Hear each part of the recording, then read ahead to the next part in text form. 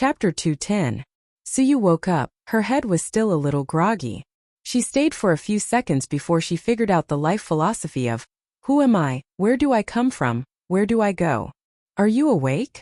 The person sitting by the bed said. Suyu looked at her long hair and mature and graceful body curves and knew that she was Nanman Pei. Nanman, you are so nice. You are the only one in the world who can be relied on.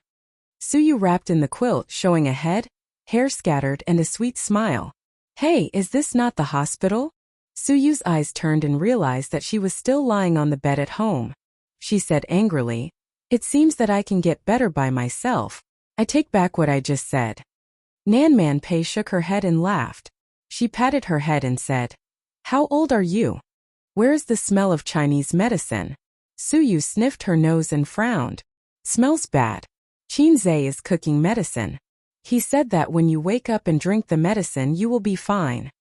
Nanman Pei pointed outside the room. Qinzhe, how can he be here? Suyu once again thought about the life philosophy of, who am I, where do I come from, where do I go? You were the one who called him for help. Have you forgotten? But I clearly called you. Suyu's tone was uncertain. She thought maybe she had a high fever and didn't find out that she dialed the wrong person. There were only a few people in her address book. Considering her state at the time, the probability of making a wrong call was high. What time is it now? It's afternoon. Nanman Pei helped her lift the hair scattered on her face. Qinzhe called me and told me that you were sick. When I came over, your fever had gone down. How did he cure me? Suyu asked vigilantly. He just said that he helped you to press the acupoints. Nanman Pei's mouth twitched. Here, here, and here. She pointed to Suyu's lower abdomen, chest, and back buttocks. Suyu was shocked. She lifted the quilt and looked at it. Her pajamas were intact. She said angrily, you lied, my clothes are neat. It's really a high fever. Can't he press when you wear clothes? Can't he take off his clothes and help you pass it back? Suyu looked sluggish. You're awake? Qinzhe entered the room with a bowl in his hand. Drink the medicine since you're awake. It's a bit bitter. Suyu turned her head away, showing him the back of her head. Nanman Pei smiled playfully. Is there really no problem with her illness? Lady Pei asked. It's fine now that the fever has subsided. You'll recover faster if you drink the medicine. Nanman Pei looked at his watch. Then do Sister Pei a favor and look after her. I have a business to discuss, so I'll take my leave first. Hey, Suyu turned her head. I'm already half dead. Why don't you cancel the deal and accompany me? Aren't you better now? Besides, you have Qinzhe with you, Nanman Pei said. Suyu. Then you can go, you fake best friend. She glanced at Qinzhe and turned her head away. It's because he's here that I'm not at ease. You stupid woman, isn't he the man you like? I'm so beautiful and sick. What if his beast blood is boiling? Qinzhe thought, why is Suyu so pretentious today? Qinzhe, come home for dinner someday. I'll cook for you. Nanman Pei dropped a sentence and left. Qinzhe sat in Nanman Pei's position and urged Suyu to drink the medicine. Suyu struggled to support her body against the bed and picked up the bowl. He thought she would refuse to drink the bitter Chinese medicine. Unexpectedly, the beautiful president just frowned slightly. She drank it in one gulp. Qinzhe was very envious of the flower master, who could make a girl giggle with his tongue. It took him 23 years to learn how to coax his sister. In fact, women couldn't do it. First, there was no chance for him to use his tongue. Second, it was difficult for Qinzhe to talk and laugh with people he wasn't familiar with. In Qin Baobao's words, pretentious little red man. So there was nothing to say for a while. How did you get in? Suyu asked, the doubts in her heart. I can unlock. Qinzhe said. You can open the advanced anti-theft door? Suyu looked at Qinzhe's eyes gradually changed. Unlocking is a technical job. There are only 3 kinds of people who are proficient in this skill. Locksmith, pickpocket, and flower thief. Suyu felt that Qinzhe was the last one. This man can't stay for long, otherwise it will be a big problem. Qinzhe thought, is it difficult? 150 points. Nowadays, except for electronic locks, mechanical locks can't stop me from moving forward. He has enough points now and he doesn't care about these drizzle points. Suyu wanted to find an excuse to drive Qinzhe away, but the words became, The floor is dirty. Well, don't you have spare slippers at home? What about guests? Chinze said. This hardcover apartment is more exquisite and expensive than his and his sister's nest. It is estimated to be more than 60,000 yuan per square meter. Looking at the size of the house, the whole thing is more than 6 million yuan. I have no guests here. Suyu said. Her expression was very dull, but even she didn't hear it herself. There was something called loneliness in her voice. Chinze was silent. Then you have to clean it later. Suyu said. You'll be fine the next day. You can't drag it yourself. Chinze said angrily. I don't have time to help you with housework. This fierce tone. There is a little feeling of a great god. Suyu was happy and tough. You have to clean it. Go away. Chinze leaned on the chair and looked at the index with the mobile phone software. He didn't need to operate the short term today, otherwise he would have left.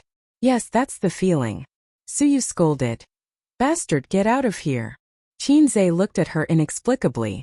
How could this capricious temper be like his sister? He didn't pay any attention to the beautiful CEO who was outwardly fierce but inwardly timid, and focused on the market. Suyu quietly snorted and was disappointed. One person was lying in a daze, and the other was concentrating on the market. From Suyu's point of view, she could see Chinze's side profile with a good sense of lines, a handsome nose, thin and thick lips, and black eyes. It's quite handsome. Thank you. Suyu said. No, we're all friends. Chinze waved his hand.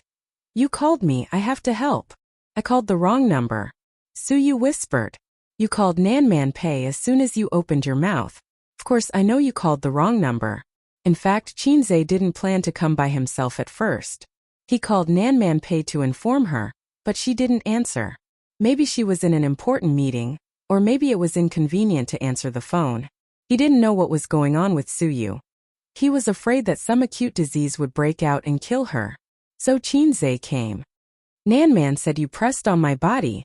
Suyu frowned with a tangled expression. Let's not talk about this. Chinze was too lazy to explain. In fact, it didn't involve sensitive parts, but the other party obviously knew nothing about Chinese medicine. It was useless to explain. Have you been playing games every day recently? So you changed the topic. Yeah, I'll play with my sister. Chinze saw that her face had darkened, so he shut his mouth. But when it came to games, Suyu's position in Chinze's heart was more important than the beautiful president. He agreed to meet Suyu because he regarded Suyu as a friend. Before that, Chinze's position in Suyu's heart was a friend of a friend and a beautiful boss. You don't play games much, Chinze said. Suyu didn't speak. Did you inform your father? Chinze said. About your illness. As soon as he said it, he knew it was inappropriate. According to the incompatible relationship between Suyu and Suhao in the company, coupled with the spacious but lonely atmosphere in the house, her relationship with her family should be very bad. So there was silence again. Chinze really didn't know how to coax women other than his sister. After a long time, Suyu suddenly said, I don't have a good relationship with my family. Chinze made a gesture of concentrating on his mobile phone, and didn't show too much curiosity. Suyu glanced at him. Maybe there were some words in her heart for too long, and she wanted to find someone to talk to.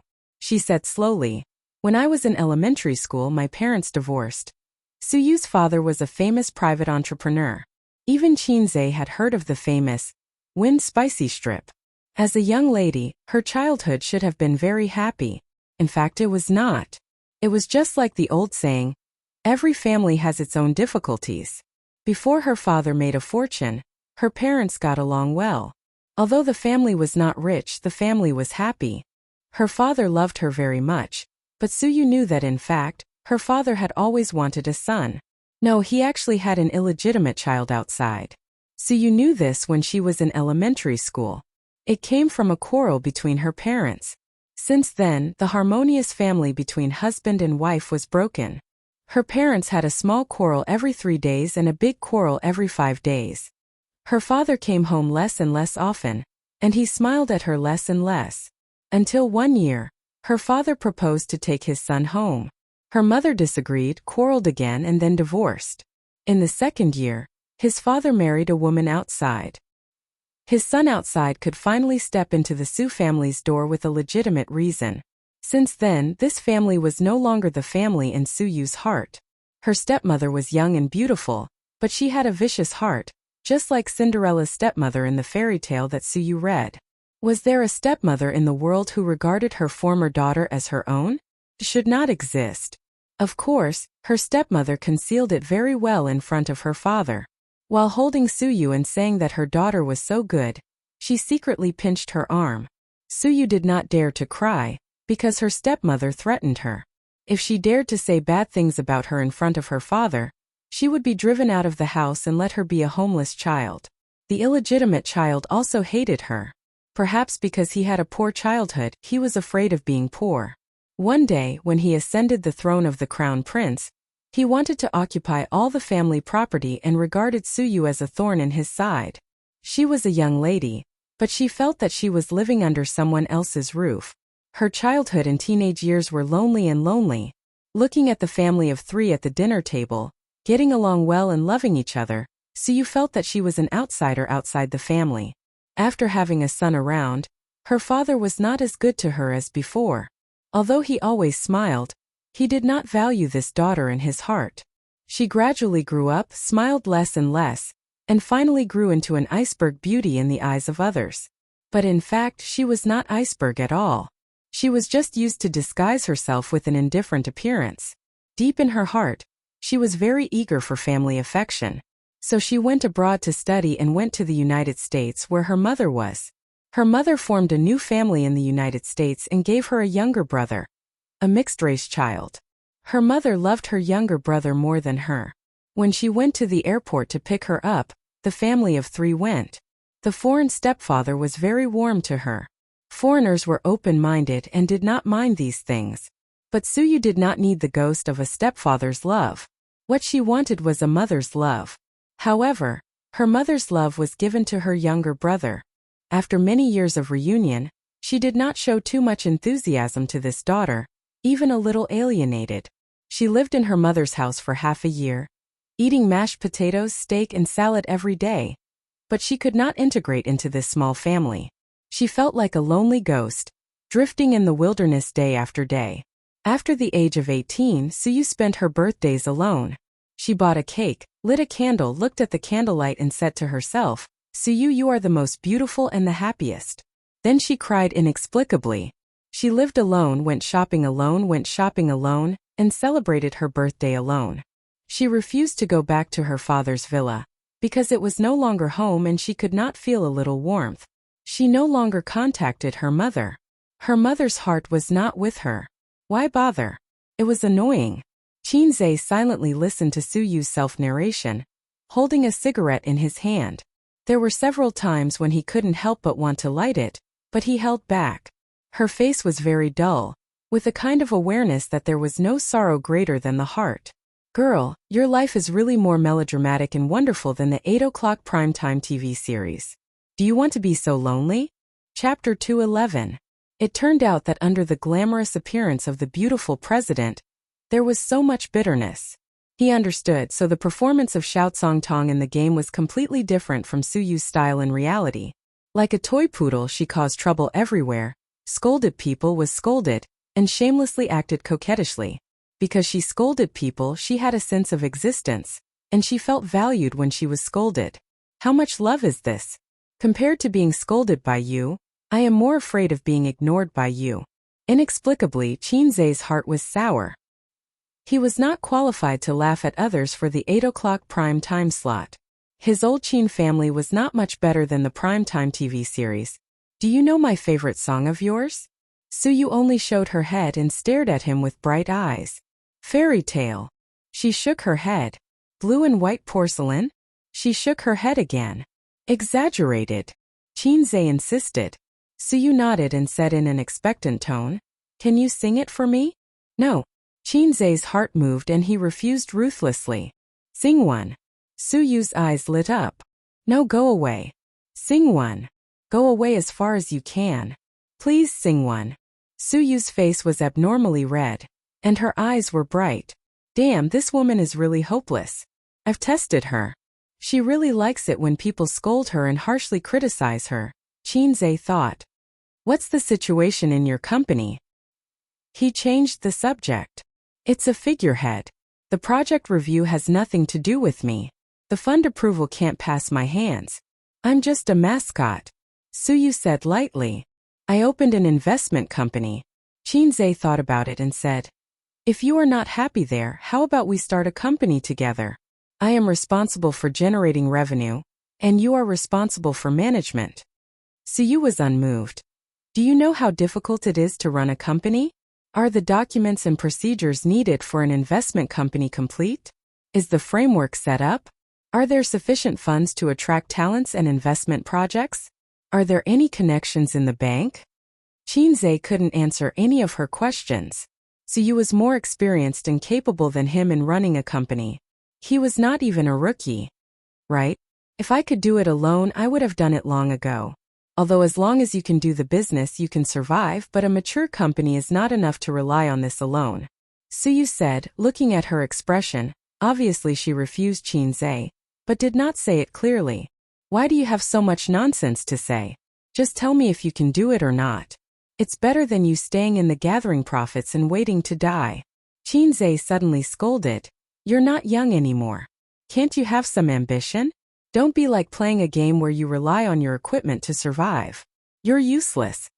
Suyu looked excited and still did not agree. Qinze scolded again. I'm not negotiating with you. I'm ordering you. Suyu said. Let me think about it. This was a masochist. I used the right method. Qinze is looking forward to it. Suyu's management ability is very strong, and her market acumen is very high. Just by looking at her ability to manage the profits in an orderly manner, he knows that her ability is not bad. Actually, after listening for so long, I have a question that I don't know if I should ask. Speak. Your father's illegitimate son is Su Hao? Yes. Why is he older than you? Suyu was silent for a moment. My mother had a miscarriage, so I'm not as old as the illegitimate son outside. Qinze left after the Shanghai index closed at 3 o'clock in the afternoon. Suyu lay in bed and stared at the ceiling in a daze. The afternoon sun shone into the balcony, and the soundproof glass blocked the noise of the speeding car outside. She turned over and fell asleep quickly. When Qinze returned home, his sister had already returned from a business trip. She went back to her room and slept soundly. After cooking dinner, he went into the room and woke up his sister to eat. Qin Baobao snorted a few times like a piglet. I'm not eating. She had been running around for the past few days and was really tired. Unfortunately, her flight was delayed and she sat at the airport for most of the day. She was physically and mentally exhausted. Sleep after eating. You'll be hungry at night. Qinze pinched her nose. Qin Baobao stretched out her fist from the quilt and hit him a few times. She babbled. You're so annoying. Good girl, there's chicken stewed with mushrooms. Qinze tempted his sister. Until now, not to mention Qinze, even Wang Zijin didn't touch chicken stewed with mushrooms. She was really tired of eating it. However, Qin Baobao didn't eat it at all. She ate it with relish every day. If one day this dish wasn't on the table, she would protest. In his sister's character, stubbornness had been rooted for a long time. For example, she didn't like to go on blind dates and didn't want to have a boyfriend. No matter how hard Qin Ma tried, it was all useless. She wanted to guard her own crooked tree until the end of time. She wouldn't repent even if she died. Qin Baobao's hair was messy, which made her look a little lazy. She pouted and said coquettishly, "Then carry me there." Wang Zijin just came in and heard such words. She raised her eyebrows and said, "Okay, I'll carry you." She picked up the quilt and left. Qin Baobao curled up, wearing bright yellow bear pajamas. Wang Zijin, you black-hearted maggot. Qinze, your sister scolded you again. Beat her. Qin Baobao jumped up from the bed and chased to the living room. The two of them tore fiercely on the sofa. Qinze watched his two sisters rolling and screaming on the sofa. Qin Baobao pinched Wang Zijin's face, and Wang Zijin pinched Qin Baobao's chest. Suddenly, he felt that this kind of life was also very good. It was annoying. After they tore, he had to coax them. At least compared with Suyu, who was not loved by his father and mother, he was very happy. After dinner, Qin Baobao went back to her room. Sister, I bought 2 movie tickets. Let's go see it together. Qinzhe followed into the room. Qin Baobao was not in good spirits. She glanced at the name of the movie. It was a romantic movie. She was not interested and said that she would not go. Oh, it cost dozens of yuan. I bought it. Qinzhe pretended to be very distressed. Then let's go find Zijin. Qin Baobao shrank her head into the quilt. Okay. Qinzhe ran out happily. Qin Baobao was stunned and felt that she had been tricked. Oh, this little guy was getting more and more scheming. In the living room, Qinzhe beamed at Wang Zijin. Sister Ziwei. Let's go watch a movie. Watch a movie again. Wang Zijin did not want to go. She rolled her eyes and said, Did your sister approve? Qinzhe nodded and said happily, She approved.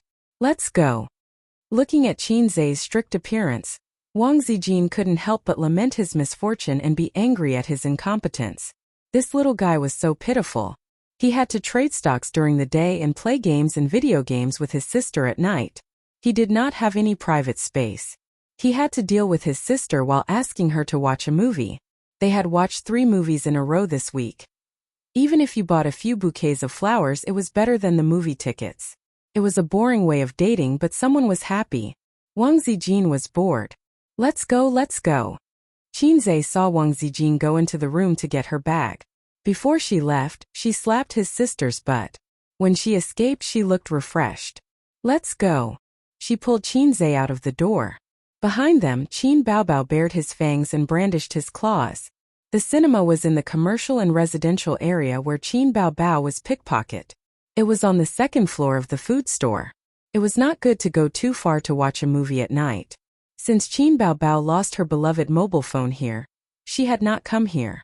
She would rather take a detour. With the little guy accompanying her, Wang Zijin was not worried about pickpocketing. Passing through the dim construction area, Qinzhe wanted to hold Wang Zijin's hand several times, but she avoided him. If the little guy could stand firmly on her side when she and Qin Baobao were fighting, she would hold his hand. Wang Zijin thought. The name of the movie was Emotional Consultant. The protagonist was an emotional consultant. He had his own emotional consulting firm and 3 consultants under him. The family was the cell of society. Nowadays, in the materialistic society, marriage was turbulent and the divorce rate soared. Society had emotional cancer and it was in the late stage. What we have to do is to remove these cancer cells one by one and save the health of society. We are glorious and great. The movie began with this passage. In a conference room, the protagonist gave a speech to his consultants. There was no doubt that this was an urban romance drama. The business of the protagonist's emotional consulting firm was very good. Every day, people who were frustrated in love came here and asked the protagonist to help them. One day, a woman came to the protagonist and said that she was heartbroken, but she couldn't forget him. The protagonist had seen a lot of similar situations. He told her that time was the cruelest thing. Could cut off everything. Family, friendship, love, money, power, and glory were vulnerable in front of it. What you have to do is to go out more and let time dilute this relationship. The woman cried and said, But I can't forget him. Every time I see him, I can't control my feelings. But I can't leave him because he is my brother. What the F***ck so exciting? The protagonist was shocked. What the F***ck so dramatic? Qinzhe was also shocked. The woman said that she didn't know that he was her brother at first. She was the daughter of a rich family. They met at a banquet. He was handsome and elegant, and he pursued her crazily. Here the woman was immersed in her memories. Her brother was an expert in flowers. Flowers, fireworks, love poems, bungee jumping, traveling. He had endless ways to get girls. He got girls. The woman gradually fell into the river of love, unable to extricate herself. Then came the dramatic part. Her boyfriend was her biological brother. He was the child of her father and his first love. But in the end, in order to marry the daughter of a rich family, the mother and son were heartlessly abandoned. Her mother died of depression. He was determined to take revenge. Everything was his conspiracy. He planned it step by step. His goal was to destroy her family. The woman knew that she shouldn't continue to love, but she couldn't control her feelings. When the protagonist heard this, he felt that the woman's love was deeply rooted. He felt that things were very troublesome, so he asked the woman to come back next week. He had to formulate a treatment plan. The next day, another man came to the small clinic. He looked decadent and depressed. He described his emotional experience. He said that he fell in love with his biological sister. He approached his sister with evil intentions. His goal was to destroy her family. This was originally a drama, a conspiracy. But when he got along with his sister, he was attracted by her kindness and beauty. He couldn't help but fall in love with her. His father's family was destroyed by him. He successfully took revenge on the man who abandoned his wife and son, but he didn't feel happy because his love for his sister was deep. He went overboard. The male protagonist's mood at this moment could only be described as F***ck. He thought, you guys really know how to play. If you knew this would happen, you wouldn't have done it in the first place. Love can't be played because it is poison in itself. At the end of the ending, the male protagonist used hypnosis to erase the man and woman's memories. They met on the street, smiled at each other, and brushed past each other. If only life was like the first time we met, why would the autumn wind be sad? This wasn't a romantic drama. On the contrary, the whole film was filled with sad emotions.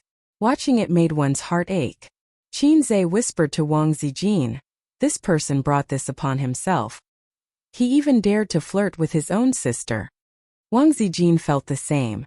She said faintly, "Sisters are the same. They can't be flirted with. I'm afraid this person's legs will be broken." Qin Zhe didn't dare to speak.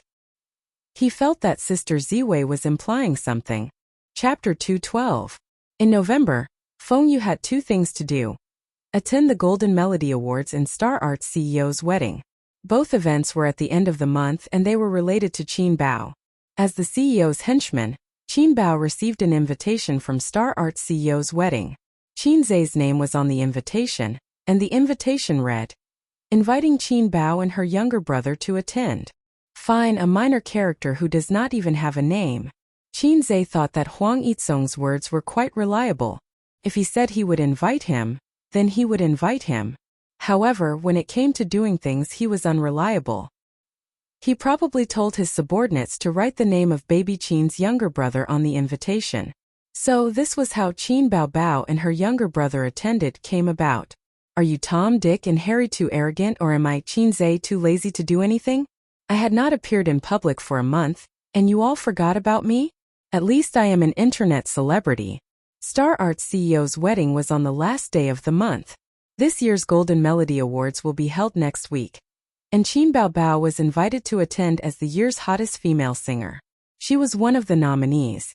Qin Zhe was also on the nominees list. Although he did not feel he was part of the industry, he was known as the fastest singer. What AF * King title. The Golden Melody Awards was organized by Taiwan, and it was one of the most professional music awards in Asia. It was also China's most professional music awards. In fact, before 2003 this was a third-rate award, and the Taiwanese were just overjoyed. But after the Golden Melody Awards expanded, the nationality restrictions were lifted, and Hong Kong and mainland singers were nominated and won. This was an inevitable trend. Taiwan was only so big, and if the singers were overjoyed, they would never expand. But there were still restrictions. Only the singers who had released their Mandarin albums in Taiwan can sign up for the Golden Melody Awards. Qin Bao Bao's albums were also released in Hong Kong and Taiwan. Not only the digital albums, but the songs she sang and singer were also released on CD. Qin Zhe had sold the online copyright, and the rest of the copyrights were given to Star Art Entertainment. Although it was politically sensitive, China, Hong Kong, and Taiwan had a harmonious relationship when it came to business and entertainment. Taiwanese and Hong Kong celebrities came to China to earn money, and Chinese celebrities came to Taiwanese and Hong Kong to earn money, although the amount they earned was not much. There was another similar award, the Chinese Golden Melody Awards, which was set up in Hong Kong. This was where the Hong Kongers got high. There were almost no Chinese singers, and most of the winning songs were in Cantonese. Although Cantonese songs were good and had dominated the Chinese music industry for a long time, in recent years, the new generation of Hong Kong celebrities were all failures. But he didn't care. He just wanted to get high. Many netizens watched this year's Chinese Melody Awards and complained about how awkward and speechless they were. He didn't know any of the award-winning singers and had never heard of any of the award-winning songs. The comments on the live stream went like this: "I can't even appreciate it. I'm so embarrassed." Fast forward the entire process. Is it because our mainland singers are trash? Or is it because our fans can't even lift a knife? Qin Baobao sighed and said that her sister had a fear of heights. She was so tired from the flight these few days. My sister wants kisses, hugs and lifts. Star Art Entertainment helped her to participate in this competition. For a singer, the Golden Melody Awards were a rich resume. And for an entertainment company, the more awards their artists received, the more proud they would be. Qin Zhe sat next to his sister on the sofa. He was dispirited and had dark circles under his eyes. It was as if he had masturbated 7 times in one night. It was all because of the small goal of earning 100 million. Qin Baobao felt sorry for her brother. She said that this Golden Melody Awards was a good opportunity for him to see the world and travel to Taiwan to relax.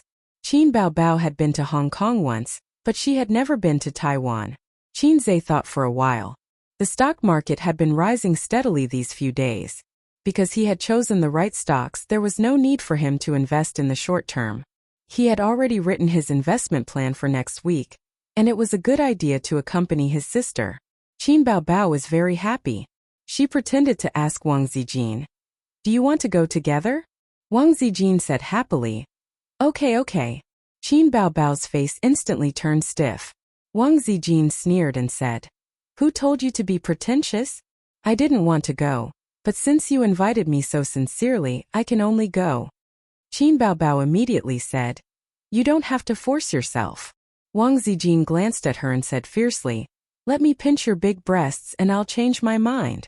Qin Baobao said with a scared expression, "Then be gentle." Wang Zijin was silent for a moment and patted her head lightly. "You're hopeless." These few days, the entertainment media kept pushing news related to the Golden Melody Awards. The 28th Golden Melody Awards gathered. The list of nominees for this year's Golden Melody Awards is announced. The Weibo public account of a famous music platform posted on Weibo. The 16th Chinese Golden Melody Awards is here. As a music event held every year in the Chinese music industry, this year's star lineup includes famous singers from Hong Kong, Chinese phenomenon artists, independent original artists, mainstays of the music industry, and so on. More than 80 groups of popular singers and musicians will gather in Hong Kong to share the peak night of the Chinese music industry. Lazy Cat app. This year's Chinese Golden Melody Awards will have nearly 100 of the most representative stars and musicians of the Chinese music industry. This year's excellent Golden Melody Awards can be said to be fierce competition. The old generation of singers is constantly singing good songs, and the new generation of singers is rising strongly. It will definitely be wonderful. According to reliable news, the popular female singer Qin Baobao, who has been in the limelight recently, has too many excellent songs, and her award-winning song has once caused a dispute among the judges. You see, shocking, the Chinese Golden Melody Awards organizing committee has a dispute because of Opera 2. Dozens of senior judges are debating whether to include it in the list of award-winning songs. On the internet, Qin Baobao's fans were overjoyed. "My Qin Zhe is amazing. Even Russian can be nominated? There's nothing wrong with it. Isn't Qin Zhe a Chinese? Haha, I just want to know the result. Has the list of nominated songs been announced? Wait and see. We'll watch the live broadcast." Opera 2 once again jumped into the public eye. At the same time, some long-existing objections broke out. A well-known Weibo account posted along Weibo, "It's impossible for Opera 2 to be nominated for an award. If a lip-sync song can be nominated, it can only be said that the Golden Melody Awards are no longer authoritative." At first glance, Opera 2 is indeed very shocking, but in fact, it can't stand up to scrutiny. Don't be fooled by Qin Zhe. Don't be fooled by the singer program team. That's an electronically synthesized voice. Qin Zhe's foundation in lyrics and music is good, but his singing is too fake. This is a fake, hypocritical person. It's just a layman's claptrap. This person was quite active on the internet and was famous for criticizing stars. He was jokingly called the #1 troll in the entertainment industry by netizens. He dared to criticize any star in any hot topic. When a star became popular, he would criticize this star. When a star became popular, he would criticize that star. I was wondering why you didn't criticize Qin Bao Bao. In the end you still came. Damn troll, if you're so good, why don't you do it? You're the #1 troll in the entertainment industry. You have to participate in everything. A while ago there was a female star who showed off her baby. She was also criticized by him for the despicable act of showing off her baby. She really has nothing better to do. But there were also people who agreed with him. I've said that Qin Zhe's voice is unscientific. That creepy singing voice must be electronically synthesized. Some people have suspected before that this voice is unscientific. It's definitely fake. Is the organizing committee of the Golden Melody Awards deaf? Can't they tell? It's lip-synced. In the whole song, only Qin Bao Bao's part is real. Qin Zhe's singing is electronically synthesized. Someone has already analyzed it. Apart from the most amazing falsetto, this song is actually ordinary. After the singer program ended, some people on the internet questioned Qin Zhe's lip-syncing. However, he was not a star in the entertainment industry, so no one paid attention to him. Moreover, after the program ended, the popularity quickly faded, and the doubts were extinguished. Now that the topic of Opera 2 came out, with the #1 troll in the entertainment industry leading the rhythm, the doubts came back. The fans and the Rational Party quarreled fiercely. They were everywhere on Tieba forums and Weibo. In fact, dozens of senior judges of the Golden Melody Awards did have a debate. The judges were all senior musicians. Some of them appreciated Qin Zhe very much, and some were amazed by Opera 2. He could be nominated for the award even if he spoke Russian. Anyway, the composer was not Russian. But there were also people who objected. They had all listened to Opera 2, and felt that such a pure voice was definitely electronic and lip-synced. In addition, Qin Bao Bao's award-winning song was also controversial. Although there were many awards, they were all unique. Some judges liked Blue and White Porcelain, some liked Exaggerated, and some felt that The Most Familiar Stranger was also good. They all had their own opinions. In the end, the outside world did not know, but there must be a result because the Golden Melody Awards were only a few days away. Chapter 213. It was more troublesome to apply for passes in Taiwan, and the time limit was longer. Qin Zhe went through Xingyi Entertainment, and it was much more efficient. The Golden Melody Awards were on Saturday the 25th, and the siblings bought tickets for the 20th. They were preparing for a 5-day trip to Taiwan. As for Qin Bao's manager, assistant, etc., Qin Bao arranged to meet them at the hotel on the 25th. Wang Zijin was envious and said regretfully, "I want to go too." Qin Bao coldly rejected her. She did not want a third wheel like her to follow. "Are you saying that you touched my boobs for free?" Wang Zijin straightened her chest and said, "I will let you touch my boobs back." Qin Bao did not agree and mocked her best friend. "What's so good about small buns?" Qin Zhe thought in his heart. Small buns are also delicious. In the end, there was an unavoidable war. Qin Bao had gone to Hong Kong for a holiday when she was in university with her classmates. Other than the travel and accommodation expenses, she also asked her grandfather for nearly 10,000 renminbi. She bought a lot of bags, cosmetics, clothes, and did not forget to bring back some gifts for Qin Zhe. Qin Zhe was envious and went to his grandfather. "Dad, I also want to go and have fun. Can you give me some money?" Actually, he did not like to travel. He mainly wanted to squeeze some money from his grandfather to fill his little treasury. However, the old man who knew his son better than his father could see through Qin Zhe's thoughts. He immediately said, "Get lost." When the elder sister returned, she showed off her travels to her younger brother. She said that there was nothing fun in Hong Kong. The prosperous areas were quite prosperous, but that was only a small area. Most of the residential areas were old and the houses were old. Qin Zhe suspected that his sister was lying. He only believed her after he went to university and studied economic history. The housing prices in China and Shanghai were scary, but they were not comparable to Hong Kong.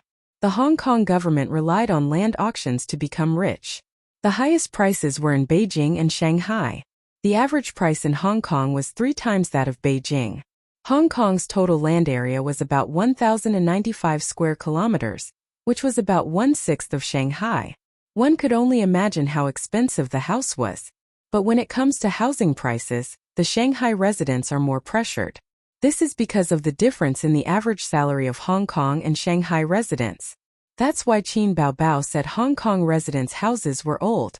It was because the developers could not afford to demolish them. In recent years, many old houses in Shanghai were in a similar awkward situation. Qin Zai's aunt's house was set to be demolished 10 years ago. Qin Zai's aunt's house was set to be demolished. Qin Zai's aunt looked forward to it, but it was not demolished. They landed at Taoyuan Airport, and their first stop was Taipei. Before Qin Zai came, he had checked the travel guide. The siblings decided to travel from Taipei to Kaohsiung, and they would travel all over Taiwan. 5 days was definitely not enough time for them to play around. Qin Zai picked a few of the most famous tourist attractions. He discussed it with his sister. His sister waved her hand and said that she trusted A's. Qin Zai felt that she was just trying to be lazy. Luckily, it was not the peak season, and there were not many tourists in Taiwan. They queued at the airport to take a taxi to Taipei. Qin Baobao could do whatever she wanted. If she could take a taxi, why would she take the subway? The taxi driver was a middle-aged man. He had been sitting there for a long time, so it was hard for him to escape the fate of having a big belly. He kept glancing at baby Qin's face from the rearview mirror. She had a sharp chin, rosy lips, a sharp nose and tender skin. It was a pity that she was wearing a pair of sunglasses, which affected the viewing effect. Her eyes must be very beautiful. The driver thought. Are you all tourists from China? The driver asked in Mandarin with a heavy accent. That's right. We are here to look for friends. Qin Zai laughed. He did not say that this was his first time here. That's why Xiao Bai said this. No matter where they go, they must not say that they are not familiar with the roads. If not, they will get ripped off. But Qin Zai had underestimated the determination of Taiwanese tourists to rip off Chinese tourists. He used his international roaming to check the index and sold a few shares. He switched to the map and noticed that the taxi had taken a long detour. Driver, this is not the way to the city. Qin Zai said casually. You took the wrong turn at the junction. The driver was also an old fox. He replied without changing his expression. The road is blocked at this time and I took a detour. But it's faster. This was the first time Qin Zai came to Taiwan, and he could feel the malice. These days, Hong Kong and Taiwan were treating Chinese tourists as fat pigs. They were fighting to rip them off. If not, they would be embarrassed to tell others. It was better to travel alone, but traveling with a group was a trap. The taxi stopped in front of the hotel, and Qin Zai paid the fare and alighted with his sister. Feng Yu silently called the taxi company to complain, and told the customer service the driver's number and name. As for whether it would be effective or not, that was another story, but it was better than doing nothing. How much did you get ripped off? His sister, who had been silent all the way, asked with a smile. Not much. Qin Zai shrugged his shoulders. Some people say that traveling is going from a place that you are tired of to a place that others are tired of. Qin Baobao tirelessly taught her younger brother.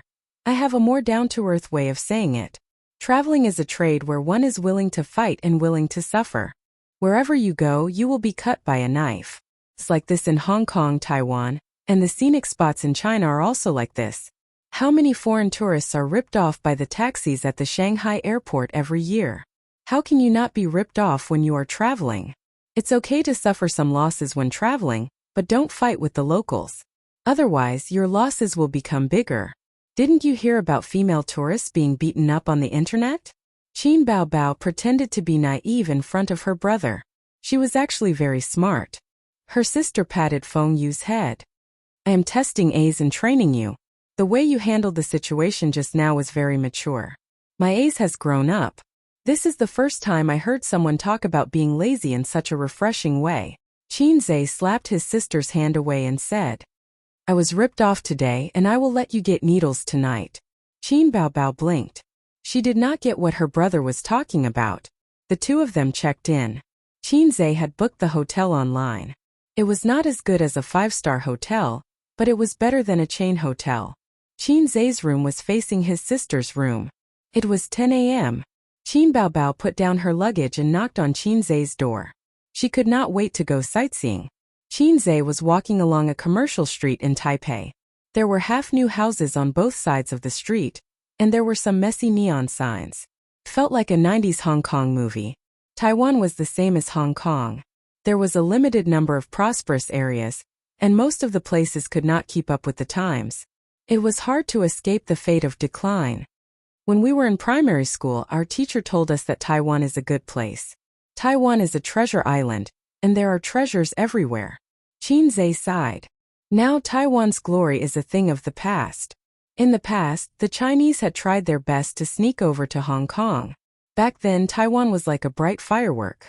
China saw its brilliance, Japan saw its brilliance, and even the United States saw its brilliance. In the 60s and 70s, those who were lucky enough to visit Taiwan would come back and say, "Damn, it's so rich." Baobao. Qin Baobao pouted. She did not have a good impression of Taiwan. Baobao, be a good girl. I will buy sweets for Baobao later. Qin Zhe sent a smiling emoji. Damn, that's disgusting. Who are you to call Baobao? Call me sister. Qin Baobao got goosebumps. Come, sister. Hold my arm. No. Humph. Although Qin Baobao was wearing sunglasses, her tall and sexy figure, as well as her half-exposed face, attracted the attention of many passers-by. Qin Zhe pulled the hem of his sister's sweater to cover her full buttocks. What are you doing? Qin Baobao was shocked. Little brother is actually so bold as to make a move in broad daylight. Qin Zhe could not say, I don't like people staring at me. So he said, your shirt is wrinkled. Really? Qin Baobao was doubtful. Taipei was a famous city in TV dramas and novels. Qin Zhe had always wanted to go there. Now that he had arrived at this place, there was a kind of disappointment that said, hearing about you is not as good as hearing about you. As the saying goes, don't look at the mountains after returning from the 5 mountains. This saying also applies to Shanghai. If you can visit all the cities in Shanghai, you will not be interested in other cities in China. The former tallest building in China, Taipei 101, was replaced by the central building in Shanghai. So, Qin Zhe filtered out the places that were flattering on the internet. They did not want to waste time, so they could only stay in Taipei for one day. After that, they had to go to Kaohsiung and return to Taipei for the Golden Melody Awards. Presidential Palace, Chiang Kai-shek Memorial Hall, Yinmingshan Park, Forbidden City, Longshan Temple. Click, click. Qin Baobao had a DSLR around her neck. She took a few photos wherever she went. Her hair was flying in the wind, and her smile was like a flower. Walking on the bustling street, she was like a beautiful scenery. My dear son, help me take a few photos. Qin Baobao looked back and smiled. Qin Zhe was so angry that he wanted to hit her. His elder sister liked to talk nonsense and took advantage of him and his mother in all kinds of ways. Qin Zhe took a few photos with the DSLR. But his photography skills were really rubbish. His sister was not satisfied. She punched his chest and said, what's the use of having you? Qin Zhe was helpless. Ordinary people could not play with a DSLR. They played for half a day and visited the Memorial Hall, Presidential Palace, Forbidden City, Yinmingshan Park, Longshan Temple, and finally arrived at Ximenting. This was the most famous shopping district in Taipei's Western District. Wang Zijin asked Qin Baobao to help her buy some things back. She did not have a specific target. She just wanted to buy something. Although it was an important shopping district, there were less people than any shopping mall in Shanghai at this time. Qin Zhe was speechless. He told his sister that they should go back to Shanghai to buy some things for Sister Ziwei. What good things could there be? There are still good things. You can just follow me. Qin Baobao held her brother's hand and pulled him around. It's not the peak season. There are so few tourists from the mainland, his sister said. It has nothing to do with the peak season. Recently, there are conflicts between the two sides. Tourists don't like to come. Qin Zhe said. Forget it. Let's not talk about this. If it was not for the Golden Melody Awards, he would not like to come. Qin Zhe took his sister to eat and play. They tasted all kinds of local delicacies. Qin Baobao bought a few clothes and a few small accessories. She also bought Qin Zhe a Doraemon phone pendant. What's wrong with your brain? Our phones don't have pendants, Qinzhe said. His sister playfully stuck out her tongue and said, "Oh, I forgot." The next stop was Taipei 101. His sister was looking forward to this, once the tallest building in China. Moreover, there were many luxury stores. When a woman's desire to spend came up, she did not care about patriotism. Near the 101 building, there was a young woman in formal clothes. She was holding a microphone. Behind her was a cameraman. She stopped people and asked, "Are you a tourist from the mainland?" Most people waved their hands and shook their heads. A few tourists from the mainland were stopped. They looked unwilling to cooperate. They said a few simple words and left in a hurry. The young woman stood outside the 101 building. She looked around and was stunned by the scenery of Qin Baobao and her brother. The man was so handsome. The woman had a great figure. She called the cameraman to welcome them. She stopped Qinzhe and asked, "Are you a couple from the mainland who came to Taiwan for a vacation?" "Yes," Qinzhe answered subconsciously. His sister gently kicked his calf. Chapter 214. Qinzhe was just too lazy to explain to the woman in front of him, who was dressed like a reporter. Let her misunderstand. However, his sister was clearly thinking more. She was a public figure. Even if she was not very popular in Taiwan, once she was on the news, someone would definitely recognize her or Qinzhe. Then Qinzhe's words would be inappropriate. They did not tell the old master and Qin Ma that they were secretly traveling. They just said that they were going to attend the Golden Melody Awards. If the video was taken and leaked to the mainland, the old master would definitely explode. The young woman smiled. "Hello, I'm Li Yu, a reporter from Wanwan TV. Can I do a simple interview with you?" Qinzhe looked at his sister. She turned sideways so that the camera would not capture her face. Hence, she did not see her brother's questioning gaze. "All right." Li Yu received an affirmative answer and was overjoyed. She put the microphone in front of Qinzhe. "Hello. How should I address you?" "My surname is Qin." "Mr. Qin, what do you think of the recent conflict between the mainland and Taiwan?" Li Yu asked a sensitive question. News had to attract attention and become a hot topic. Of course, it had to be the hottest and most controversial topic. In the past, when reporters interviewed mainland tourists, they liked to ask them, "What do you think of Taiwan?" The mainland tourists would say, "Taiwan is good. It's rich and beautiful." After the news was broadcasted, the Taiwanese felt proud and happy. It was like the Americans running to China and saying, "China is great. Long live China." It instantly made the Taiwanese feel good. In recent years, fewer and fewer mainland tourists said that. The Taiwanese were also tired of hearing it. Hence, the reporters changed the topic of the interview. "Taiwan belongs to China," Qinzhe said. It was the same answer. Every mainland person said the same thing. Li Yu asked again, "Do you have any other opinions?" "Taiwan belongs to China." Li Yu. "You?" Qinzhe. "Taiwan belongs to China. Do you have any specific opinions?" Li Yu asked helplessly. Qinzhe coughed. "Then I'll just say a few words." Li Yu nodded excitedly and moved the camera closer. Qinzhe said loudly, "First, firm principles and pragmatic goals. Adhere to the One China principle without wavering. 2. Put the people first and benefit our compatriots in Taiwan. Implement the policy of placing our hopes in the people of Taiwan, fully respect, trust and rely on our compatriots in Taiwan, do everything possible to solve their concerns, and take care of and protect their legitimate rights and interests. 3. Expand exchanges and deepen economic and trade cooperation. Actively implement the consensus on cross-strait exchanges. 4. Using the law to restrain solitude, using the law to promote harmony."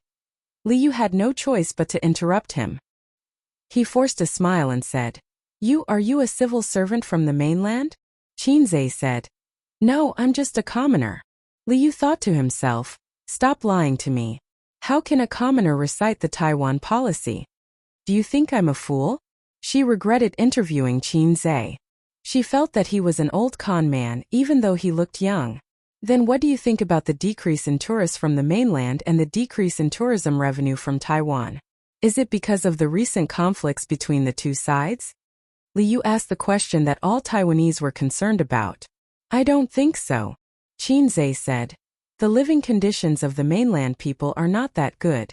After all, we can't afford tea eggs. Liu thought. You finally admitted it. You brought your girlfriend to Taiwan this time. Do you plan to buy luxury goods? I don't plan to buy too much. After all, we don't have credit cards in the mainland. It's inconvenient to bring too much cash. Qin Zhe said in distress. Qin Baobao couldn't hold back and laughed. Liu didn't notice that the girl's face was filled with excitement. It's rare to meet a mainland person who dares to speak the truth. I heard that the mainland stock market has been very hot recently. The stock market has risen to more than 4,000, a record high. The mainlanders have all invested in the stock market and made money. However, experts have pointed out that this is just a rumor. Is it true? Liu asked again. Some are true and some are false. Qin Zhe shrugged. Some people make money and some lose money. However, the stock market is doing very well. Then, Mr. Qin, do you invest in the stock market? How much profit have you made? Liu looked directly at him. If this mainlander was lying, she could immediately tell. As a mainlander who can't afford tea eggs or credit cards, I set a small goal for myself. Qin Zhe said with a serious expression. What small goal? Liu couldn't wait to ask. Make 100 million a month. Qin Zhe's expression was calm. Qin Baobao clutched her stomach, her shoulders trembling. The air suddenly became quiet. Liu's expression was dull, and she didn't know how to respond. The experts were right. They all liked to brag. Thank you very much for accepting our interview. Then I won't disturb Mr. Qin and your girlfriend. Goodbye. Liu called the cameraman to leave. Don't you want to continue the interview? The cameraman asked her. No need. Liu said excitedly. The other mainlanders I asked before were too conservative in their answers. They didn't like to communicate with us. This is good enough. I have enough topics. I'll go back and finish writing. The two got into the car park not far away and drove away. On the other side, Qin Baobao clutched her stomach and laughed. Her head was on Qin Zhe's chest, laughing and bumping. Ace, my little sweetheart, I love you so much. Haha. Qin Zhe smiled and patted his sister's head. Let's go and buy something. Coming out of the 101 building, Qin Zhe had a few more shopping bags on him. Qin Baobao helped the old man buy a famous watch, and helped Qin Ma and Wang Zijin buy cosmetics and bags. They didn't buy too much. If they really wanted to buy luxury goods, there were some in Shanghai, and they didn't lack the tax money. Qin Baobao said that she still wanted to go to the night market, but Qin Zhe didn't want to go. There was really nothing to go to in the Taipei night market. Also, the internet said that the peddlers there were thick-skinned and black-hearted. If he carried so many shopping bags there, it was obvious that the words stupid but rich were written on his face. That night, a news interview with a mainland tourist appeared on Wanwan TV's news. Taiwan belongs to China. Taiwan belongs to China. After all, we can't afford tea eggs. After all, mainlanders can't afford credit cards, the news anchor said. Since the experts mentioned the mainland's recent situation, this is the first time mainlanders admitted that they can't afford tea eggs and credit cards. He said a lot and didn't know whether to laugh or cry. He said that mainlanders like to boast and boast that they could earn 100 million a month. It was unrealistic to boast, and people could see that he was bluffing at a glance. This news caused a heated discussion on the internet. Wanwan's netizens didn't know whether to laugh or cry on Facebook, and it even made the headlines the next day. In the hotel, Qin Zhe took a shower and was ready to sleep.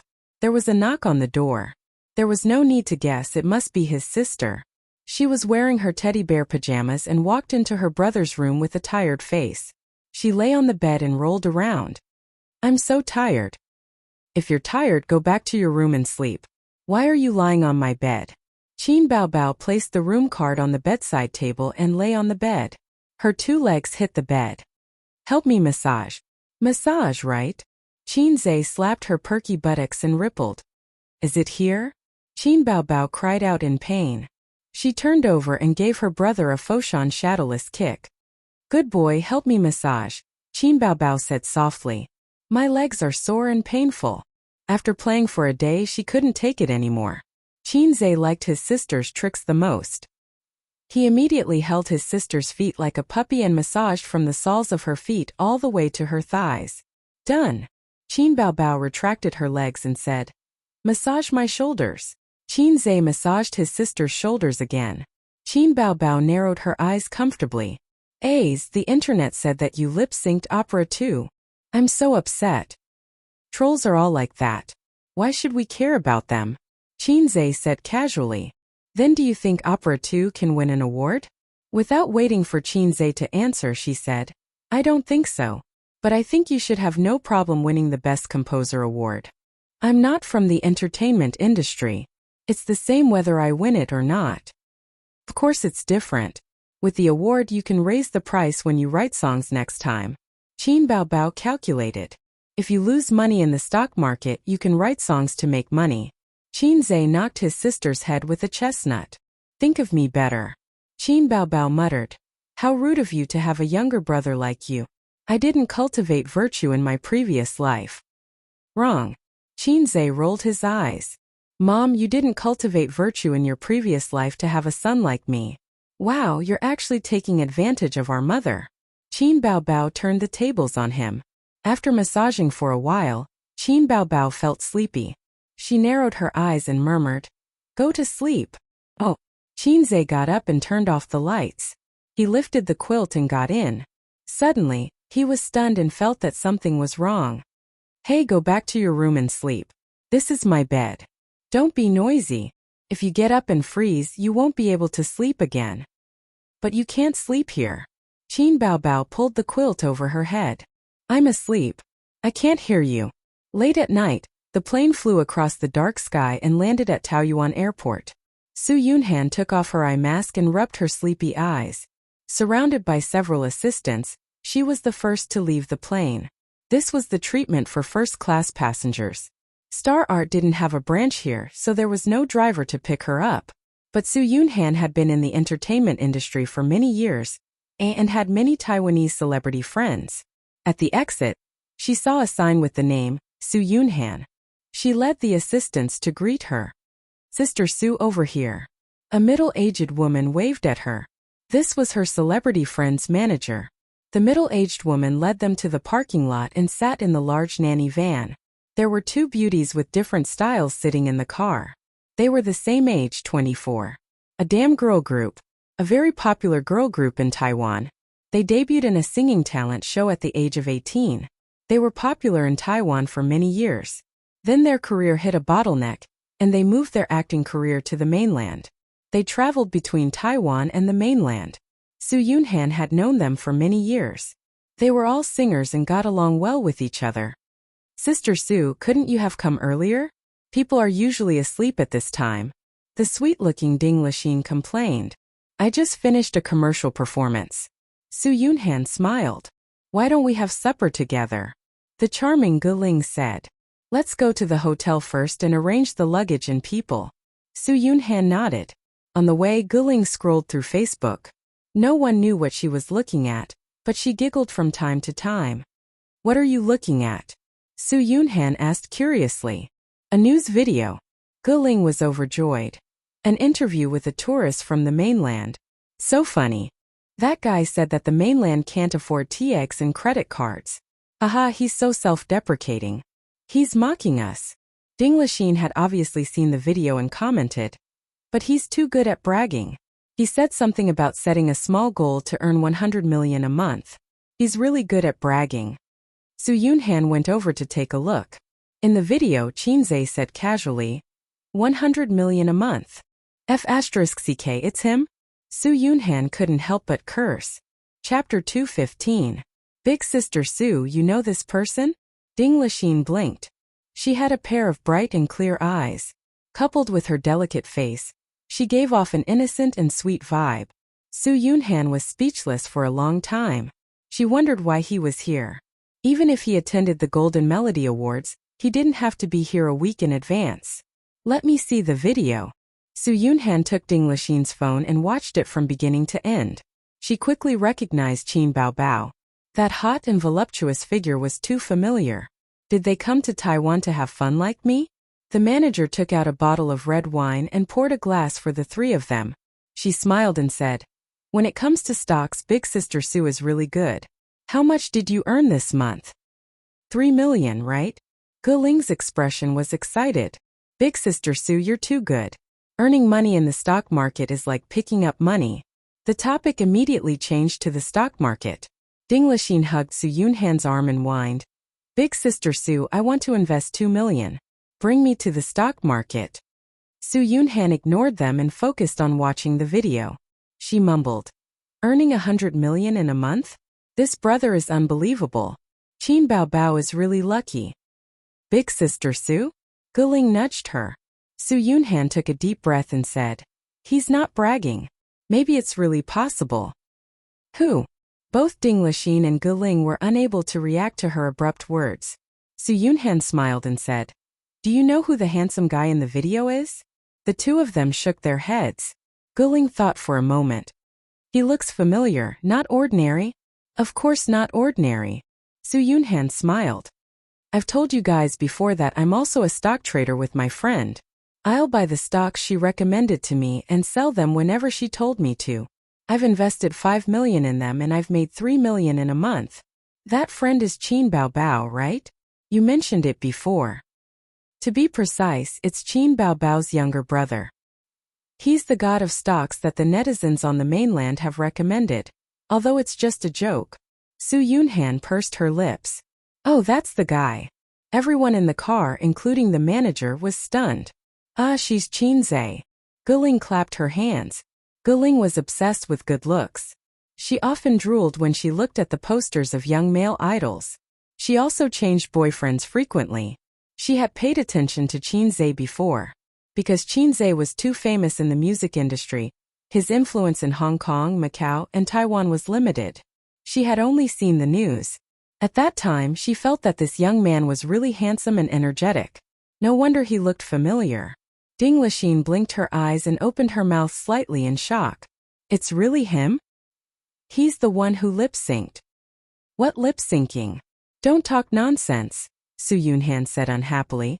She had a good relationship with Qin Bao Bao. At the same time, she also owed Qin Zhe a favor. Guling's eyes shone. Sister Sue, help me connect. I want to ask for a song. Ding Lachine shook her arm. Sister Sue, introduce us. I want to invest in stocks. Su Yunhan thought, since they were here, they could meet up tomorrow and have fun together. Introducing friends was fine. It was normal for friends to introduce each other's friends and mingle. However, she would not take the initiative to ask for a song or invest in stocks. She would let them do it themselves. Alright, send me the video.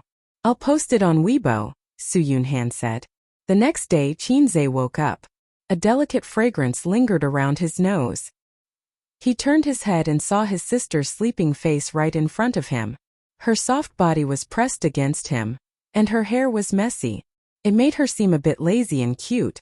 Ding! The system's voice rang in his mind. Qin Zhe's first thought was, do I have F***king system? His second thought was, the lame system is up to something.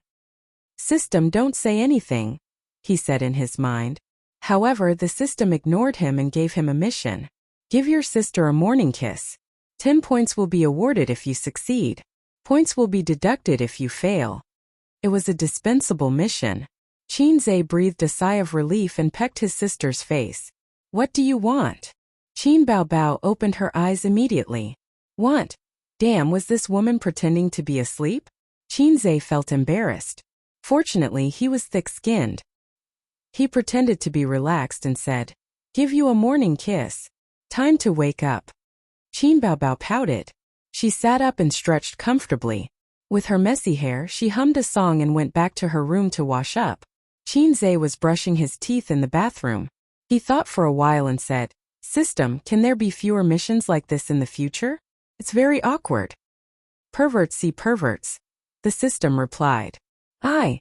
Qin Zhe was speechless. Isn't a morning kiss normal? From your perspective, all foreigners are like this. I didn't ask you to kiss your sister's little mouth. Who wants to kiss my sister's mouth?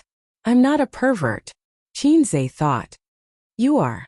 The system insisted. F***CQ. Host, do you still remember the lecture you attended at Fudan University? The system suddenly said. The system seemed to be particularly talkative today. I forgot. Qin Zhe said angrily. A guilty person refused to recall the things that made him feel guilty. The system said, "This is a kind of illness, a psychological illness.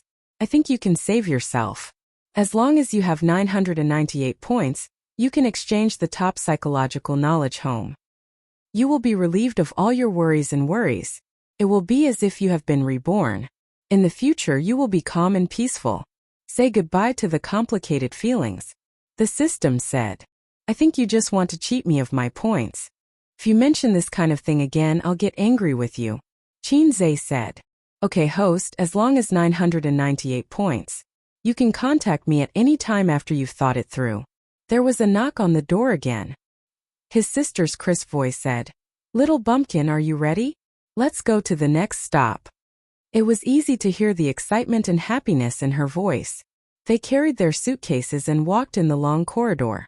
The lights on both sides were soft. The elder sister said with a smile, "Doesn't it feel like a trip? We'll go to the ends of the earth, to a place where no one knows us. But this world isn't lonely, because I'm here to accompany you." Qinzhe looked at her smiling face. A song came to his mind.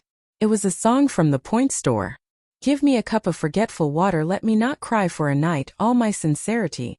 Let the rain and wind blow, the love I gave can't be taken back." On the bus leaving Taipei, Qin Baobao received a call from Su Yunhan, inviting them to visit Treasure Island.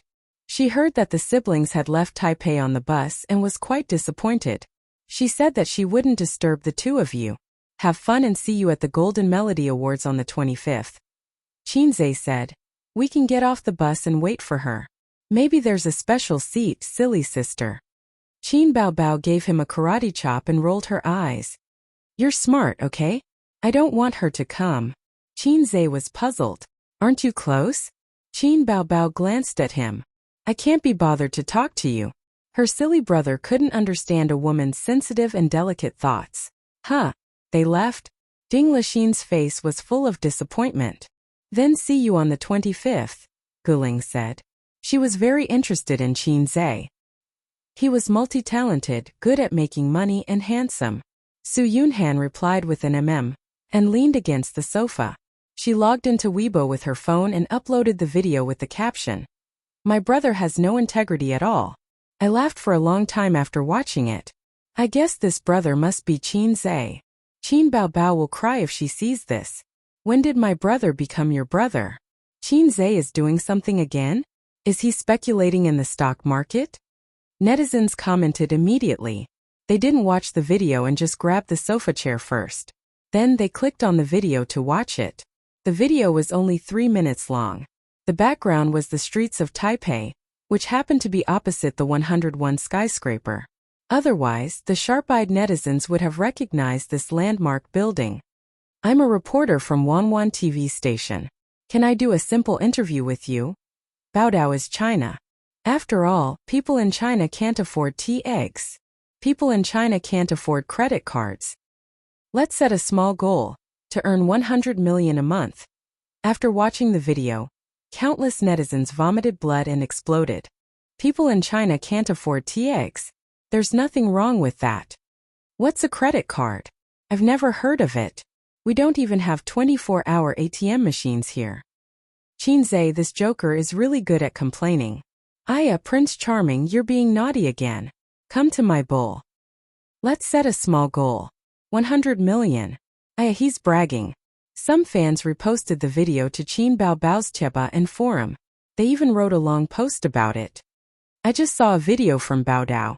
If it weren't for Su Yunhan's Weibo post, we probably wouldn't have seen the news there. Yes, this is an interview. I'm sure everyone is familiar with the person interviewed. Qinzhe. The whole video is full of complaints. TX and credit cards are really funny. I just love to see Qinzhe ridicule seriously. 100 million a month? Small goal?" The original poster spat out saliva on the spot. Also tell me, is the beauty next to him Qin Baobao? It must be Qin Baobao. Aya, why are this pair of siblings in Taipei? Qin Baobao and Qinzhe are really close. They're together everywhere. The netizens below replied. The original poster doesn't understand. They're participating in the Golden Melody Awards. Ha ha ha. The TX and credit cards joke is going to be popular again. Bragging. 100 million a month. Damn, that's a small goal. Speaking of which, is it possible for Chinze's Opera 2 to win an award?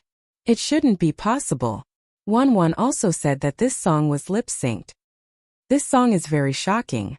The first half is low and depressing, paving the way for the last shout. That reversal is very shocking. When I first heard it, I felt goosebumps all over my body. However, I also don't believe that it's a real voice. Will I be scolded for saying this? Enhanced pinned. More and more people watched the video. Then, it accidentally became a hot topic on Weibo. At night, there were more than 10 celebrities who reposted the video. Most of them were singers. Chinze was now in high demand in the eyes of singers. With a few songs he made Qin Baobao an A-lister. Then he was at the bottom. Looking at the entire music industry, there wasn't a single songwriter with this ability. Chinze's productions were definitely top quality. He was definitely not bragging. Chapter 216. November 24th. The siblings went around in circles from Taipei to Kaohsiung, and then from Kaohsiung to Taipei. They enjoyed the local customs, scenic spots, and historical sites of Taiwan. Unfortunately, time was limited, so they traveled from Taiwan to Kaohsiung and played there for a day. The next day, they took the high-speed train back to Taipei. At noon, they tasted the local delicacies of Taipei. His sister received a call from her manager, Li Yanhong, saying that they had arrived in Taipei. Qin Baobao hung up the phone and muttered, "They're here so early. So annoying." She held her brother's arm and snorted, "Don't worry about them. Let's go out again." "Oh right, don't book a hotel today.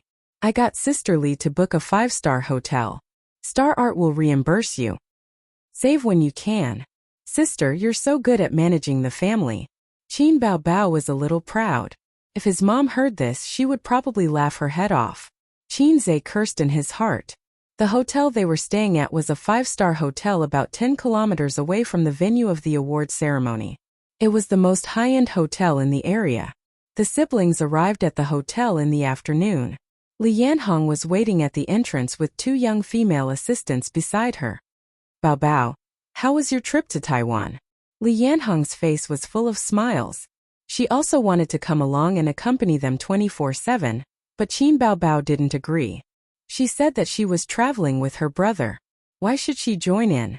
Li Yanhong retorted, "Traveling with your brother. Why can't I join in?" Qin Baobao was speechless. She said firmly, "In any case, you're not allowed to follow." Thus, Li Yanhong arrived in Taiwan today. After helping Qin Baobao and Chinze check in, the group took the elevator upstairs. Li Yanhong said, "We met a lot of celebrities in the elevator just now. Most of the celebrities from the mainland are staying at this hotel, because this hotel is the best hotel in the area." One of the female assistants stared at Chinze and interrupted, "We also met Su Yunhan. She asked when you would arrive." Qin Baobao nodded. In front of the assistants and managers, she was very careful to keep a distance from her brother. She didn't hold his arm, nor did she act cute.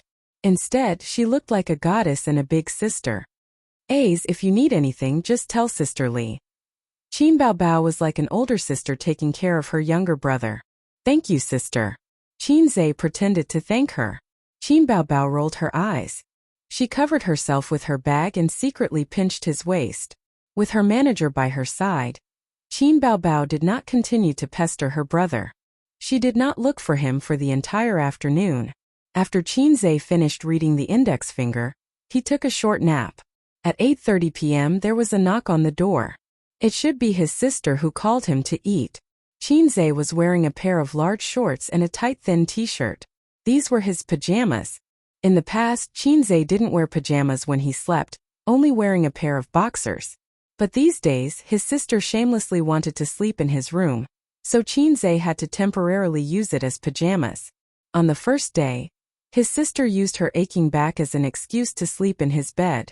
On the second day, she said that it was not safe in the neighborhood. What if bad people broke into the house? She did not feel safe and wanted to sleep in his bed. That night in Kaohsiung, Chinze brought his sister to a room. His sister insisted on having 2 rooms. Chinze said that since they were sleeping together, it was a waste of money to have 2 rooms. In the end, his sister blushed. She was anxious and said, "Shut up. Who wants to sleep with you? At night, she really did not enter his room. In the middle of the night, she knocked on his brother's door and lay on his bed. Without any excuses, she said confidently that he should sleep early and wake up early the next day. Today was the 4th day. With Li Yanhong and the assistant around, his sister would not come to his room again. Qinzhe opened the door. The first thing he saw was his sister's beautiful face standing at the door. Then it was Su Yunhan and 2 other beauties with different styles. He was stunned.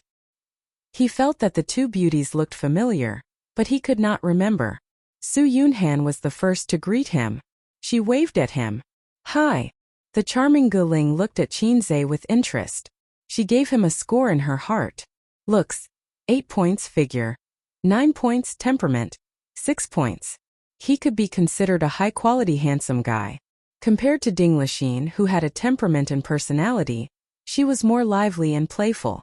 She liked to greet handsome guys. However, she liked the new and hated the old. None of her boyfriends lasted a year.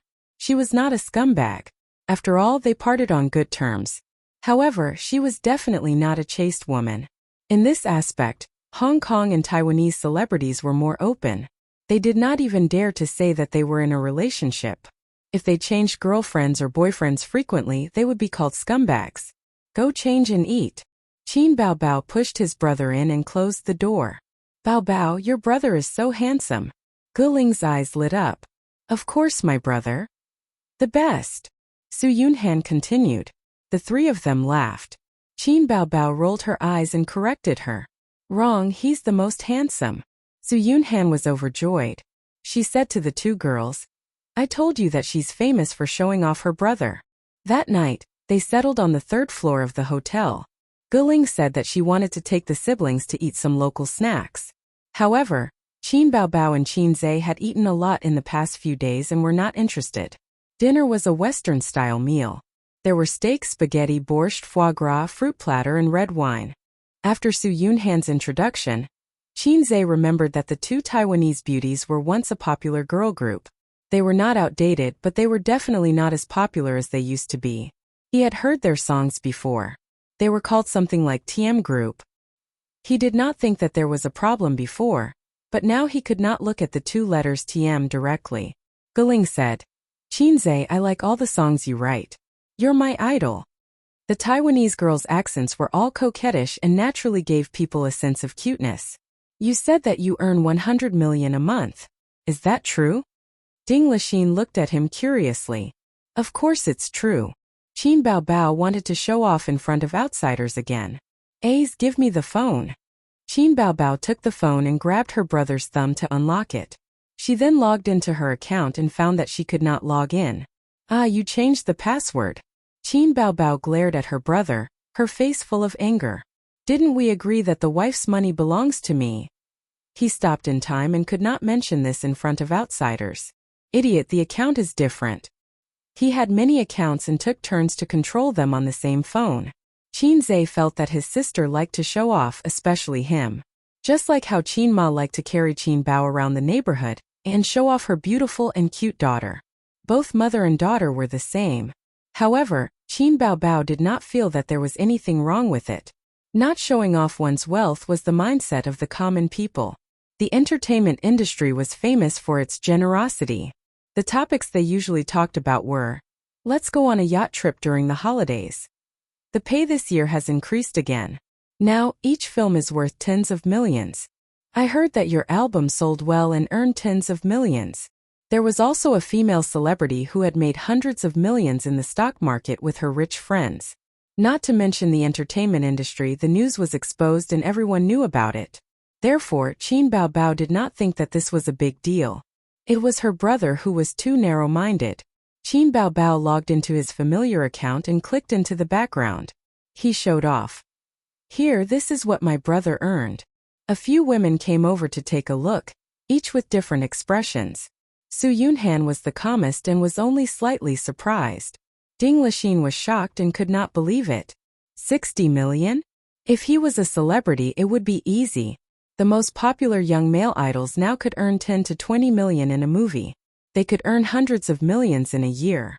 Looking at their group, not to mention their peak, it was already very good that they could earn 50 million a year now. After all, singers did not earn as much as movie stars. They were also not A-list singers, so they could not compare to those big shots who could earn hundreds of millions a year. However, Qinze was not a celebrity in the entertainment industry, nor was he a rich businessman. How could he earn 60 million just by trading in the stock market? Oh my God. Guling's mind was active. She asked, "How much is the capital?" "The capital of this account is 20 million. Qinze chewed on the foie gras and took a sip of red wine. "There are other accounts." Guling's eyes lit up. However, Qinze just nodded and put his phone in his pocket. "The other accounts are just a drop in the ocean. They are not as much as this one." Qinze's total assets were 110 million. After deducting 45 million, he would earn about 60 million. There was still a week to the end of the month. The small goal of earning 100 million was already set. After dinner, Guling suggested to go to a nightclub. Taiwan and Hong Kong's nightclubs were very developed. As these places were small, it was common to see celebrities going to nightclubs. Many celebrities went to nightclubs, and it was often mentioned on variety shows. It was not a bad thing to do. It was better than taking drugs. It was not like China, where celebrities had to be secretive when they went to nightclubs. "There is a famous nightclub nearby. We should be able to meet a lot of friends in the industry today," Guling said. Qin Baobao looked at her brother with an inquiring gaze. She liked to be lively and couldn't be a nerdy girl like Wang Zijin. But going to nightclubs was her brother's taboo. She had to apply for permission. If her brother approved, she would go. If not, she would go back to her room to sleep. Qinze was very generous and said, "Let's go." At this moment he remembered a movie. He heard that it was very convenient to pick up corpses in Taiwan. Chapter 217.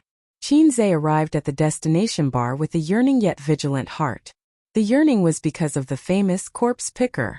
When he saw the news, he heard that there was a tide of corpse pickers in Taiwan. He was so envious. After being a dog for more than 20 years, he couldn't help but look forward to such things. He was vigilant because he was afraid that someone would take the opportunity to take advantage of his sister. He had to keep an eye on her and not let the perverts take advantage of her. But when he arrived at the bar, he realized that he was thinking too much. The bar was in line with his impression. It was noisy and dazzling. But this bar was not small. There were booths in the corner of the first floor and a huge dance floor in the middle. Men and women were twisting their bodies and shaking their heads on the dance floor. It was like a gathering place of evil spirits. The lights of various colors were dancing and the music was very dynamic. The second floor was a large booth with few people. Standing by the railing, one could see the reveling evil spirits below. One could clearly see the panoramic view of the first floor. There was also a singing stage. At this time there was no singing. There was only a group of sexy girls in bikinis twisting their hips and swaying their hips coquettishly. Below the stage, a group of hungry wolves were howling. Qinze had seen his sister in a bikini. He was disdainful of those coquettish girls. Just like Yang Guo, who had practiced the 9 strategies beyond the swords, he was no longer interested in third-rate sword skills. Speaking of which, his sister's bikini was still lying in the closet at home. She never touched it again. Qinze had one more goal: to make money. He must buy a villa with a swimming pool. Every day, he could see his sister in a bikini, her perky butt moving up and down in the blue water. Just thinking about it made him excited. Qinze used to be afraid that his sister would be taken advantage of in the bar. In fact, he didn't know that the bar had its own rules. If there were no rules, the bar would not be so popular. Take corpse pickers as an example. A single drunk woman would be picked up by the roadside. Similarly, if a single woman came to the bar to play, or a few women came to the bar to play, they would be hit on or even drugged. But if there was a male companion, the hungry wolves would know that this prey had an owner, unless the prey was too eye-catching. Su Yunhan and the rest were celebrities. Of course, they wouldn't hang out on the first floor. The private room was lively and isolated from the hungry wolves. They ordered a box of beer, 2 bottles of imported wine, and a few bottles of 2L green tea. They mixed it with the imported wine, and the 4 women played dice enthusiastically. On the contrary, he left Qinze, who didn't know how to play dice, aside. Guling was an expert and Qin Baobao was also smart. Only Ding Lixin and Su Yunhan were defeated time and time again, and they kept drinking as punishment. Su Yunhan's alcohol tolerance was very high, so a few glasses of wine were nothing to her. Ding Lixin, on the other hand, was soon flushed and her eyes were blurred. Guling's phone buzzed. Someone had sent a few pictures to a celebrity group chat. Anyone interested? She focused her gaze and saw that it was the bar they were in. Guling smiled and said, "I told you we would meet some acquaintances. Yang Xiaoming and the others are here. Why don't we invite them over for a drink?" Ding Lixin whispered into his ear, "Yang Xiaoming is famous for being a pervert. When he sees Sister Su and Bao Bao, he will definitely pester them endlessly." Guling looked at Qin Zhe. He was standing by the railing, overlooking the dance floor. His back was tall and muscular. Just by looking at his back, he was undoubtedly very attractive to girls. "Forget it then," she said. Yang Xiaoming was a little fresh meat from Taiwan. At most, he was a B-lister who had just debuted a few years ago. In this era, anyone with a little bit of good looks would have a chance to become famous. You can't expect celebrities to have high standards. They were always glamorous on stage, but in private, there were all kinds of weird people. It was just like how a person who became rich overnight would wear a huge gold chain and eye-catching branded clothes would want to announce to the whole world that he was rich. To get out of the stage of being a nouveau riche, one would need time to settle down. Ding Lixin set a death flag, and Yang Xiaoming came looking for her. He even brought 2 women and a man. Looking at their dressing, they were all celebrities. Guling, Ding Lixin, you guys are really here. Yang Xiaoming was full of smiles. I knew it. I was right. The booth was transparent with glass on both sides. A bar like this was for the liveliness. There were no private rooms and it wasn't a KTV. When Yang Xiaoming saw Su Yunhan and Qin Bao, his eyes lit up. "Qin Bao, haha, I've heard a lot about you."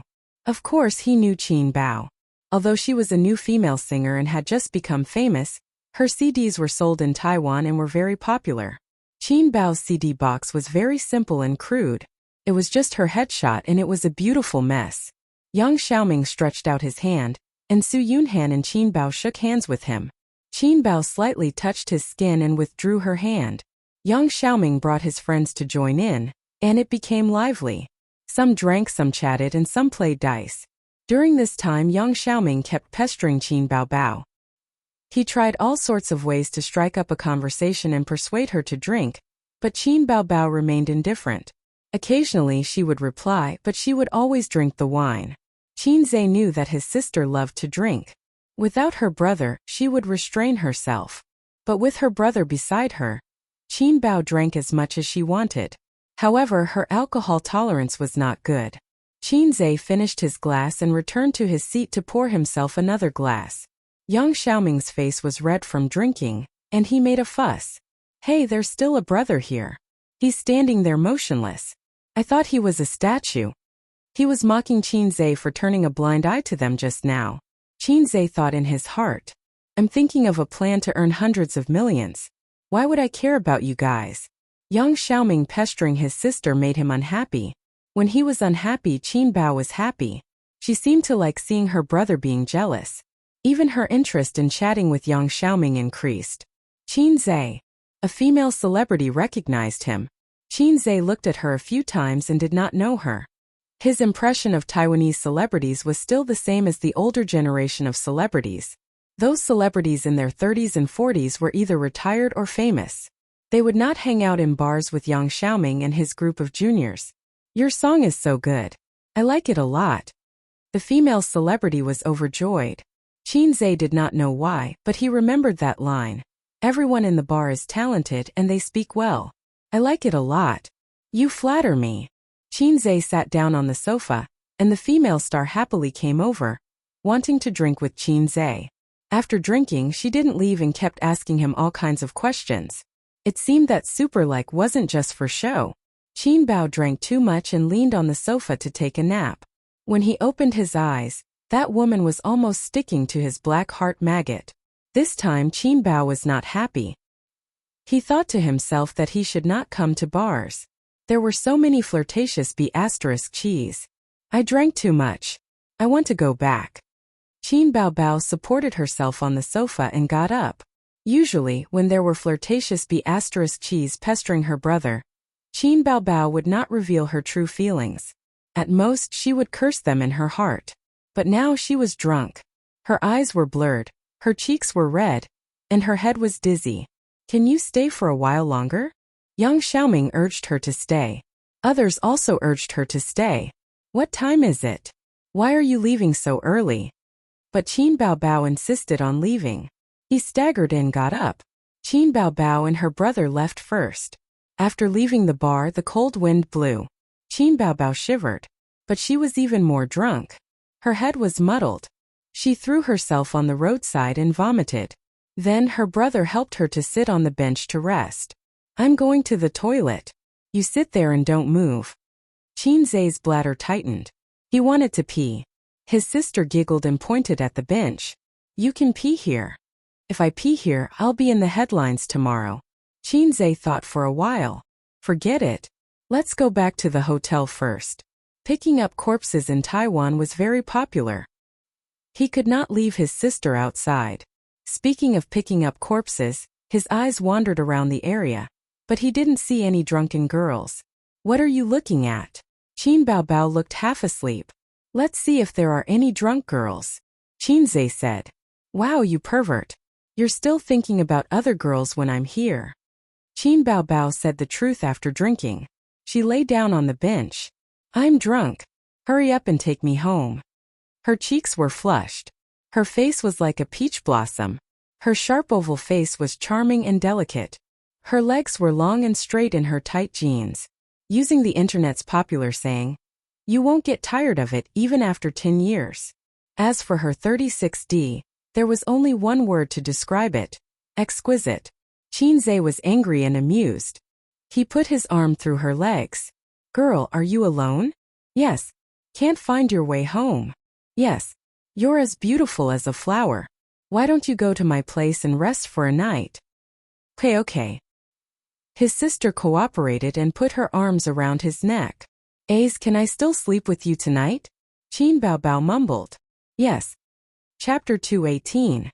At 9:45 p.m., they took a taxi back to the hotel.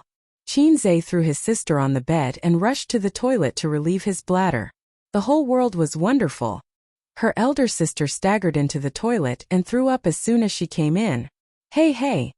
Qin Zai had no choice but to turn around and peed on the floor. F***ck. The hotel did not have a mop, so they could only use the showerhead to wash the floor. Qin Zai flushed the toilet and carried her back to the bed. Qin Bao Bao was tall and was not heavy. His sister had always controlled her weight. She hugged her brother's neck and did not let go. She said, I was so happy drinking today. Happy your head. Qin Bao Bao said. A's sister wants a kiss. Qin Zai gave her a peck on her face. She was not satisfied and pointed to her mouth. She wanted a kiss here too. Qin Zai tapped her lips with his finger, and she fell asleep happily. Qin Zai opened the map and searched for a 24-hour pharmacy nearby. He bought 2 sobering pills. Qin Bao Bao took the pills and continued to sleep. She woke up at 10:30 p.m. When she opened her eyes, she had a blank expression as if she didn't know what year it was. When she saw her younger brother leaning on the bed and watching TV, she immediately felt relieved. She said, My head hurts. Qin Bao Bao sat up and leaned her head on her brother's shoulder to watch TV with him. It was a wuxia film from the 90s in Hong Kong. It was a classic. Qin Zai watched it when he was young. He felt that all the dramas from that era were classics. Unlike now, all the dramas were full of bad points. If sister acted in a TV drama, you will definitely act better than her.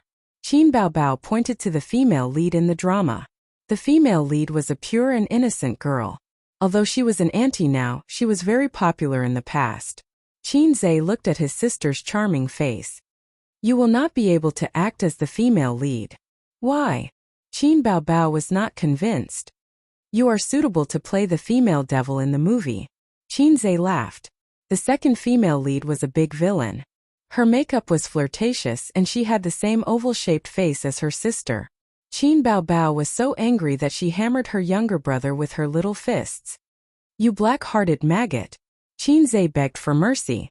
I was wrong, I was wrong. Qin Baobao seized the opportunity and said, I want to eat azong noodles. Perhaps because she had just woken up, her mind was still in a daze, so she didn't have the time to get angry. She had eaten azong noodles in Shimanting before, and Qin Baobao was full of praise. But where could she buy it at this time? It was far away. Qin Zhe said that he would eat tomorrow. His sister rolled around on the bed, saying that she wanted to eat now, she wanted to eat now. She twisted the quilt into a ball.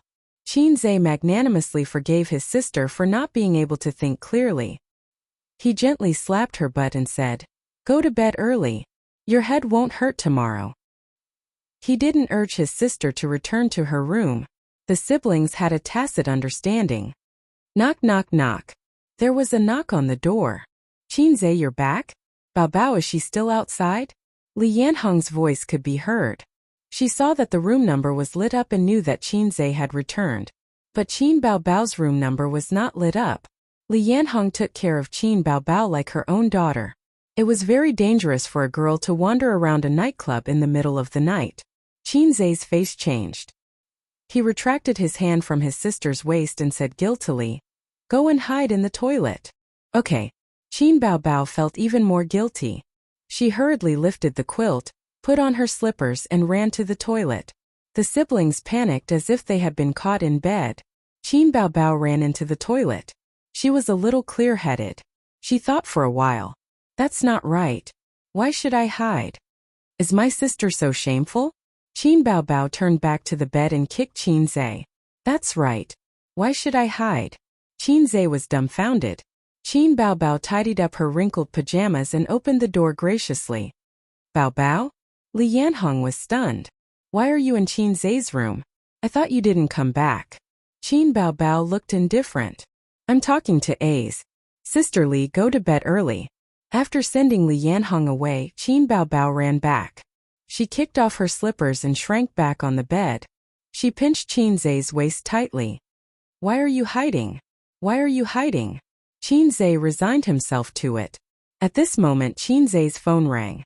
There was a message notification. He smiled mysteriously. I'll go downstairs. Why are you going downstairs? To give you a surprise. Qin Baobao blinked her bright eyes, but Qin Zhe didn't say anything. He got up, put on his clothes and walked out of the room. About 5 minutes later, she suddenly heard a commotion coming from downstairs. The hotel was located in the busiest area of Taipei. Even though it was past 10 o'clock, there were still many pedestrians. It was so noisy, so annoying. Qin Baobao lifted the quilt and searched for a long time before she found the other slipper that she kicked far away. She walked to the window and saw a small square across the street. There were 5 big words written with candles on the square. Baobao, I love you. The edges were decorated with flowers and fireworks. A lot of onlookers had gathered to watch. People were moving around. Some were applauding, some were cheering, and some were taking pictures with their phones. No wonder it was so noisy. Qin Baobao was stunned for a long time. She looked at it carefully 3 times and felt as if her head had been struck by lightning. This was the little punk's surprise? Wow, he was so bold. Happiness came too quickly like a tornado. Qin Baobao stood by the window and watched. At first she had a silly smile on her face. Then she was worried. What should I do? I'm not ready yet. Doesn't the little punk know how to make a big move? Is it because I've been pestering him for the past few days too obvious? Doing this in a strange place seems to be very suitable for the right time, place and people, but it will definitely be photographed. What if it gets posted online? Let's not talk about the netizens' thoughts first. If Dad finds out, the little punk will probably have a comminuted fracture. Besides, I'm not ready yet. Qin Baobao's thoughts were flying. She was worried and happy at the same time. She thought bitterly that she only knew how to make things difficult for him. But there was a voice in her heart saying, Isn't this what you've been looking forward to for a long time? The things that you were afraid of before are no longer a concern now. Didn't you call to verify it? Anyway, there are so many messy things at home. One more thing won't make a difference. But there was another voice saying, Girl, your thoughts are very dangerous. Don't play with fire. This is very good. This is very warm and happy, isn't it? Don't dig your own grave. When the time comes, everyone will betray you and your efforts will be in vain. There was a knock on the door. Qin Bao Bao was startled and her heart tightened. She walked to the door, hesitated, and finally gritted her teeth and opened the door. At the door stood her family's maggot, with a takeout box in his hand. Qin Zhe put a zongxi in front of his sister and said like a clown, "Dang dang dang, are you surprised?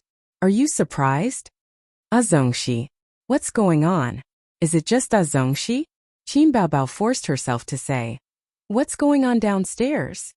Oh, someone is confessing downstairs. It's so mushy. He keeps saying Bao Bao." Couples nowadays like to call each other that. Qin Zhe shared with his sister what he saw downstairs. The slap in the face came too quickly like a tornado. Qin Bao Bao said expressionlessly, "You can eat it yourself. Thank you." Bam! She closed the door. Hey, what are you doing? I bought it and you don't want to eat it? It's fine if you don't want to eat it, but don't close the door on me. It's very embarrassing. Her brother was shouting outside. Qin Bao Bao ran to the window, closed the glass window, and covered herself in the quilt. I hate this name. Sob. Chapter 219. Qin Zhe stayed outside until 11 o'clock, but his sister refused to open the door and threw a tantrum. He had no choice but to look for Li Yanhong and ask her to go to the front desk to get the room card. The reason was that he had left the card in his room when he went downstairs to get the takeout. He swiped the card and entered the room. He found that his sister was not asleep. She was lying on the bed watching TV. To be precise, she was in a daze. Qin Bao Bao glanced at him and shrunk under the blanket. She turned sideways and faced him with the back of her head. I was caught off guard by her little tantrum. Qin Zhe crawled under the blanket and slept next to his sister. Get lost, his sister scolded. Oh. Qin Zhe rolled to the side of the bed. Qin Bao Bao. Why aren't you so obedient usually? Qin Bao Bao gritted her teeth. What else do you want? You asked me to get lost. Qin Zhe turned his head and argued with his sister. I asked you to break off ties with Wang Zijin. Will you do it? Qin Bao Bao said angrily.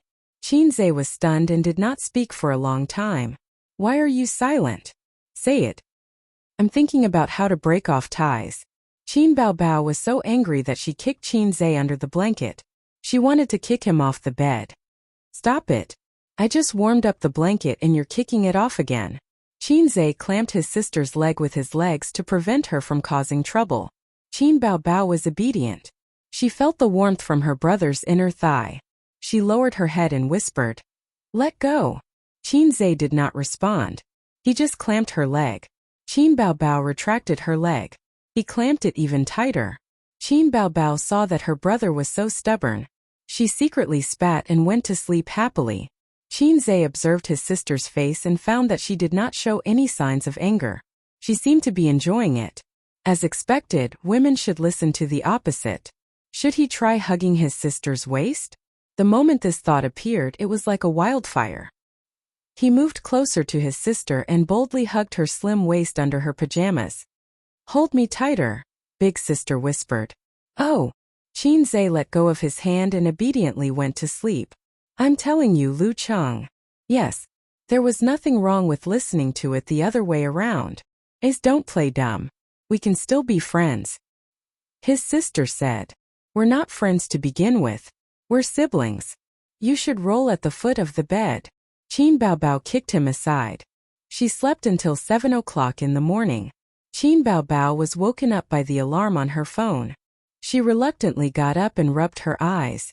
Her brother was sleeping beside her, snoring softly. Stinking brat. Qin Bao Bao took the opportunity to take revenge by spanking his butt. Sigh, this feels pretty good. Feels pretty good too. If Qin Zhe knew his sister's thoughts, he would definitely treat her as his confidant. He smacked it a few more times. She got out of bed and put on her shoes. She sneakily looked around the door for a moment before sneaking back to her room. At 4:30 in the afternoon, it was drizzling. Qin Bao Bao, who had decided to ignore her brother, knocked on his door with 2 assistants. Big sister strode in with 2 female assistants behind her. One of them was holding a shoebox, while the other was holding a high-end suit. Qin Bao Bao had just bought it for him at the mall. The Golden Melody Awards would start at 7:30 in the evening. It was time to go out after dressing up.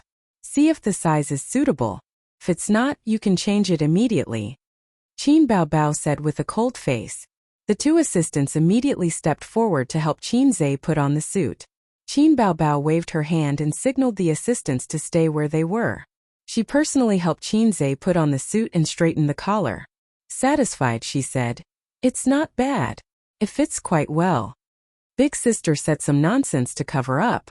She had bought Qin Zhe's clothes all year round from her own pocket.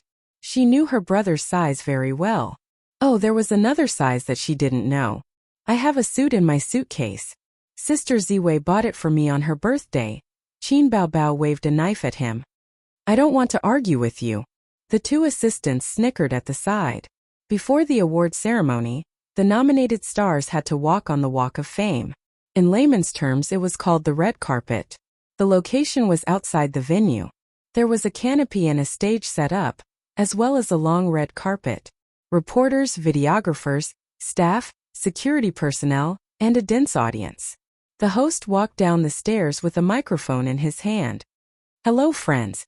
Welcome to the Walk of Fame of the 28th Golden Melody Awards. There are 200,000 people here. Listen to the screams." The host opened his arms. The audience on the other side of the red carpet screamed. It was noisy, passionate, and fiery. There are more than 10,000 works in this year's Golden Melody Awards. The remaining 120 works will compete for 24 awards. We will know the results later. The host said, "The annual Golden Melody Awards is the focus of attention for us Chinese people. At the same time, many stars and musicians will attend the ceremony." The host waved his arms and made an inviting gesture. "Although it's drizzling, it doesn't affect our enthusiasm. Let's see who the first group of guests on the red carpet will be." A car with an obvious logo drove over, and a man and a woman got out of the car. They were the hosts of this year's Golden Melody Awards and were also stars. However, from the few cheers, they should be small fries. The next guest was amazing. She was a popular queen from Taiwan. She wore a long golden dress and light makeup. She was in her 30s and was not very beautiful, but she was very tall. The host introduced her. Zhao Qianwen. She has been nominated for the Best Female Singer Award as many as 6 times. Last year, she won the Best Album Production Award for her album Super Lover. Zhao Qianwen lifted her long dress and waved at her fans as she walked. The crowd screamed. The fans waved their arms excitedly and shouted the name of their idol. "Zhao Qianwen, I love her songs.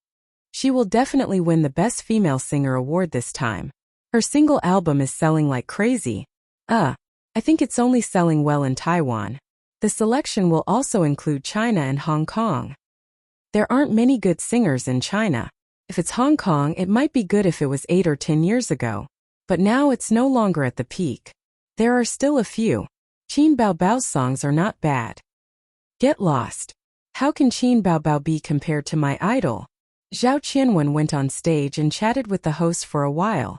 She gave her acceptance speech and left to enter the venue. Next up on the red carpet is a famous songwriter from Taiwan. He has written several works that have been popular for a long time. Among them, Sweet Dreams won the Best Chinese Song of the Year award. He's Liang Huansheng. A fat middle-aged man in a suit walked slowly on the red carpet. His hair was tied into a ponytail, and he was dressed like a coquettish artist. The fans shouted and screamed excitedly. They were familiar with the famous songwriter. Liang Huansheng is nominated again. It's a pity that he missed out on the Best Composer award last year. He didn't have any good songs last year, but it's different this year. He has 2 songs today that are very popular. He's one of the top composers in Taiwan. This year, the jury will definitely give him the Best Composer award. Not necessarily. I remember that there's a pretty good newcomer from China, who also participated in this year's Golden Melody Awards. What's there to be afraid of newcomers? Newcomers are the ones to be afraid. Newcomers get bonus points, and the jury favors newcomers. On the other hand, singers who have won a few awards will rarely win awards year after year, unless they have a real hit song. Then Liang Huansheng is settled. I hate these 2 words, they seem to have flooded the screen yesterday. What's there to worry about? That newcomer is very good. He's very popular in China. Have you heard of Blue and White Porcelain? Of course I have. It's amazing.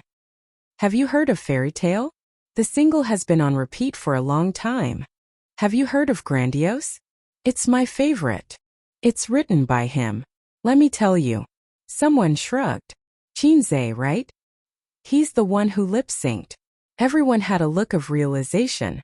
The controversy in the jury of the Golden Melody Awards started from Taiwan. It was even pushed to the entertainment headlines. Many people had seen this news. Opera 2, right? When I heard it for the first time, it was very shocking. At first it was subdued and then lifted. It almost made me orgasm. Later, when I heard that it was a fake voice, I thought it was no wonder. How could anyone sing that kind of voice? I just looked at the sky and didn't say anything. One by one, the celebrities appeared and walked the red carpet. The fans were so excited that they screamed. They were addicted to it. Chinze and Qin Baobao were in the 50s. They were at the top of the list of more than 200 nominees. When the car stopped, he held his sister's hand and walked out of the car. Chinze was wearing a pure black suit. He was tall and handsome. Qin Baobao, who matched him, was also wearing a snow-white dress. She wore a thin layer of makeup and a sparkling diamond necklace on her snow-white neck. How was this a red carpet? This was clearly the groom Chinze holding the bride Qin Baobao slowly walking over. Everyone, please give your blessings to the newlyweds. The only thing missing was a wedding host shouting these lines. Chinze also understood his sister's routine after seeing her dress. The host said loudly, "Wow, the singer who is so popular in Taiwan is here. Welcome Qin Baobao." Qin Baobao won the title on the mainland's I Am a Singer. Not only did she become popular, but her first single album also broke the record for daily sales. Her CD also broke the record for sales in Taiwan. Qin Baobao, Qin Baobao. The screams suddenly became loud and clear, and many fans were very excited. It seems that his sister is also very popular in Taiwan. Sure enough, a woman with a great omen is popular everywhere. And her official composer, Chinze has created several excellent songs in succession in I Am a Singer, including the familiar Blue and White Porcelain, Exaggeration, Fairy Tale, Farewell Song, Opera 2. Let's applaud. In the applause, a girl in the front row of the audience shouted, "Opera 2 is not lip-syncing." Laughter and discussion rang out. Some bold audience even asked. Qin Baobao's face darkened and her smile froze. Calm down, calm down. Chinze whispered. She didn't expect this topic to be so popular in Taiwan. Qin Baobao gritted her teeth and smiled.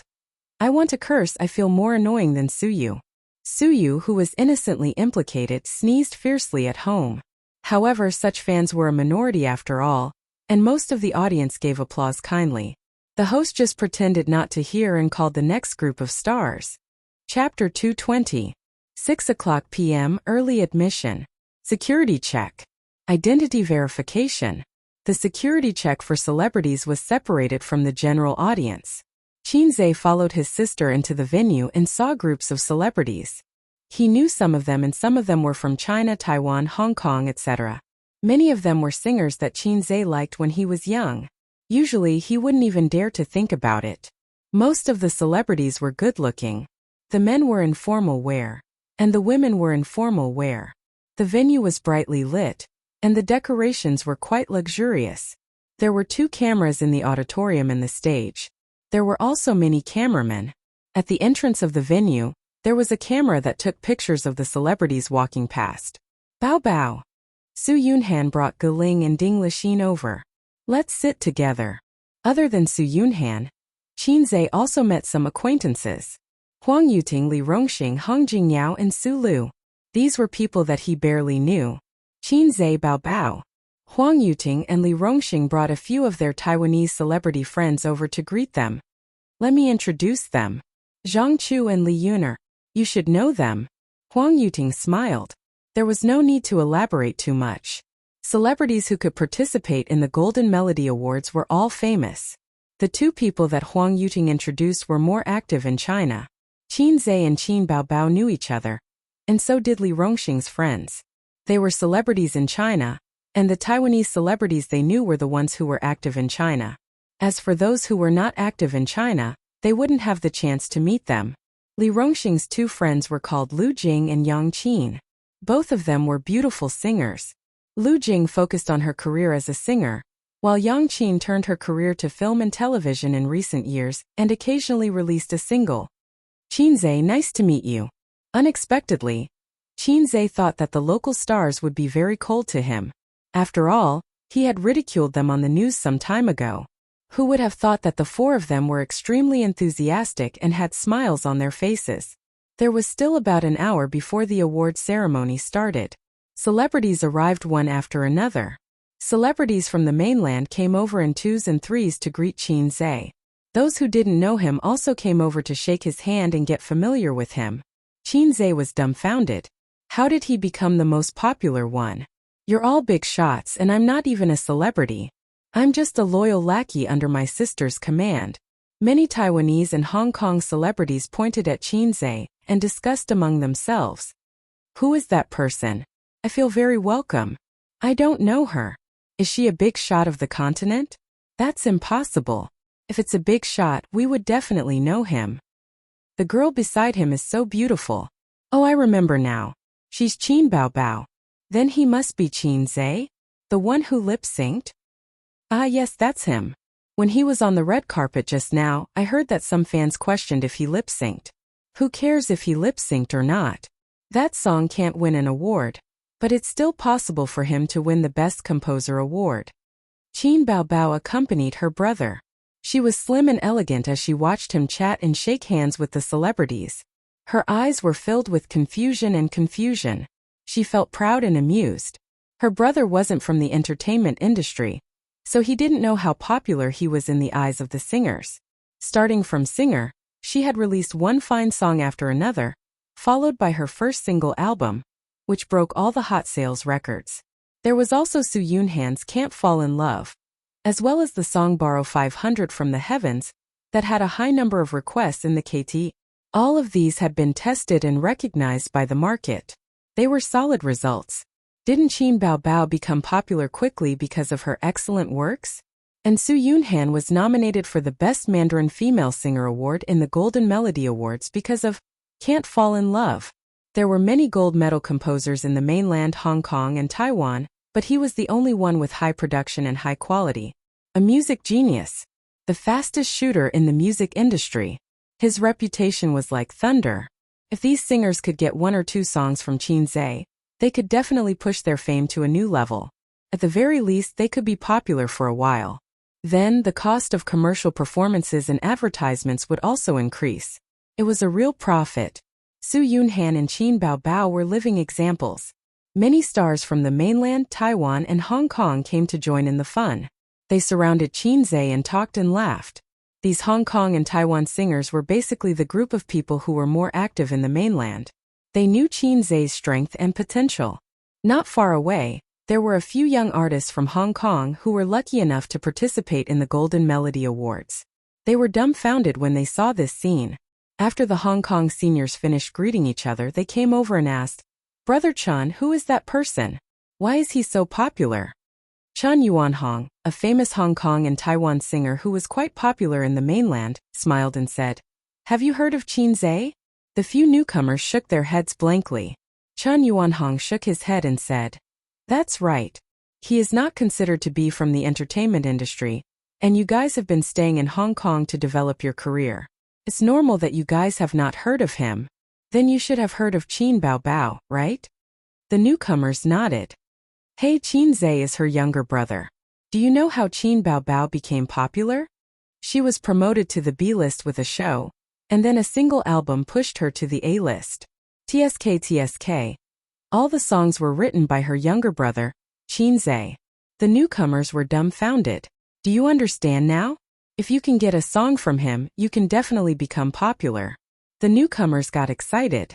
Then let's go over and get to know him. Get familiar with him and get to know him. Go, let's go together. In this way, Qinze became the most popular singer among the major singers. Even he was surprised by how popular he was. The celebrities came over to shake hands with him, greet him, and chat with him. He felt that he was attending a social evening party of the upper class and was lucky enough to become the star of the party. Gradually, he realized that although the celebrities were all social experts and did not mention anything about getting a song, He could more or less hear the meaning behind their words. This feeling was like a great beauty who could cause the downfall of a country. Men would drool and come over to talk to her and get familiar with her. In fact, he was more popular than a great beauty because he had a beautiful sister who was ignored beside him. Qin Baobao was proud and happy to see her younger brother being surrounded by so many people. Her eyes rippled with an emotion that she did not even notice. At 7:30, the award ceremony began. The lights suddenly changed. The venue turned from bright to dark, while the lights on the stage were bright. Then the music started. The male and female hosts walked on the stage side by side and sang a love song. It was a classic duet between a man and a woman. It opened with a golden song that everyone was familiar with. When the song ended, there was thunderous applause. I would like to congratulate all the finalists present.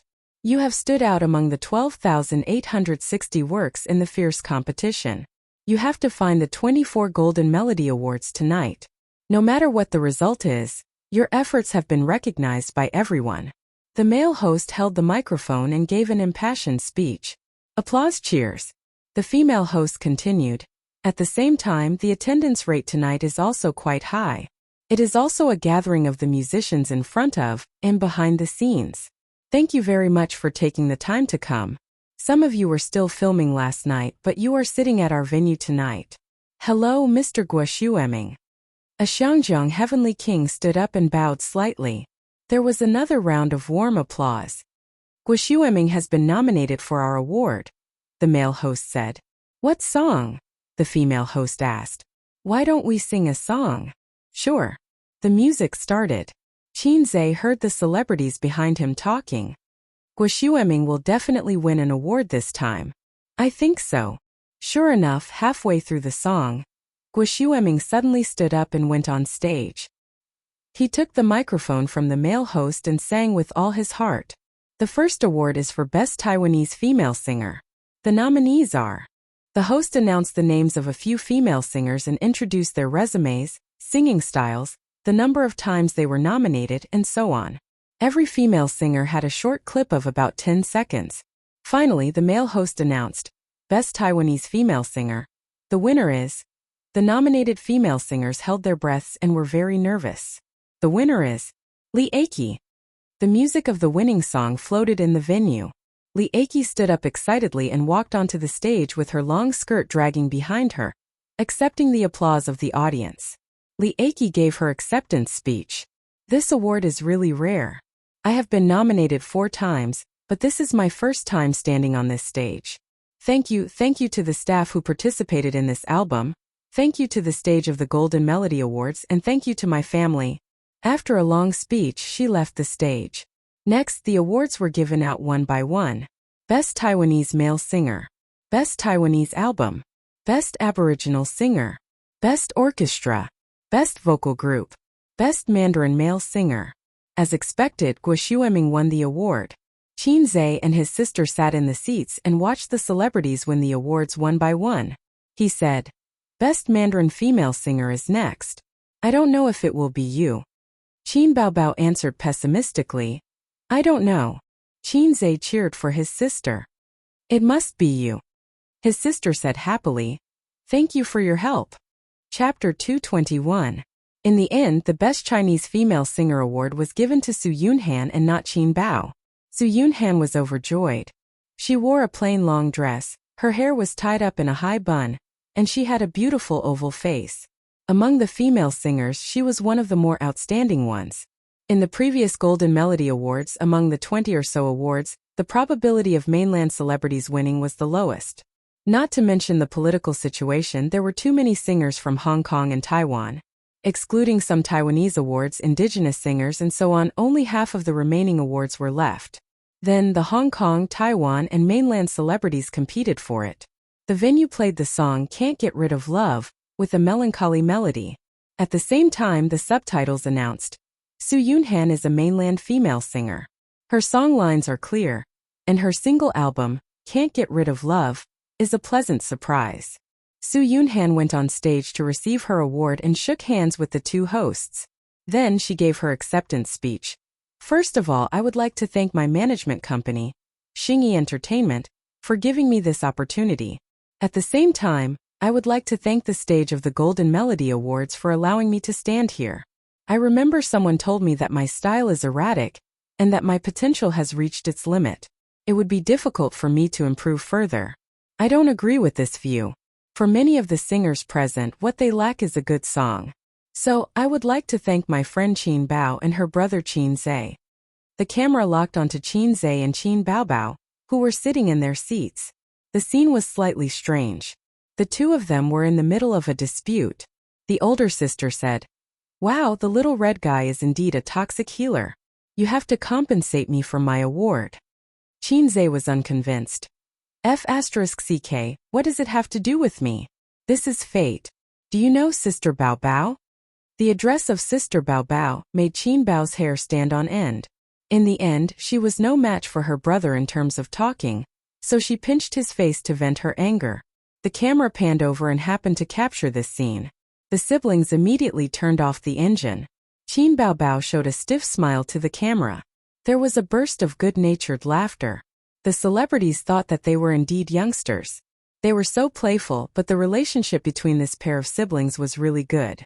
At that time, when I shamelessly asked Qin Bao Bao for a song, I didn't expect this day to come. She was very loyal and called her brother to ask for a song.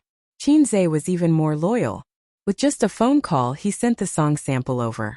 As for the licensing fee, it could be said that it was free. I want to thank them, thank you very much. The speech ended. The speaker did not mean it, but the listener did. Many singers' eyes lit up as they thought, is there such a thing? It seemed that if he wanted to ask them for a song, he would have to be friends with them first.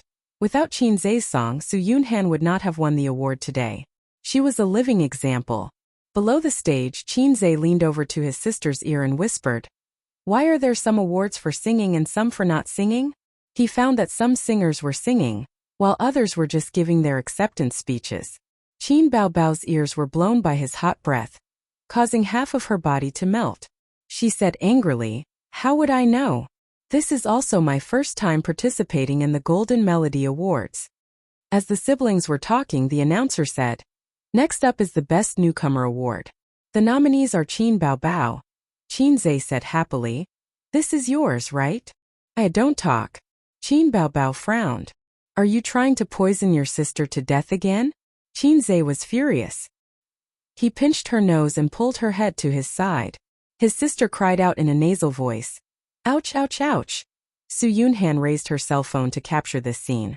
She said happily, "I'm going to upload this to the internet." The host announced, "The winner is Qin Bao Bao." Applause and cheers. The cameras locked onto them. Qin Bao Bao took out her cell phone and opened her notebook. She glanced at the acceptance speech and walked to the stage while holding her long skirt. Every nominated star would prepare an acceptance speech, and Qin Zhe had prepared one as well. A bright light shone down, and her white dress reflected a hazy halo, setting off her beautiful face and snow-white skin. At this moment, Qin Bao Bao was the center of attention.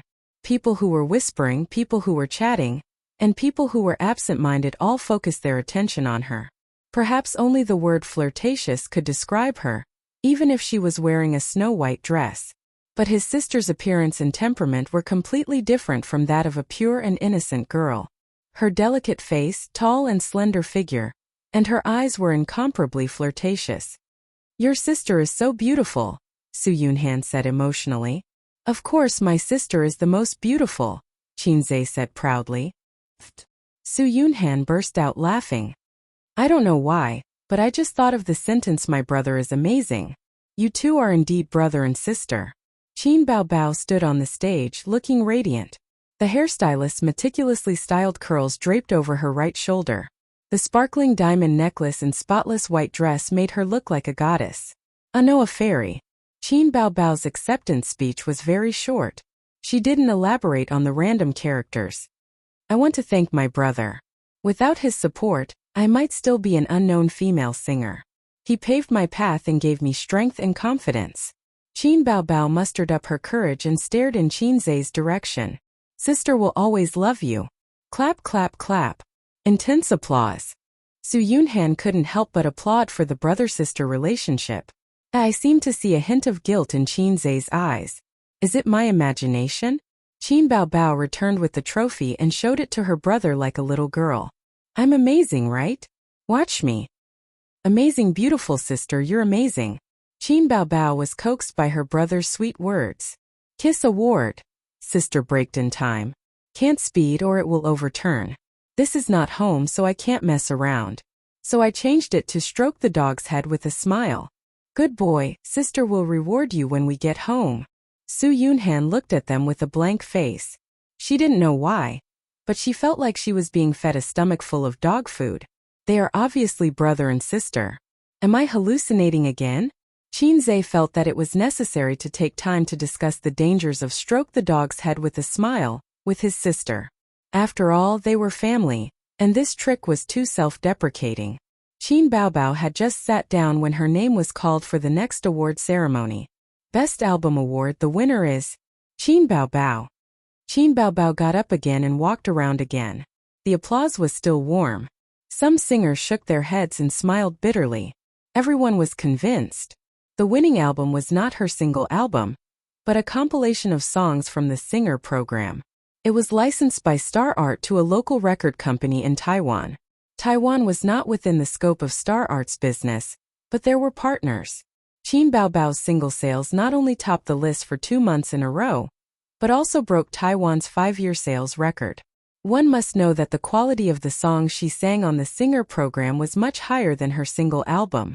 Every song was a long-lasting masterpiece. Qin Baobao gained a lot of fame in Taiwan with just one album. Okay, we got it, the host said with a smile. Thank you, brother. We'll always love you, right? Applause and laughter floated in the air. Qin Baobao smiled sweetly. Yes, my brother is the best. Su Yunhan thought that the title of Brother Crazy Demon was going to be popular in Taiwan. Everyone has seen enough stars just now, but in addition to stars, there are many musicians who have worked hard to create. Their contributions to music are huge. Next, the Best Composer Award will be presented. The nominees are Qin Zhe, Liang Huansheng, Zhou Yuming, Huang Weiwei, and Li Yu. The subtitles were broadcasted, introducing the works of the nominees and their resumes. Qin Zhe's song was Blue and White Porcelain, which was popular in Taiwan and Hong Kong. The host glanced at the venue, opened the name card in his hand and smiled. This person is definitely not unfamiliar to everyone. The winner is. There was a noisy wave of voices in the venue. Some people called Liang Huansheng, some called Zhou Yuming, some called the other two, but no one called Qin Zhe. Qin Baobao took advantage of the chaos and screamed, "My little brother! No Qin Zhe!" When the venue quieted down, the host said loudly, "Liang Huansheng! Teacher Liang, it's really you. Haha, old Liang. I told you that this year's Best Composer Award would be you. Congratulations, congratulations." Liang Huansheng stood up, hugged his friends, and walked to the stage with his head held high. This award is not fair. Qin Baobao was so angry that her nose was crooked. Baobao, you've already won 2 awards in a row, both of which are related to Qin Zhe. The jury has to consider balance. They can't give all the awards to one person just because their songs are good, Su Yunhan analyzed. But A's is only one of the nominees.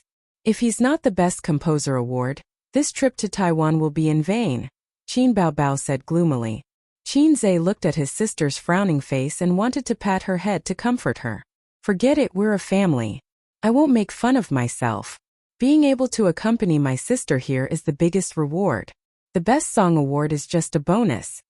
Qin Baobao smiled happily as her brother, who was good at sweet-talking, could always make her sister happy. I wonder if there's a Best Song Award this year, Guling said. This award is not given every year, unless it's an especially amazing song. Yes, Qin Zhe's Opera 2 was nominated before. At that time the jury argued for a long time. I heard it from my friends, Ding Lixin said. But this kind of award is usually given at the end. It's more special and is used as the finale of the award ceremony, so it won't be announced in advance. In other words, it's still unknown whether there will be an award or not. At the mention of this, Qin Baobao was even more gloomy. They all said that my brother lip-synced. I'm so angry. Ding Lixin hesitated for a moment and couldn't hold back her curiosity. Qin Zhe, are you really singing or lip-syncing? Qin Zhe smiled and said, I'm really singing. Dinglisheen said. Oh. It was unknown whether she believed him or not. The Best Song Awards gradually came to an end. One award after another was given out. Qin Baobao hugged 2 awards and leaned her head on her brother's shoulder. She was drowsy. In order not to expose the fact that she slept with her brother, she woke up very early this morning. She also got drunk last night and didn't feel very energetic all day. She couldn't hold back her sleepiness anymore. At this point, the 24 awards have been given out. The male host's voice sounded. But don't be in a hurry to take a stand. There's still one last award to be given out tonight. There were a lot of phrases in Taiwan. The female host continued. It's the Best Song Award. The male host asked. Which song can win this honor? I'm very curious. Chapter 222. There was a Best Song Award this year. This piqued the curiosity of many celebrities. The Best Song Award had been abolished before for 2 reasons. Superfluous and domineering. It was as domineering as Qin Zhe's sister's figure. They felt that it would overshadow the other awards, so it was abolished. Later it was re-established, but it did not happen every year. It did not happen last year, nor the year before. Unexpectedly it happened this year. Which song will it be? Is there a record for a single album this year? There really is. Didn't Qin Baobao's single album break the record? But Qin Baobao has already won the Best Album Award. It can't be repeated. The Best Song Award is independent of other awards. It can't be repeated. It might not be Qin Baobao. Liang Huanxing's song won this year. It's really good. The singer is Nikki, right? Maybe it will be Nikki. There's also Luo Meiqin. Her new song this year was very popular in Xiangjiang. It was also popular in Taiwan for a while. Nikki was a young female singer. She was very excited and nervous. Luo Meiqin was a Xiangjiang singer in her 30s. She chatted with the people around her without changing her expression, but she glanced at the stage from time to time, showing her anticipation. His sister said confidently, "It will definitely be you." Qin Zhe said, "I think it will be you." He was looking forward to it. If he could win an award, it would be a pity if he did not win an award on this trip to Taiwan. Everyone was making guesses. Their curiosity and anticipation were high. The host saw that the guests and audience were excited. He slowly revealed the name list. Singer of Opera 2. Qin Zhe. With the host's announcement, the venue was in an uproar. Damn, it's really him? I didn't see him go on stage to receive the award. I thought it was rejected in the end. Damn, the organizing committee is holding back. They're courting death. Isn't Opera 2 lip-syncing? Why was it chosen? I don't accept it. Outyan, don't accept it. Outyan, don't accept it. Outyan, don't accept it. His sister excitedly pushed him out of his seat. Go and receive the award. Go. Qin Zhe was also dumbfounded. Am I the winner of the Songwriter of the Year award? Why didn't the organizing committee inform me? Is this how the previous Best Song Awards are played? Rumor has it that I lip-synced. Are the judges so willful? Wow, I was wrong. I shouldn't have complained about Wanwan. All of you have discerning eyes. He got up, straightened the hem of his suit, and strode to the podium. Then, with his excellent hearing, he heard the whispers. Can lip-syncing win an award? I'm afraid there's a dirty deal going on. It's really him? I'm not convinced. Proud heaven. Sure enough, there was a galaxy of talents. Ao Tian, Ri Tian, and Wang Tian were all gathered. What was this Tian again? Unable to hear clearly, Qin Zhe turned his head and looked over. The other side quickly quieted down. Everyone was smiling from the bottom of their hearts. Qin Zhe stepped onto the podium, took the trophy from the host, and faced the hundreds of audience members and celebrities. What should he say? A composer's acceptance speech would definitely not work. He did not prepare a speech. Learn from Qin Baobao and say, "Sister, I love you?" No. That would be too evil. Using other people's lines. Thank the company, thank the family? But he did not have a company. Instead of thanking the family, he might as well shout, "Sister, I love you." Anyway, his parents would not watch such a live stream. He could also make his sister's impression of him at the same time. Perhaps he could squeeze in the same bed again tonight. After all, Sister Ziwei would be at home. It would not be good to have a long talk with his sister. Just say a few words, the host reminded him. First of all, I would like to thank the stage of the Golden Melody Awards for giving me the chance to stand here. Then I would like to thank my sister Qin Bao Bao. If it wasn't for her back then, I might not have taken the path of composing. I will also resolutely continue on this path in the future. Qin Zai's brain twitched. For some reason he said, I will definitely write songs. I will not give up in this lifetime. I can only rely on writing songs to maintain my passion for life. The Golden Melody Awards is a good place. Everyone there is a big shot and they sing well. I love it here. Clatter clatter. Warm applause. As the stars clapped they thought, these words are so familiar. It's full of déjà vu. I seem to have heard them somewhere. Miss Qin, you will be singing soon. We will play the original soundtrack. You just need to cooperate, the host said. There was such a thing? Do you also think that I lip-synced? Qin Zai did not understand the ways of the entertainment industry.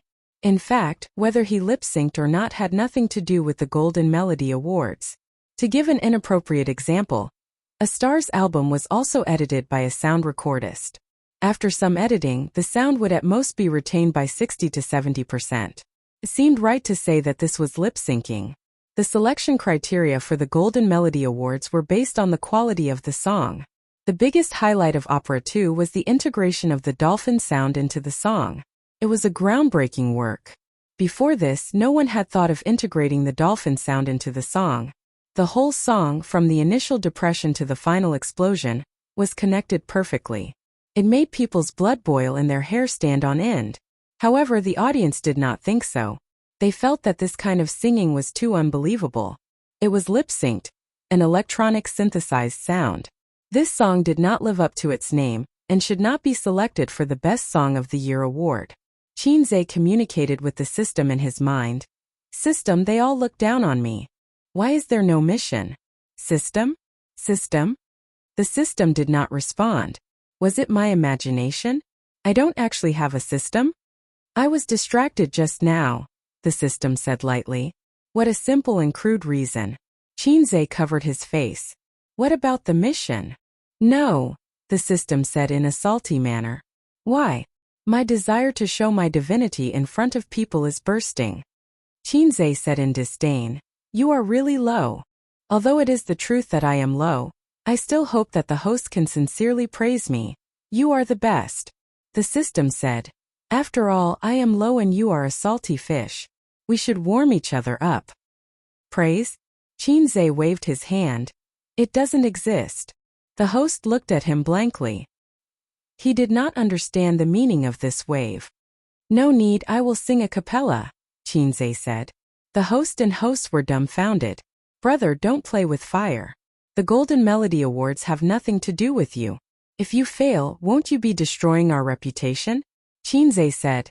You have to believe in the integrity and ability of the fastest shooter in the music industry. The host was dumbfounded. Under the watchful eyes of everyone, Qin Zai opened his mouth. The house is completed. Fill my loneliness. The door slammed shut behind him. The autumn wind blows against the window. The celebrities in the venue were also dumbfounded. What's going on? A cappella? Where is the background music? It's really a cappella. It can't be? I thought he was going to rely on lip-syncing to get through. Where did he get the confidence to actually sing a cappella? Su Yunhan turned to Qin Bao Bao and said, Your brother must be up to something. Qin Bao Bao wrinkled his nose and said, If he's up to something, then so be it. Ding Lixin was both confused and surprised. A cappella? Is Qin Zai really not lip-syncing? Qin Bao Bao said unhappily, Didn't I say he was really singing? The climax of the song was here. The high-pitched, loud, and pure voice was like a sharp sword that pierced through the venue and spread through the sound amplification equipment, filling the entire venue. Ah! Ah! In the huge venue, hundreds of people had goosebumps. Singing a cappella without any extra accompaniment, the pure voice was spread through the sound amplification equipment. Once again, the celebrities and audience in the venue heard this voice. But this time it was clearer and purer. It was the dream of all coquettish men to have their own BGM. Qinze mustered up the courage to not be a coquettish man and took the initiative to do the BGM. Countless Taiwanese netizens who were watching the live broadcast were dumbfounded when they heard the pure and clear voice coming from the loudspeaker. A few seconds later, the bullet screen was flooded with comments. What's going on? Didn't he say he was lip-syncing? He can't lip-sync, right? He's too invincible. What's there to lip-sync about? There's no accompaniment, and he's just singing a cappella with a microphone. That's his real voice. Who said he was lip-syncing? This is F***king skill. You can only believe half of what the media says. You can't believe a single word from the entertainment media. I've watched the show Singer when I climbed over the wall and was shocked. I was very disappointed when I heard that he was lip-syncing. Now I'm convinced. Awesome. He's so cool. His name is Qinze, right? Remember him. The bullet screen went crazy, and the screen was filled with bullet screen comments. There were at least a few 100,000 Taiwanese netizens watching the live broadcast. This was a big event in the Taiwanese entertainment industry, and almost everyone who followed the entertainment industry would watch it. Ah ah! Ah ah! The audience suddenly fell silent. There was no applause or cheering. Everyone was immersed in the penetrating sound. Even the veteran singers and heavenly kings who had been famous for a long time could only say 666 in their hearts. Qinze finished singing and let out a long sigh. The host had heard the original version and thought that it was over. He joked, "Can it be higher?" Qinze raised his microphone. Ah ah ah ah ah ah ah oh ah ah ah ah. Could it be even higher? How long was this breath? The audience was in an uproar. They were listening in silence just now, but now many people were shouting excitedly and waving their arms. I've heard the original version. It's 4 notes. He's singing 6 notes now. That's awesome. Ding Lixin was shocked. Guling shivered. She couldn't take it anymore. She was going to climax. The way she looked at Qinze had changed. Qinze took a deep breath and said, "Thank you." The next moment applause sounded, followed by a tsunami of cheers. Many celebrities stood up and applauded in amazement for this perfect performance and the perfect singing. There was no doubt or jealousy. There was only admiration and amazement. Chapter 223. Amidst the endless cheers, the 28th Golden Melody Awards came to an end. When the ceremony ended, the number of celebrities congratulating and chatting increased significantly. Their smiles were also more sincere. Qinze patiently dealt with them. After a month of workplace training, he had benefited greatly. If it was when he was an intern or a student, he would feel bored. Even now, he was still bored. However, he was able to hide his thoughts very well. He patiently exchanged pleasantries with all kinds of people. It was always good to be familiar with people. None of the people present were trash. They were all celebrities with connections and money. Who knows, they might be of use in the future. They took Guling and Ding Lixin's nanny van and returned to the hotel. Their original plan was to rent a business car. Now they could even save some money. Even though they were not short of money, Qinze subconsciously wanted to save as much as possible. It was all thanks to the old man's trick of raising a man in poverty. In the car, Ding Lixin and the other women were chatting away. Guling's eyes were filled with love as she said, "Qinze, do you have the face to have an account number?" No. Qinze thought to himself, "I've only heard of Facebook, but I've never seen it before." Then WeChat. Let's add each other on WeChat. As a celebrity in both China and Taiwan, Guling definitely had a WeChat account. Adults did not seem to use Penguin. They all used WeChat. Qinze used both WeChat and Penguin. After university, he used Penguin less and less because his sister used WeChat. As a qualified sister complex, he had to follow his sister's footsteps. Su Yunhan also took out her phone. Let's add each other too. They scanned the QR code and added each other as friends. Qin Baobao repeatedly observed Guling's expression. With a woman's sharp intuition, she smelled that something was wrong. Could it be another pitiful person who fell for her brother's invisible flirting skill? This black-hearted maggot. Back at the hotel, Qinze rushed into the bathroom to take a shower. Feeling refreshed, he wore his underwear and lay on the bed to watch TV. At the same time, he waited for his sister to sneakily knock on the door. When it was 11 o'clock, there was a knock on the door. Qinze happily jumped off the bed and opened the door. The charming beauty Guling was standing at the door with a faint smile on her face. "Why are you here?" Qinze looked outside and didn't see Ding Lixin and Su Yunhan. "Let me seduce you," Guling thought to herself. What's the fastest way to seduce a man? That's right, sneak into a man's room at night. Guling was very interested in Qinze from the moment they met. Half of it was because of his talent and the other half was because of his looks. Beautiful women were popular, and handsome men were also popular. It just so happened that she was a woman with a strong desire for men. She had truly fallen in love with Qinze tonight, when a song had brought her to the climax. What a strange man. "Please come in." Qinze invited Guling into the house. Guling sat down on the sofa. The hotel room was equipped with 2 single sofas and a round glass table. "I'm going to boil some tea. The tea leaves shouldn't be that good. Just make do with it." Qinze turned around and went to boil some water. Although he didn't know why a Taiwanese girl came to his room, he couldn't neglect the way of hospitality taught by his grandfather. Guling thought to herself that it was good to drink some tea and have a heart-to-heart talk. When the tea was ready, Qinze and Guling sat opposite each other and chatted while sipping tea. This is your first time in Taiwan, right? How do you feel?" Guling asked casually. Calling him by his name was too distant, and it wasn't suitable for them to develop a relationship. Calling him by his nickname could quickly shorten the distance between them. "The scenery is pretty good," Qinze thought to himself.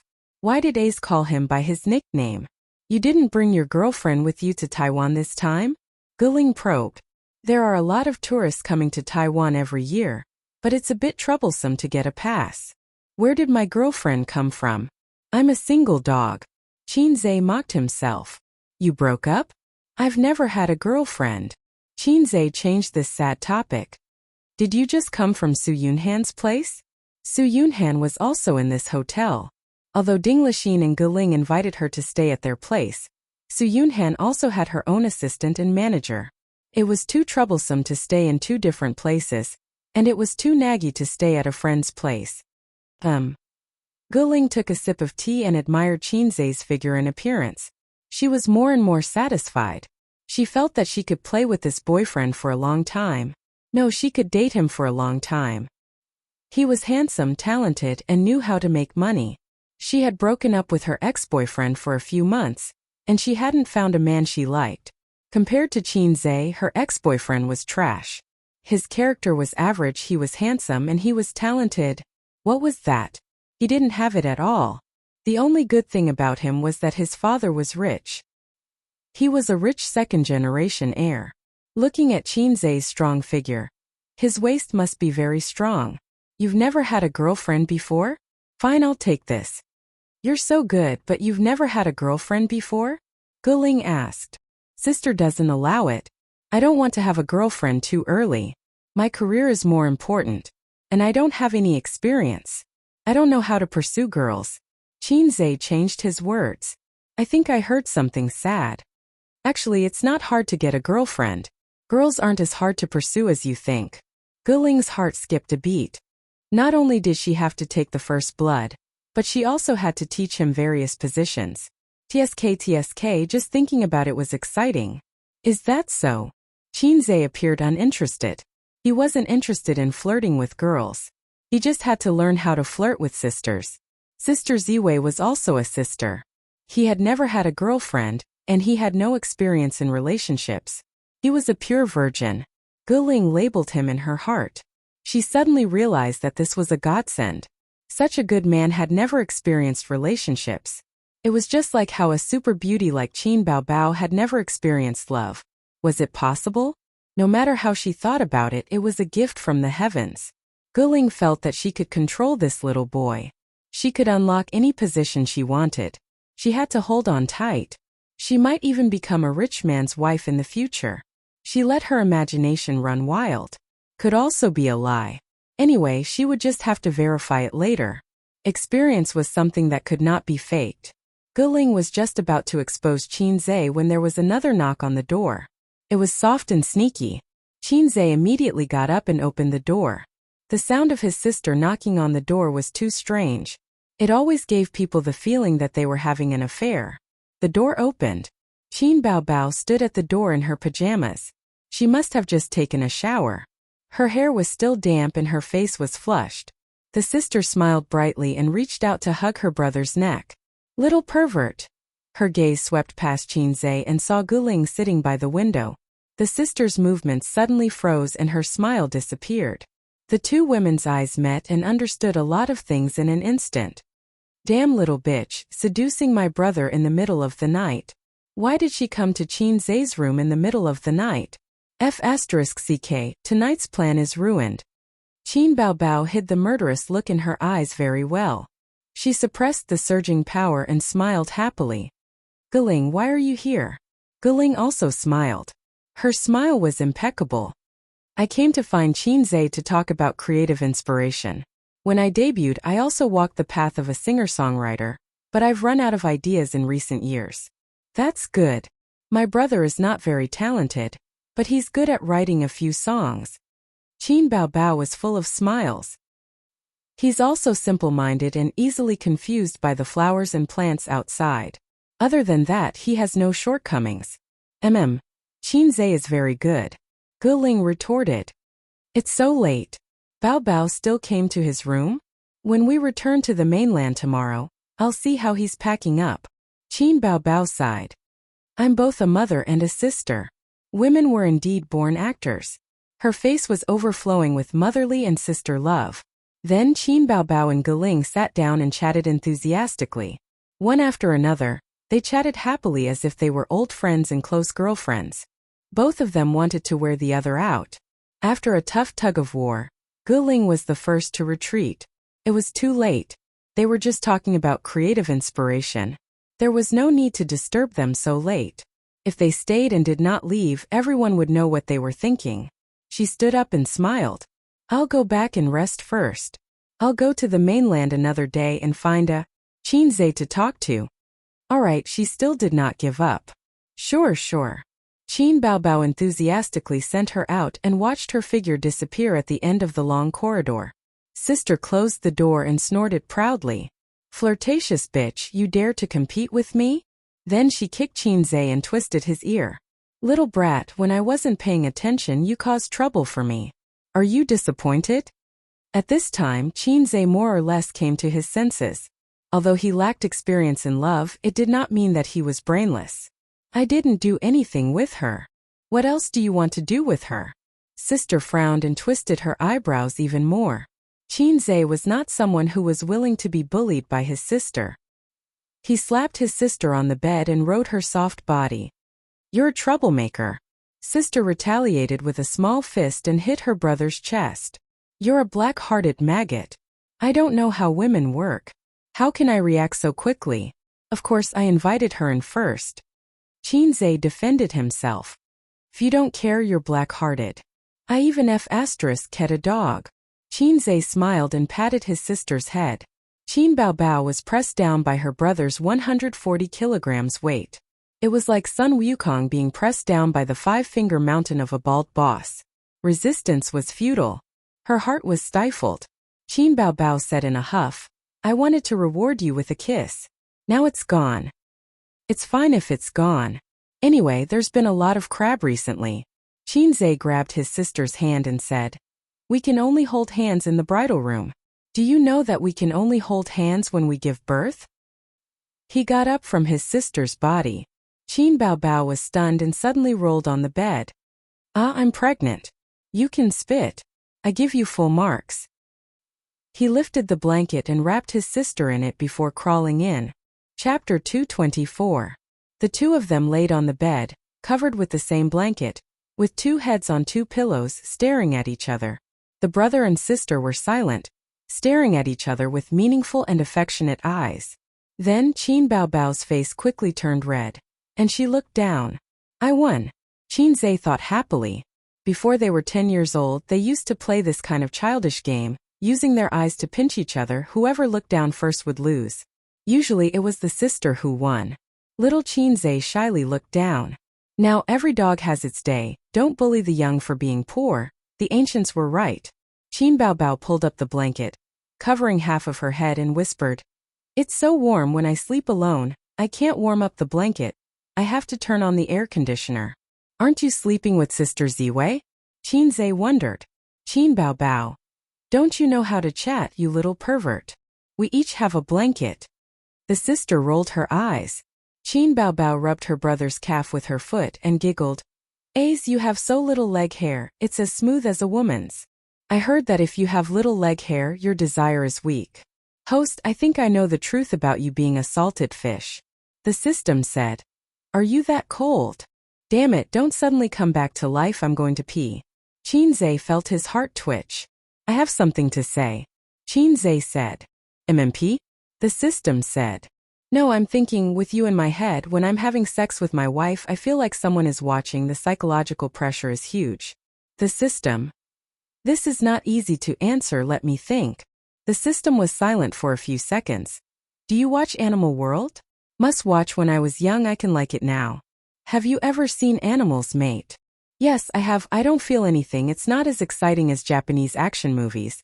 If you have feelings, I would admire you for being a man. The system said. Similarly, in my eyes, it's like watching animals mating. Although I am an artificial intelligence, in my settings, I do not have the 7 emotions and 6 desires. Host, when you have sex with a female creature, to me it is like watching animals mating. Host, are you distracted? Qin Zhe. Qin Zhe ignored it and looked at his sister's enchanting face. He didn't know why, but his heart was as still as water. What AF * King low-class system? With just a few words, it destroyed the thing I desired the most in my life. Did I say something wrong? Host, your brainwaves are extremely strange now. They're almost straight. How are you going to trigger missions in the future if you're like this? Host? Host? Stop blabbering. It's not easy for me, the great sage, heavens equal to heaven either. You didn't give up after killing me, and you still want to destroy my indestructible body? Qin Zhe slapped his own head, treating it as slapping the system. What are you doing? Qin Bao Bao rubbed her brother's head. Don't you have leg hair too? Qin Zhe also wanted to use his feet to rub his sister's leg, but she was wearing pajamas. Sister, are you a little fairy? You definitely don't have leg hair. Qin Bao Bao puffed her cheeks. You're a little fairy, then what about me?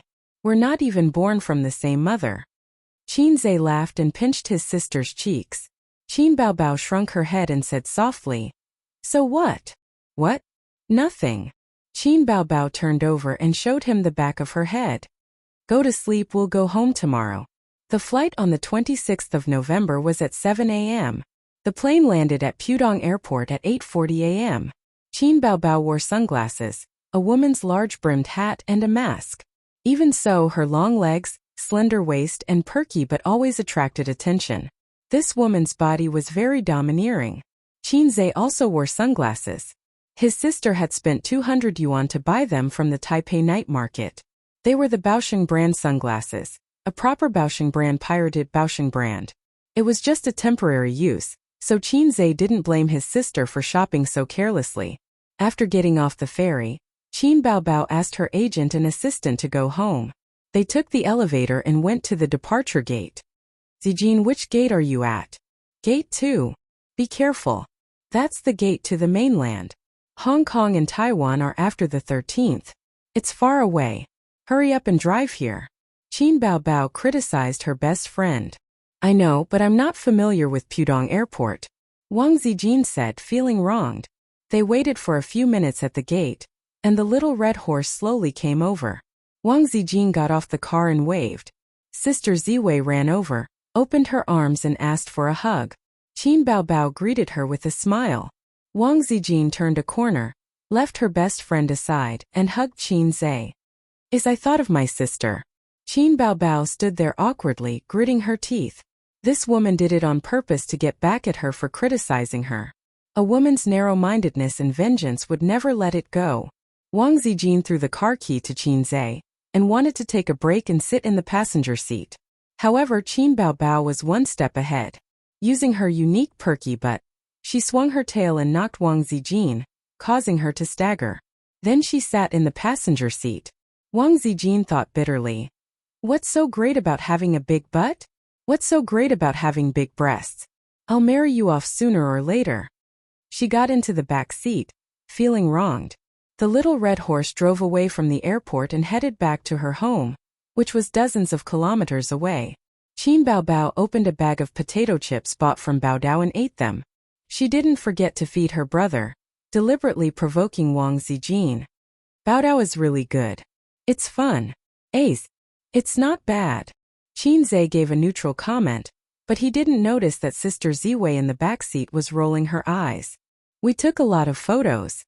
I'll show them to you later. Qin Baobao said. I don't want to see them. Wang Zijin said. What are you eating? I want to eat too. Aren't you on your period today? Why are you eating snacks? Be careful not to leak your period. Qin Baobao retaliated. Get lost. Wang Zijin kicked the seat. If she knew this would happen, she wouldn't have cleaned up this black-hearted maggot's butt. When the siblings were traveling to Baodao, there were a few days that the internet kept slandering Qin Baobao. They said that she had a sugar daddy, and that she was flirting with the higher-ups of Star Art. Anyway, they didn't need any evidence, so they could slander her however they wanted. It should be people who were envious and jealous of Qin Baobao. It was a common thing in the entertainment industry. As long as a celebrity became popular, there would definitely be unscrupulous media outlets that would release fake news to attract attention, or competitors would buy news to slander them. Wang Zijin had been working in an online media company for a long time, so she knew the tricks very well. She also wrote a similar article to slander Su Lu, mainly because she didn't like how she used to suppress Qin Baobao. The chief editor read Wang Zijin's article and was shocked. He praised her and said, the whole article is not slandering, but every word is slandering. The article is full of killing intent. The slandering is natural, the slandering is harmonious. Zijin, you're a natural slanderer. I'll give you a promotion next month. Qin Zhe had previously asked her curiously how she got promoted so quickly. Wang Zijin didn't answer. She couldn't possibly say that she was a natural slanderer, and that the slandering was harmonious, so she got promoted. Wang Zijin called a leader of Shanghai's SRFT. He used to be one of her father's underlings. The leader of the SRFT was very willing to work for Huamian. On the same day, he sent a warning to the few online media outlets, strangling this matter in the cradle. Wang Zijin thought that Qin Zhe, this salted fish, had a long way to go before he grew up. Before that, she could protect Qin Bao for a while. For the past few days, Wang Zijin had been actively contacting her father's connections in Shanghai to prevent the Zhang family from causing trouble. However, the storm that she had anticipated did not come. It seemed that Zhang Ling did not dare to fall out with her. If she really caused trouble, Wang Zijin would fly to Beijing to give her a good slap. She had even prepared the plane ticket money. As a famous black-hearted woman in Beijing, she was a woman of her words. In a high-class way of saying, don't say I didn't warn you. Unless it was absolutely necessary, she couldn't expose her black-bellied nature in front of Qin Zhe. Qin Bao knew this, but Wang Zijin believed that Qin Bao wouldn't betray her. Back home, Wang Zijin took over Qin Zhe's laptop and said that she wanted to watch the Golden Melody Awards in high definition. After the live broadcast yesterday, the mainland version followed suit. Once the program was released, it immediately received the attention of many netizens. Qin Zhe became popular again. The dolphin sound appeared again. The netizens were shocked and shouted, no wonder he's the fastest shooter. Amazing, amazing. Qin Zhe looked at the dense pop-up comments. The fastest shooter is the best. The fastest shooter deserves his reputation. And 666, the fastest shooter. Suddenly he felt that the world was dull and life was boring. Qin Baobao rejoiced in his misfortune and laughed out loud. I'm the fastest shooter. Are you happy? Qin Zhe said angrily. Qin Bao thought about it and found it reasonable. She said angrily, these bastards cursed my brother. Wang Zijin said enviously, you sing so well. If I could sing so well, I would wake up smiling in my dreams. Sigh, speaking of which, Sister Ziwei had never sung before. Sister Ziwei has such a beautiful voice. You must sing well. Qin Zhe flattered. Yes, Zijin sings very well. Qin Bao agreed. But they all say that I'm tone deaf, but I can't feel it. Wang Zijin sighed. They are envious, jealous, and hateful. Zijin, come and sing a song, Qin Baobao urged. Qinze felt that his sister had ulterior motives. A tone-deaf person couldn't tell their own problems. Just like a bad cook wouldn't think their dishes were bad, and wouldn't allow others to say so. Qinze thought of Nan Man Pei, who was confident in his cooking skills, and Li Donglai and his sister, who always said, "Auntie's dishes are delicious." Sister Ziwei's singing, Wang Zijin said happily, "Then I'll sing a section of Blue and White Porcelain. I like this song the most." She chose such a difficult song as soon as she opened her mouth. In order to bring out the flavor of Blue and White Porcelain, it was a test of one's singing skills. Blue and white flowers are outlined in a plain embryo. The brush strokes turn from heavy to light. Wang Zijin began to sing seriously, her face brimming with confidence. "The peony depicted in the vase is just like your initial makeup." She wasn't just tone-deaf. She didn't sing a single line in tune. As the original creator of Blue and White Porcelain, Qinze was cursing in his heart. Qin Bao had a hard time holding back her laughter. She simply couldn't bear it anymore. She lay on the sofa and laughed. "My ears are going to be pregnant, ha." Wang Zijin was stunned. Then she looked at Qinze's broken face and suddenly understood her best friend's trick. Thus, Qinze was able to enjoy the catfight between the Wang family's little sister and his own little sister up close. Unfortunately, it was winter now, so he couldn't see the scene of his sisters in full bloom. Chapter 225. A night they had dinner. Qin Bao curled up on the sofa and watched TV. Wang Zijin helped Qinze wash the dishes. Wang Zijin was not used to doing housework, not that she was unwilling to do it. Qin Bao was lazy. Her sister's thought was, "I have a brother, why should I do housework?" Qinze washed the dishes. Wang Zijin was in charge of washing, draining, and stacking the dishes in the cupboard.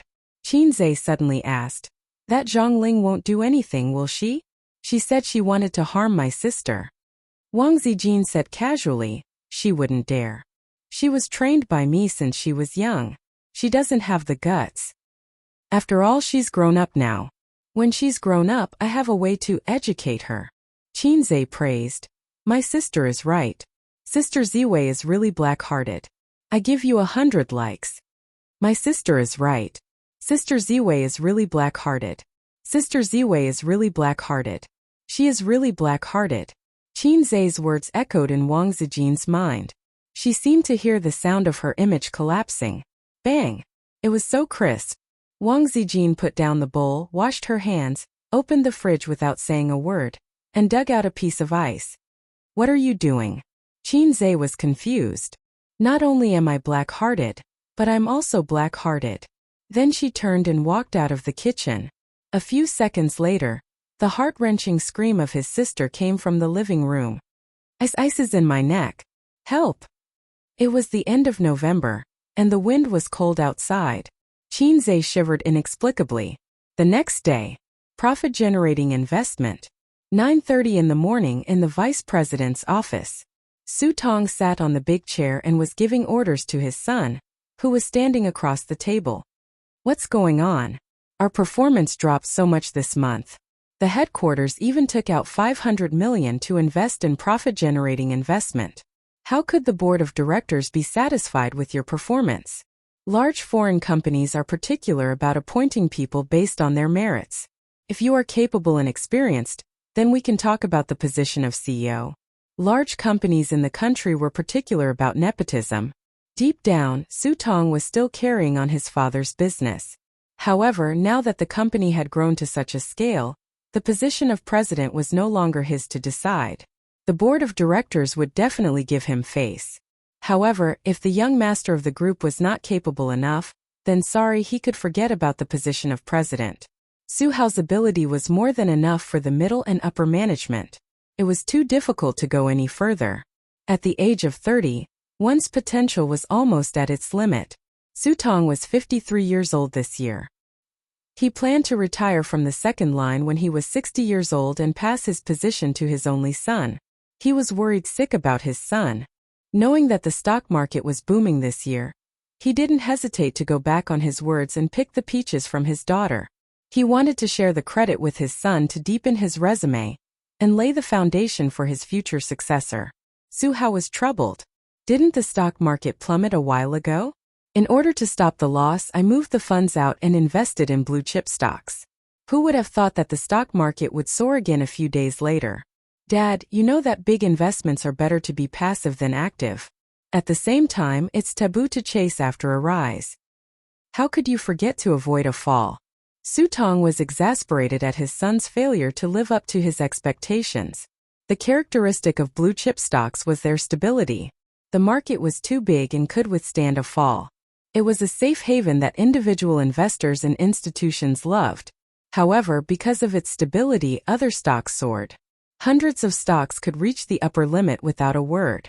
The blue chip stocks were extremely stable. It was already praiseworthy if they could increase by 2 or 3% every day. Therefore, this month's earnings were too different from last month's. Su Tong, who had just bragged to the shareholders, couldn't accept it. Today, he came over to scold his son. You can't even find a talent in such a big company? Su Tong slammed the table. If you have something to discuss with the managers, you have to discuss it with them. In a company, the biggest taboo is to have a say. Do you understand? Su Hao said in his heart. Those who have objections have been swept to the corner by us. Su Tong knew that his son's major was not suitable, and it was inevitable that he would make a mistake. He said angrily, "Why don't you discuss it with your sister first? Anyway, she has a master's degree in finance and a doctor's degree in management after studying abroad." Su Hao's eyes lit up. Hey, he could throw the blame to her. He immediately said, "Dad, Suyu was late and left early during this period. She didn't say a word in the meeting, and didn't participate in the company's operations at all. I had to carry the company's business alone." Is there such a thing? Su Tong said. Ask her to come to the office. Su Hao called Suyu's office landline. The assistant told him that the president had not come to work yet. Dad, she hasn't come to work yet. It's already 9:30. Su Hao strongly threw the blame. Until 10 o'clock, Suyu came late. After unloading the company's burden, she was quite happy. She maneuvered in the game every day. During the day, she drank tea with Nan Man Pei and went to the spa. In the morning, she could sleep in. After being removed from the position of the head of the company by her father, she gave up on herself. She worked hard at work and made a wedding dress for her brother. It was boring. Moreover, Su Hao was narrow-minded. He did not give her a chance to make a contribution. All her suggestions were rejected. The Imperial Envoy Group and the managers all relied on Su Hao. She finally understood how Emperor Xian of Han felt. Although playing games was cool, without the education of the great god, she felt particularly empty. Arguing with her teammates in the game could no longer satisfy Su Yu's growing sense of emptiness. Therefore, she created a group chat and pulled Qin Bao Bao in. If she was unhappy, she would argue with her. After arguing with her, she felt refreshed. She was like Teddy, causing trouble everywhere. Through the assistant, she knew that her father came to the company and asked to see her. Suyu put down her bag and knocked on the door of the vice president's office. She saw her father sitting in the big chair and her brother on the sofa. Su Tong's face darkened. He slammed the report on the table and tapped his fingers on the desk. I just praised you at the beginning of the month. This month you give me this. Do you think that your father's heart is too good and lacks stimulation? Su Yu's fingertips lifted her hair to her ears. Her face was delicate. She glanced at the performance report and did not care. You have to ask Su Hao about this. He is in charge of the company's business. You are the general manager. Of course you have to be responsible. Su Hao put the blame on his sister's head. I heard that you are often late and leave early recently. I know that you like to play and can't calm down. I understand. Su Tong put the forgiveness hat on his daughter's head. But you can't not do anything just because your brother is helping you share the burden. Otherwise, what are you doing as the general manager? Don't you know why I don't do anything? Suyu felt very stifled. Dad, I don't have the right to speak. Su Hao is just a figurehead. He never asks for my opinion. It's useless even if I object. The company listens to him. What do you mean? You are late and leave early. You don't pay attention to work and you blame me? If I were the same as you, I wouldn't be able to run the company anymore. Su Hao stood up and retorted loudly. You don't have the ability, but you like to order people around. Don't you know who has the final say in the company? That's enough. Su Tong slammed the table. I don't care who is right or wrong. I only look at the results. If there is a problem, I will first blame the person in charge. I have already criticized your brother. You are the general manager. You have to bear the greatest responsibility. Su Hao thought to himself, Dad, if you complain like this, be careful of the 404. Su Yu understood that she was wrong from the beginning to the end. A certain author once said, because you don't love, you are wrong. That was a famous saying. Her heart was tired. The person in charge has the greatest power. What he says is the truth. Even if he is wrong, he is also right. As for me, I am just a pitiful person who is a figurehead. Su Yu angrily rebuked her father. She inexplicably argued with him. It was the aftereffect of arguing with Qin Bao Bao for the past few days. Su Hao was frightened. It's over. With your ability to complain, I am afraid you will be 404. You still talk back. Su Tong was furious. Okay, you put the blame on me. Su Yu took off the sign on her chest and slammed it in front of her father. Then I, as the general manager, will resign. I quit. She almost called herself old mother. Her father was biased, but the seniority couldn't be confused. She wanted to quit long ago. It was boring. The reason why she didn't leave was that she couldn't stand Su Hao's complacency. She wanted to develop wretchedly and fight well. Maybe she could make a comeback. The Almighty always taught her like this. Why did the inheritance rights have to be given to the son? The daughter was not human. The daughter had no legal inheritance rights. Ask the law if it agreed. The more the mother and son feared her, the happier she was. The more outstanding she was, the more difficult it would be for the mother and son to eat and sleep well. They bullied her in the past, and now it was her turn to retaliate. But this approach was to kill 1,000 enemies at the cost of 800. She felt uncomfortable when she saw her father being biased. Su Hao was overjoyed. It took a lot of effort to suppress the blurting out. You mean what you say? Su Tong was stunned. It seemed that she didn't expect her daughter to be so stubborn. Although she had rich life experience, she was at a loss for a moment. That's it. Su Yu picked up her bag and walked away. Chapter 226. Su Yu took his bag and left. He waved his hand and did not take away a piece of cloud. He did not want his salary and did not write his resignation report. Who cares, I don't want to do it anymore. Driving around the city, she wanted to go home to play games and spend her youth. But on second thought, no, she can't be a salted fish. She has to find a way out. If she goes to apply for a job with her education, it is estimated that she can be a small leader. After a few years, she will become a middle-level leader. As for the top, she will see the opportunity. During this period, she may be harassed by her boss. The unspoken rules of the workplace are played in China. Besides, she may not be able to adjust her mentality in a company slowly. Nan Man Pei told her that if she is not happy at work, she can find her. Queen Bei has a golden mouth and there is absolutely no reason for her to repent. Maybe she will give her a branch company to manage. Without a knife or a dog, she can also become a local tyrant. So you parked the car on the side of the road and dialed the phone. Nan Man, I quit. Do you want to withdraw your investment in Julie? It's up to you. I will take care of it. Nan Man Pei was not surprised by her sudden departure. He was silent for a few seconds. What are you going to do? At this time, as long as you say, I haven't thought about it yet, the rich big sister Pei will definitely say, follow me, I will give you a company, and I will take you to the peak of life in minutes. Although Nan Man Pei separated friendship and business very clearly, he also appreciated Su Yu's talent. Su Yu hesitated for a long time, and Nan Man Pei did not urge her. In the end, she swallowed back her words. I found a job. Okay. Nan Man Pei hung up the phone. Su Yu held the phone and was at a loss. After losing her job, the feeling of loneliness became stronger. She was like a poor worm drowning in the sea of loneliness. She stretched out her arms and hoped that someone would help her. But after being drowned for more than 20 years, there was no kind person to help her. It was a miracle that she didn't drown until now.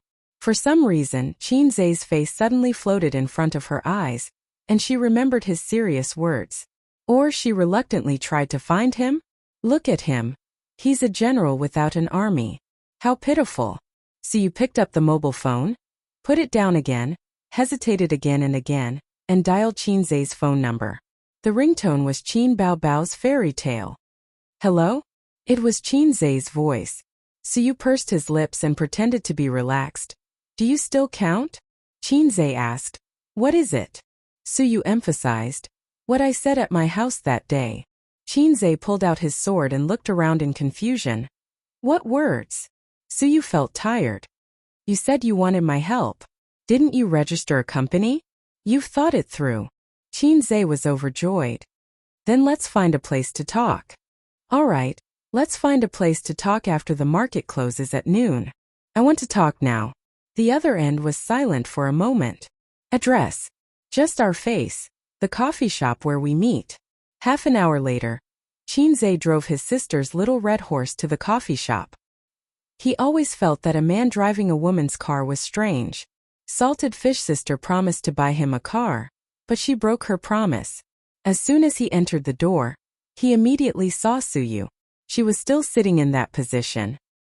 He hadn't seen her for many days. The beautiful president was still so beautiful. It's a pity that she's a masochist. It's hard to control her. Qinzei sat down, ordered a cup of cabbage, and handed his company's registration documents to Suyu. Why did you suddenly quit? Is it because your heart is broken? Suyu rolled her eyes. The old man only has his son in his heart. What am I doing here? Am I Emperor Xian of Han? I always feel that if I work with them, I will be destroyed sooner or later. Your old man's IQ is so low? You don't even use such an excellent daughter? Qinzei comforted her. You can only lie down and win if you develop with me. Suyu was too lazy to talk to him. The beautiful president was so indifferent. Maybe the way I answered was wrong. Qinzei raised his eyebrows. His face was full of contempt and disdain for a weak chicken. You deserve it. You should have followed me long ago. What's so good about that kind of broken company? Follow me and you can go to the peak of life. His face was full of disdain and ridicule, but he had to show the concern of I'm good for you. He could touch Suyu's G-point in an instant. The beautiful president's eyes lit up and sighed. It's not a problem of IQ. What does spoiling his son have to do with IQ? In his mind, his things should be inherited by his son. It's just like the emperor gave birth to a useless crown prince. Is it because the crown prince is useless, he will give up the good country? Great people have also done stupid things. Can you say that his IQ is low? Tang Xuanzong was so wise when he was young. Didn't he become a retard when he was old? My father may not value me, but he loves his baby son more. He divorced my mother because of this. Su Hao is happy now. His biggest wish is to squeeze me out, and no one will compete with him for the family property. When Su Hao was born, my father had not yet made a fortune, and he was an illegitimate child. Living with his mother, he was afraid of being poor when he was young. If he was really a well-educated young master, his vision would not be so short-sighted. Because of his limited ability, he worked in the headquarters for a few years and did not have any outstanding results. He was sent to the branch company to be the head, and he did not show any outstanding talent. The position of president was appointed by the board of directors. My father had the right to vote, but he could not be the sole decision-maker. The board of directors was not optimistic about my brother. Then the question is, how did your father, with the identity of a poor man, manage to keep the red flag at home and the colorful flag outside? Did he rely on a sharp mouth, or a strong waist like mine? Or even a big boss like me who has a system has not mastered the skill of two-finger Zen? Qinzei was curious. What you said makes sense. He said. That's right, if her father could be impartial, he would not be able to cultivate a masochist daughter. Her childhood and adolescence would probably be a little happier. Although she got the affirmation of the Almighty, Suyu's face was dull. Nonsense. Qinzei immediately changed his tune. Then you can take revenge. Kill them all. Kill them all. Destroy them and make Su Ritian completely fail. If you don't know how to fight, I'll recommend you a teacher who is thick-skinned and black-hearted. Usually he can pretend to be a gentle and elegant lady. He's very good. He almost figured out the situation of Suyu's family. Her father was very good at doing business, But he was an old pedantic who extremely valued boys over girls. This was not surprising. The older generation generally had this kind of thinking. However, she gave birth to a son with ordinary qualifications.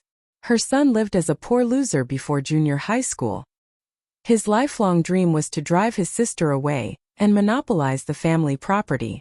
But the little loser could not control such a large group, let alone achieve good results, and his ascension to the throne was blocked by the courtiers. Her father was worried sick, and it just so happened that her daughter had great potential and a bright future. Su Tong arranged for her son to gather profits and get a share of the pie. In gaming terms, lying down to win. Well, that's about it. Good idea. Su was enlightened. How about I go back to gather profits for revenge? The great god's reprimand is always mixed with truth. It is the ladder for her growth and progress. Hey, I just said it casually. Qin Zhe had a feeling of lifting a stone and dropping it on his own foot. Since your father doesn't like you, it's meaningless for you to stay and gather profits. Anyway, your father's idea is to give you a large dowry in the future, or a part of the property, but your brother's career is more important, right?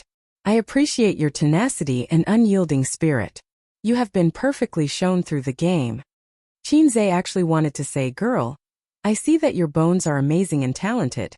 Why don't you come to me and be a flute boy? No, a virgin girl. But he held back and did not seek death. If he said such words, he didn't know if the masochist would tremble with excitement or turn against him on the spot. So you opened the folder and pulled out the business license. 8 big words came into view. Baoza Investment Company Limited. What a name. Why was it given such a name? Is there any special meaning? The legal person Qin Zhe. The shareholder Qin Baobao. Suyu raised an eyebrow and remained calm. She looked at it for a long time. Oh, there is a private equity license. How did you get this thing? Sister Pei helped me get it. Suyu clicked her tongue. True love. I can help you, but I have a request. Suyu said seriously. I want to invest. I have 6 million yuan in savings. I can invest. I don't need money. I will have 100 million yuan at the end of the month. Qin Zhe said. No, then there is nothing to talk about. Can you tell me the reason? I don't want to work for this guy. Suyu pointed to the name of Qin Baobao. Not only do I want to invest, but I want to invest more than her. If 6 million is not enough, I will sell everything to raise money. Anyway, I just want to suppress her. What hatred? Just because my sister abused you in the game every day? Women's thinking is really strange. Yes, I can give you my ID card now. If you need me to come forward to cooperate, you can call me. You can take care of these things. Qin Zhe was very generous.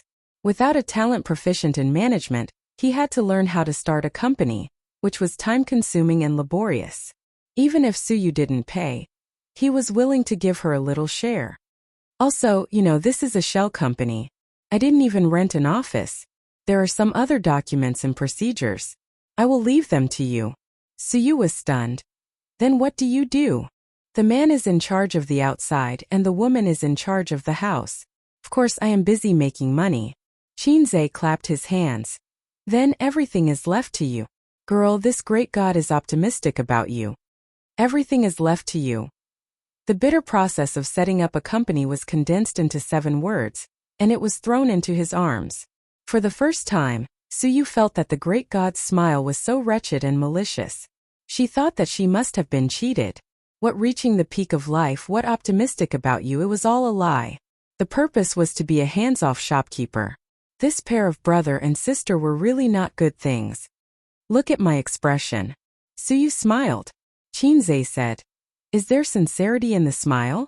No, there is MMP in the smile. In the afternoon, Suyu drove back to her nest, carrying the company documents, took out the key to open the door, and walked briskly. The familiar home, the familiar loneliness, but there was a different feeling. A little joy, a little relief, a little expectation. She threw herself on the big soft bed, holding the documents in her arms, looking at the ceiling, showing a sweet little girl's smile. Now that he was working with Qin Zhe again, his mentality was completely different. Her previous impression of him. Oh, this young man is good. Now, does the great god still need a pendant on his leg? Qin Zhe was one of her few friends. Right, I almost forgot one thing. So you turned over and sat up, unlocked her mobile phone, took a picture of the company license, Qin Baobao and Qin Zhe's ID photos, and sent it to a chat group. In the future, I will have the final say in this company. Oh, someone's ID photo is stupid. Su Teddy was going to do something again. Chapter 227. At home more than 10 kilometers away, Qin Baobao was nestled on the sofa watching TV. The air conditioner was on in the living room. She was wearing a short-sleeved shirt and shorts that reached her thighs. Her two slender legs were resting on the glass coffee table. There was a plate of grapes on her stomach. While watching TV and eating grapes, she was enjoying the beautiful afternoon. She was still comfortable at home. If she had to choose between her dreams and being a salted fish, Qin Baobao felt that she would choose to be a salted fish. No wonder so many female stars marry into rich families. Because if they marry a rich husband, they can be a salted fish with peace of mind. Today there was only her and Qin Zhe at home. Wang Zijin had to go to work and she didn't have any jobs this week. Because she had to attend the wedding of Star Art CEO the day after tomorrow, all her jobs were postponed. Not long ago, her brother was called away by a phone call. He took the company's registration information and hurried out. Her brother, this salted fish, also wants to turn over a new leaf. She wants to be a rich wife. No, the rich sister's hope is one step closer. Ding dong. The phone rang and there was a message notification. Qin Baobao retracted her gaze from the TV and picked up the phone to take a look. She suddenly had an expression of a dead child. It's that White Lotus again. After that meeting, she and Bai Lianhua added each other as friends and then the nightmare came. Bai Lianhua created a chat group and pulled her into it. Every 3 to 5 days he would spit out a sentence. Dead trash. Little bitch. Dead calf. Street kid. Primary school student. It was a collection of slang words from all over the country. She really didn't know where this guy got such a rich vocabulary. Qin Baobao was good at playing games, but she was not Su Yu's opponent when it came to scolding people. Her sister's scolding words were only 2. Little red guy. And black heart maggot. As she scolded and scolded, not only did it lose its lethality, it also became a nickname. Even Wang Zijin would occasionally say, Little red guy. Su Yu was different. Before she met Qin Zhe, she was a lone wolf who fought with a group of keyboard warriors. Keyboard warriors. He had been diligently training his mouth and accumulating his vocabulary. He was a big shot who could fight with Qin Zhe for half an hour without losing out. Qin Baobao was particularly annoyed by her.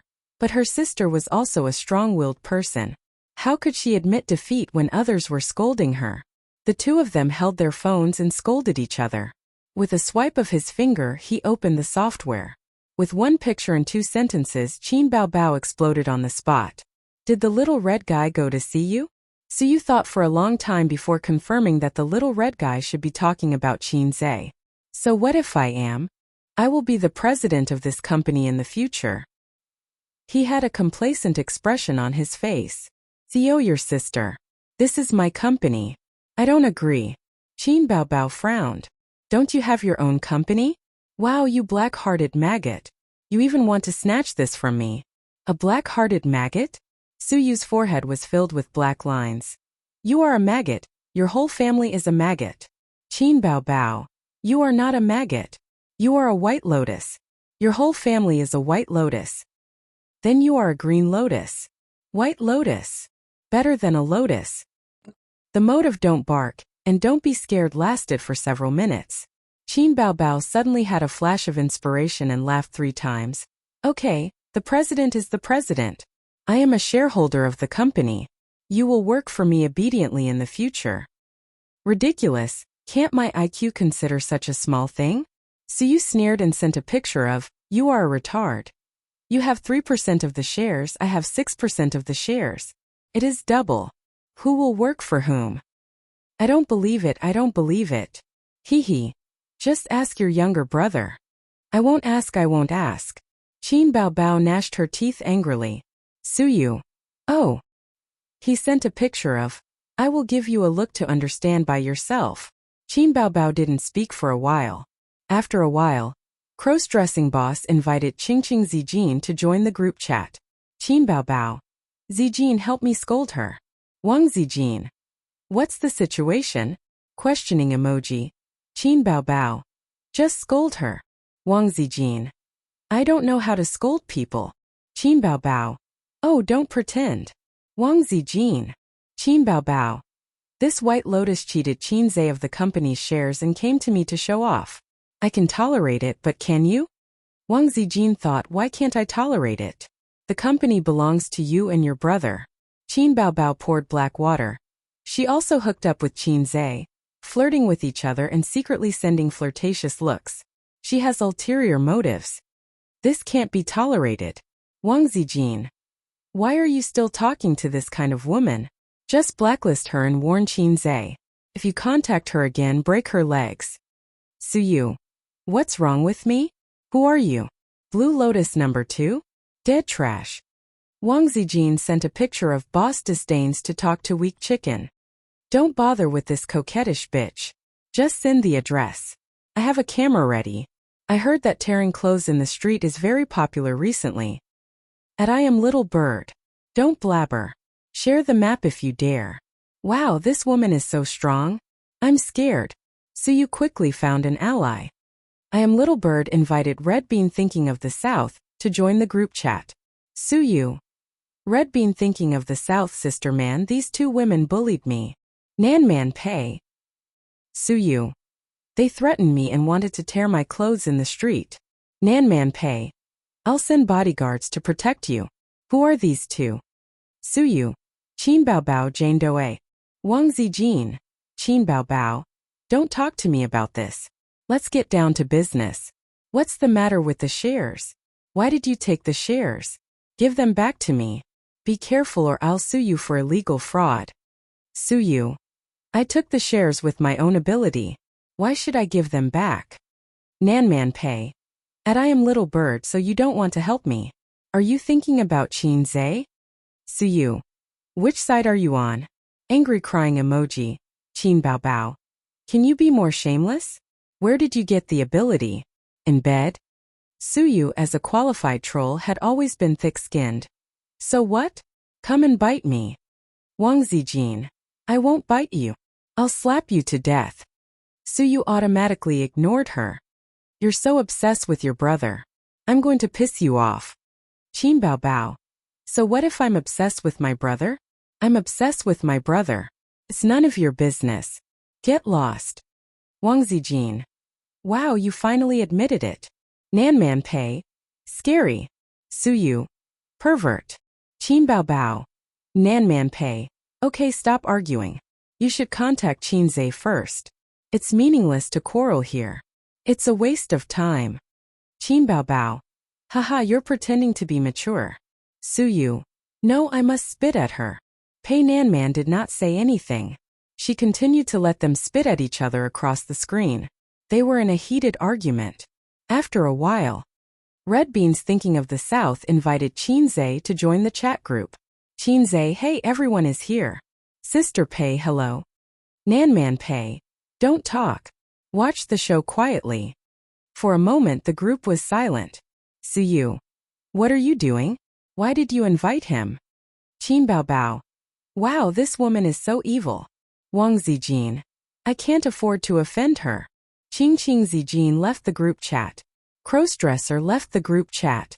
I'm Little Bird left the group chat. Qin Zhe. Excuse me?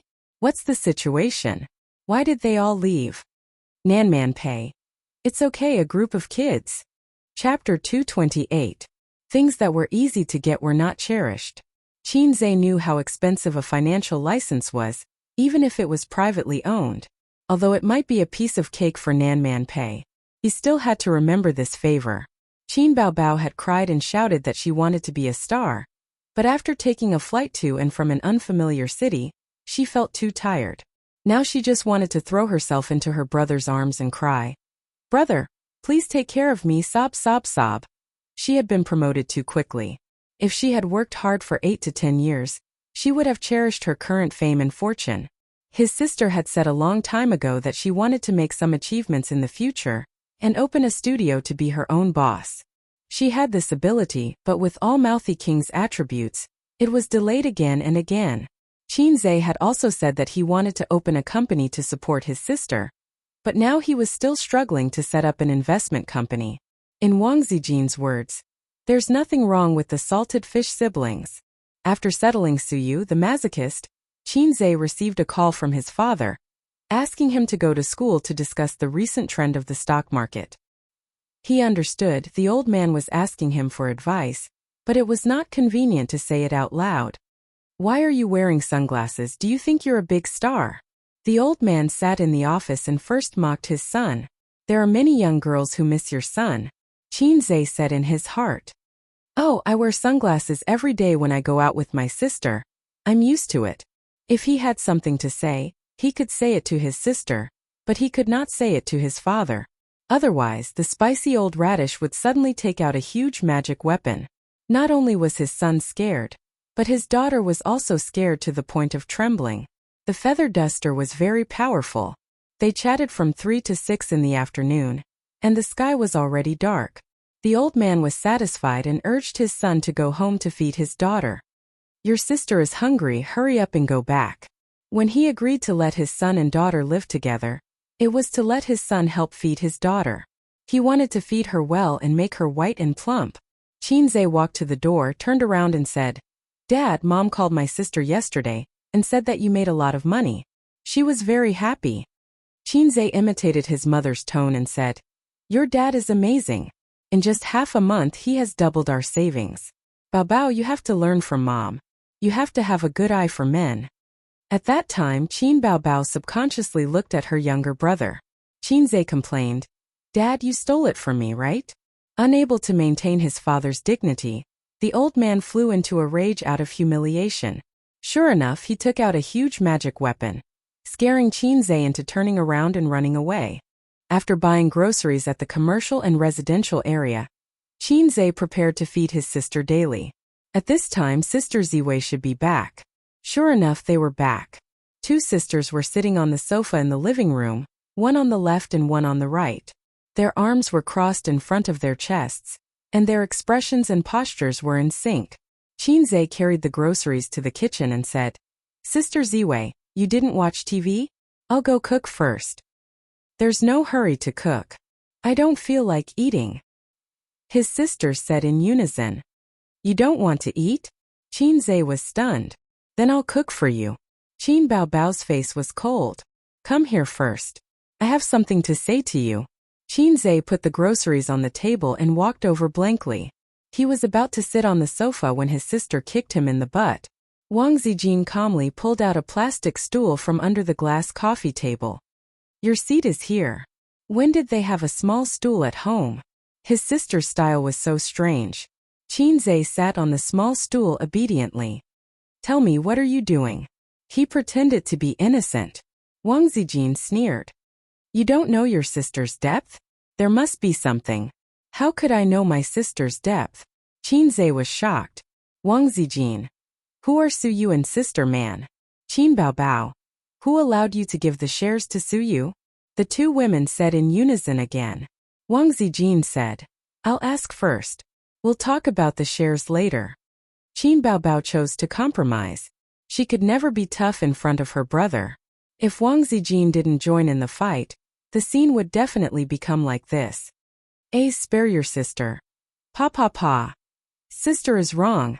Woo. Pa. You only know how to bully me. Pa. Her butt was going to be beaten again. She could take this opportunity to establish her sister's great image, instead of being the object of sex. She had to set rules for the little pervert. "I'm asking you, who are Suyu and sister man?" Wang Zijin pointed to the small stool. "Sit down." Qinze put his hands on his knees and sat on the small stool obediently. "One is my former boss, now my partner. The other is my friend." "Boss and friend are friends? How can there be such a coincidence?" Wang Zijin didn't believe it. "This is fate." Qinze sighed. "Huh." Wang Zijin raised her eyebrows. "Anyway, it's just a pure friendship. By the way, you were in the same group today. Do you know each other?" Wang Zijin squinted at Qin Bao and snorted. In order to protect her only brother from being seduced by a coquettish bitch, someone had to fight a few rounds every day. took a lot of effort. Damn, it was really Su Teddy who was doing things. Qinze knew very well about Su Yu's ability to play cheap tricks. It's really just a pure friendship. Qinze swore. How pure? As pure as me and Sister Bao Bao. Qinze didn't forget to flatter his sister. Wang Zijin thought sadly, it's over. Okay, you're done asking. It's my turn. Qin Bao Bao pushed her best friend, holding back the anger in her heart. Sit down. Qinze sat on the small stool obediently again. Why did you give the shares to Su Yu? Her sister puffed up her cheeks. Because she's a talent. Bah, the trash who is abused by me every day is a talent? She's a sea turtle who studied abroad. She has a doctorate in management and a master's degree in finance. Qin Bao Bao, Wang Zijin. It was rare that people were poor and short-sighted when it came to education. But you can't give the shares to her. It's 6%. If you earn 100 million, she'll get 6 million for free. Qin Bao Bao said angrily. In fact, she promised to invest 6 million. I think the shares are too little. Qinze spread his hands. Wow, you black-hearted person, you dare to talk back. Qin Bao Bao couldn't argue with her brother. So she kicked her brother. Her feet kept kicking her brother. As soon as her sister started, she instantly pulled the mode back to the original. Qinze slapped her sister with the great tablet-smashing hand and waved his hands. Wang Zijin thought sadly, silly girl, the image that had just been erected collapsed just like that. She was doomed to be eaten by her brother in this life. Little brat, you dare to hit me. Qin Bao Bao was beaten a few times, and she was about to cry out of anger. Her legs hooked around her brother's waist, and her fingers poked his nostrils. But Qinze dodged. Seeing that she was about to be beaten by her brother again, Qin Bao Bao suddenly had an idea. She hugged her brother's neck and tried her best to press his head to her chest. Qinze, who was full of momentum, suddenly softened and let go. A few minutes later, he began to struggle and make a whimpering sound. It's no use begging for mercy, I won't let you go.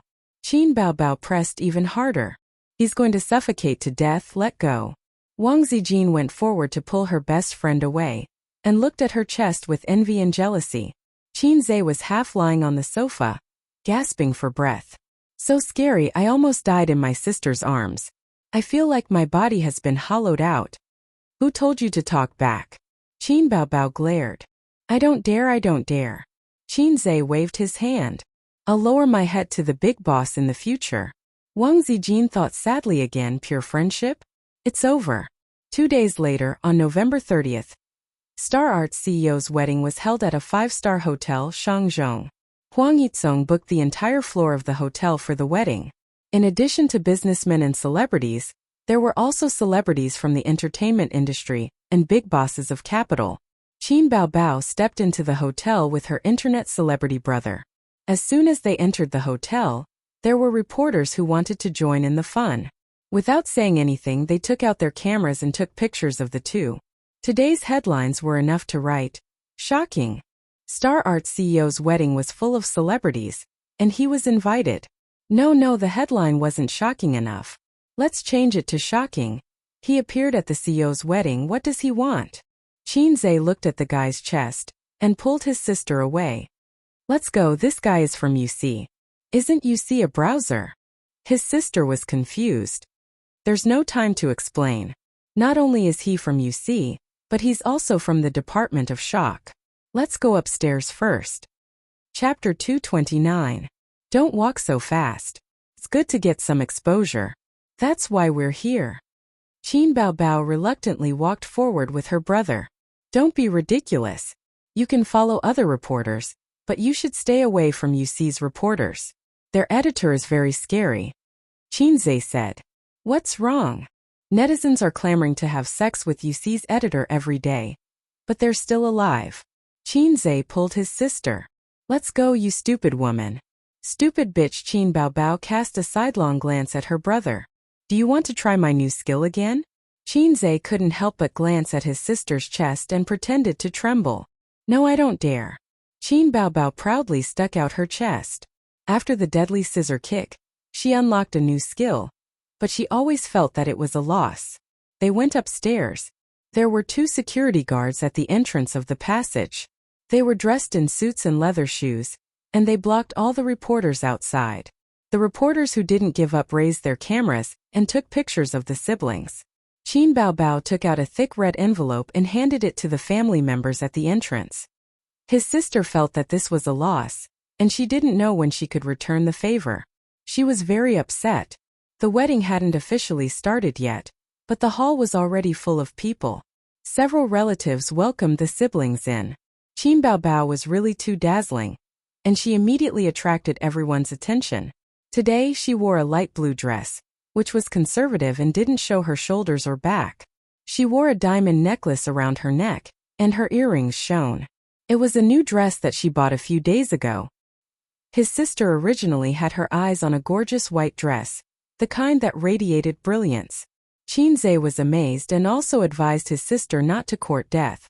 If she walked into the wedding hall in that dress, the MC would probably mistake her for someone else.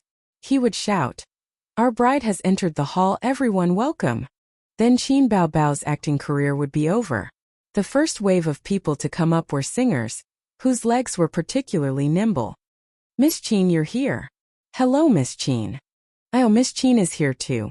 As soon as Qin Baobao raised his smiling face, he saw that the singers indifferently turned away from him and gave their bright smiles to their younger brothers.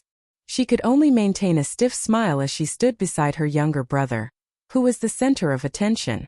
Rich businessmen and celebrities followed closely behind. Qin Baobao's smile immediately became lively.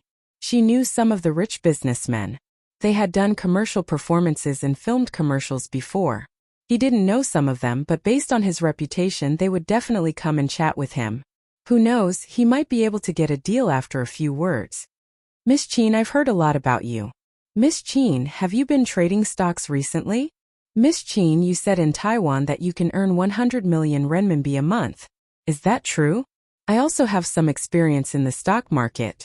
Do you have time to exchange ideas?" "Miss Qin."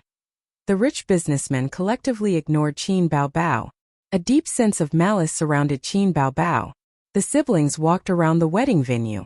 Qin Baobao realized that other than Su Yunhan and a few artists who were on good terms with Star Art, no one took the initiative to greet her. Most of the celebrities went to Qin Zhe, while the rich businessmen all went to Qin Zhe. Some expressed that they wanted to exchange ideas with Qin Zhe. Some expressed that as long as Qin Zhe promoted their company's shares on Weibo or other public platforms, they would be grateful and offer generous rewards. The two shining halos of the fastest singer and stock god shone on her younger brother's head, blinding Baobao's eyes. Not long after, the groom came out. He was like the moon surrounded by stars. The focus instantly turned. The groom walked around the wedding venue and passed by all the guests.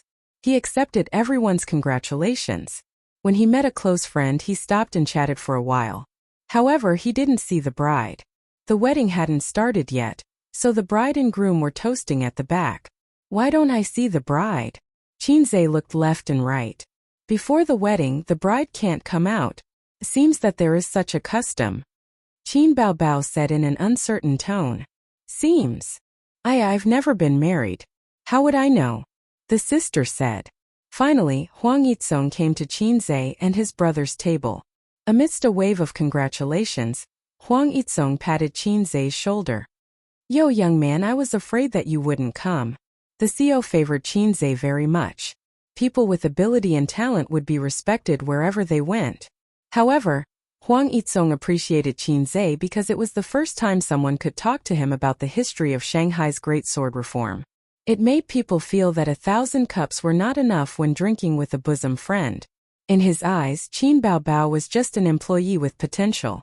He just had to give her a reserved smile. Today, Qin Baobao was particularly beautiful. However, he was the groom. Everyone could appreciate Qin Bao's appearance and figure, but he had to hold on. Pairs of eyes were staring at him. "The bride didn't come out?"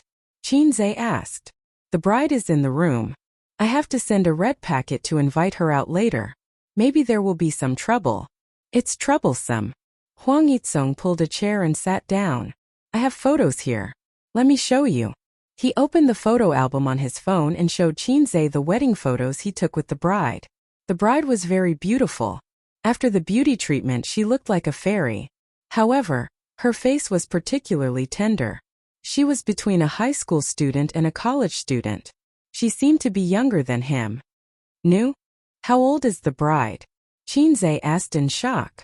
This year, she is in her 3rd year of university. I wanted to wait for her to graduate and get married, but the elders of both parties thought that it was better to get married as soon as possible. Huang Yitsong whispered. She entered the grave of marriage early, but there was no other way. The bride's family and my family are old friends. Her temper and personality are good. I married her according to my parents. Huang Yitsong's face was calm as if he had seen countless women and seen through the world. I also want to have this kind of family friend. Chinze also whispered. Brother, you like lolis? Due to the nature of Xiao Huang, he did not hesitate to speak. Isn't Lilicon very popular these days? At my age, there is no market for sistercon. Huang Yitsong glanced at Qin Baobao and joked. You have a lot of potential. Chinze was alert. Did the CEO know something? Was it too late to kill him now? Huang Yitsong noticed that Chinze's eyes were filled with murderous intent. Did I say something wrong? Oh right, add me as a friend. I will send you something, Huang Yitsong said. The two of them scanned the QR code and added each other as friends. Huang Yitsong sent Chinze a long list of benefits. Chinze stared at it and his eyes widened.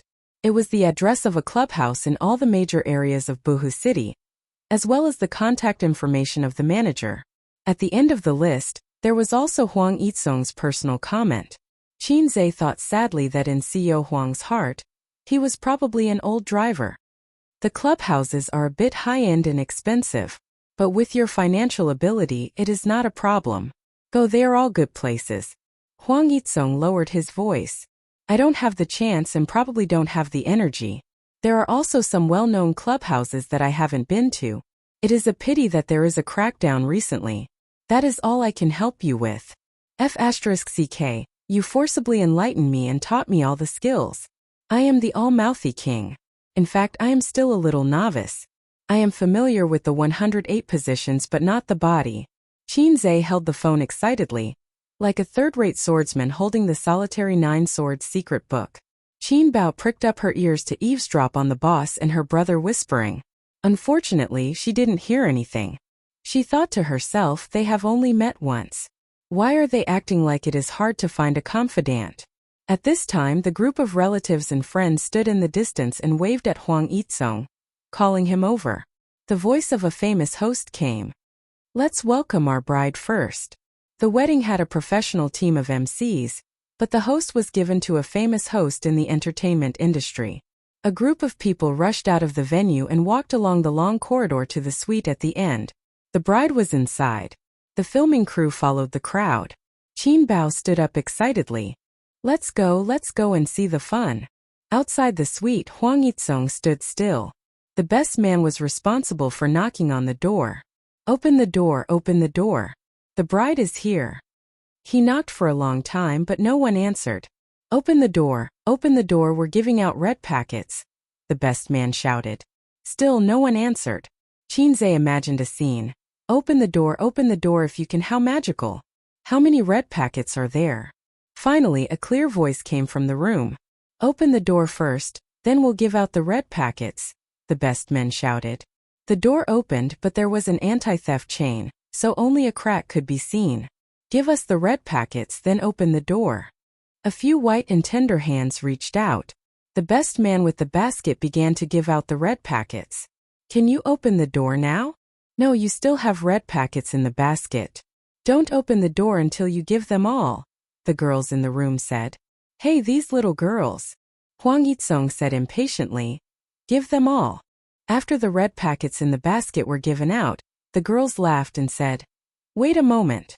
The girl with the thick red packets in her pocket opened the door with a smile, but the other girls were nowhere to be seen. Where are they? Inside. You guys continue, I'll leave first, the girl said with a smile. The suite had a bedroom and a living room, with a total area of 40 to 50 square meters. The grooms entered the living room, and there was another door inside. What the F***ck? Everyone was stunned. Then there was another round of shouting. Open the door. Open the door. Give us the red packets or we won't open the door. The girls' voices were heard again. Here, here, here. Hwang Yitsong waved his hand. The best man with the basket was dumbfounded. There are no more red packets.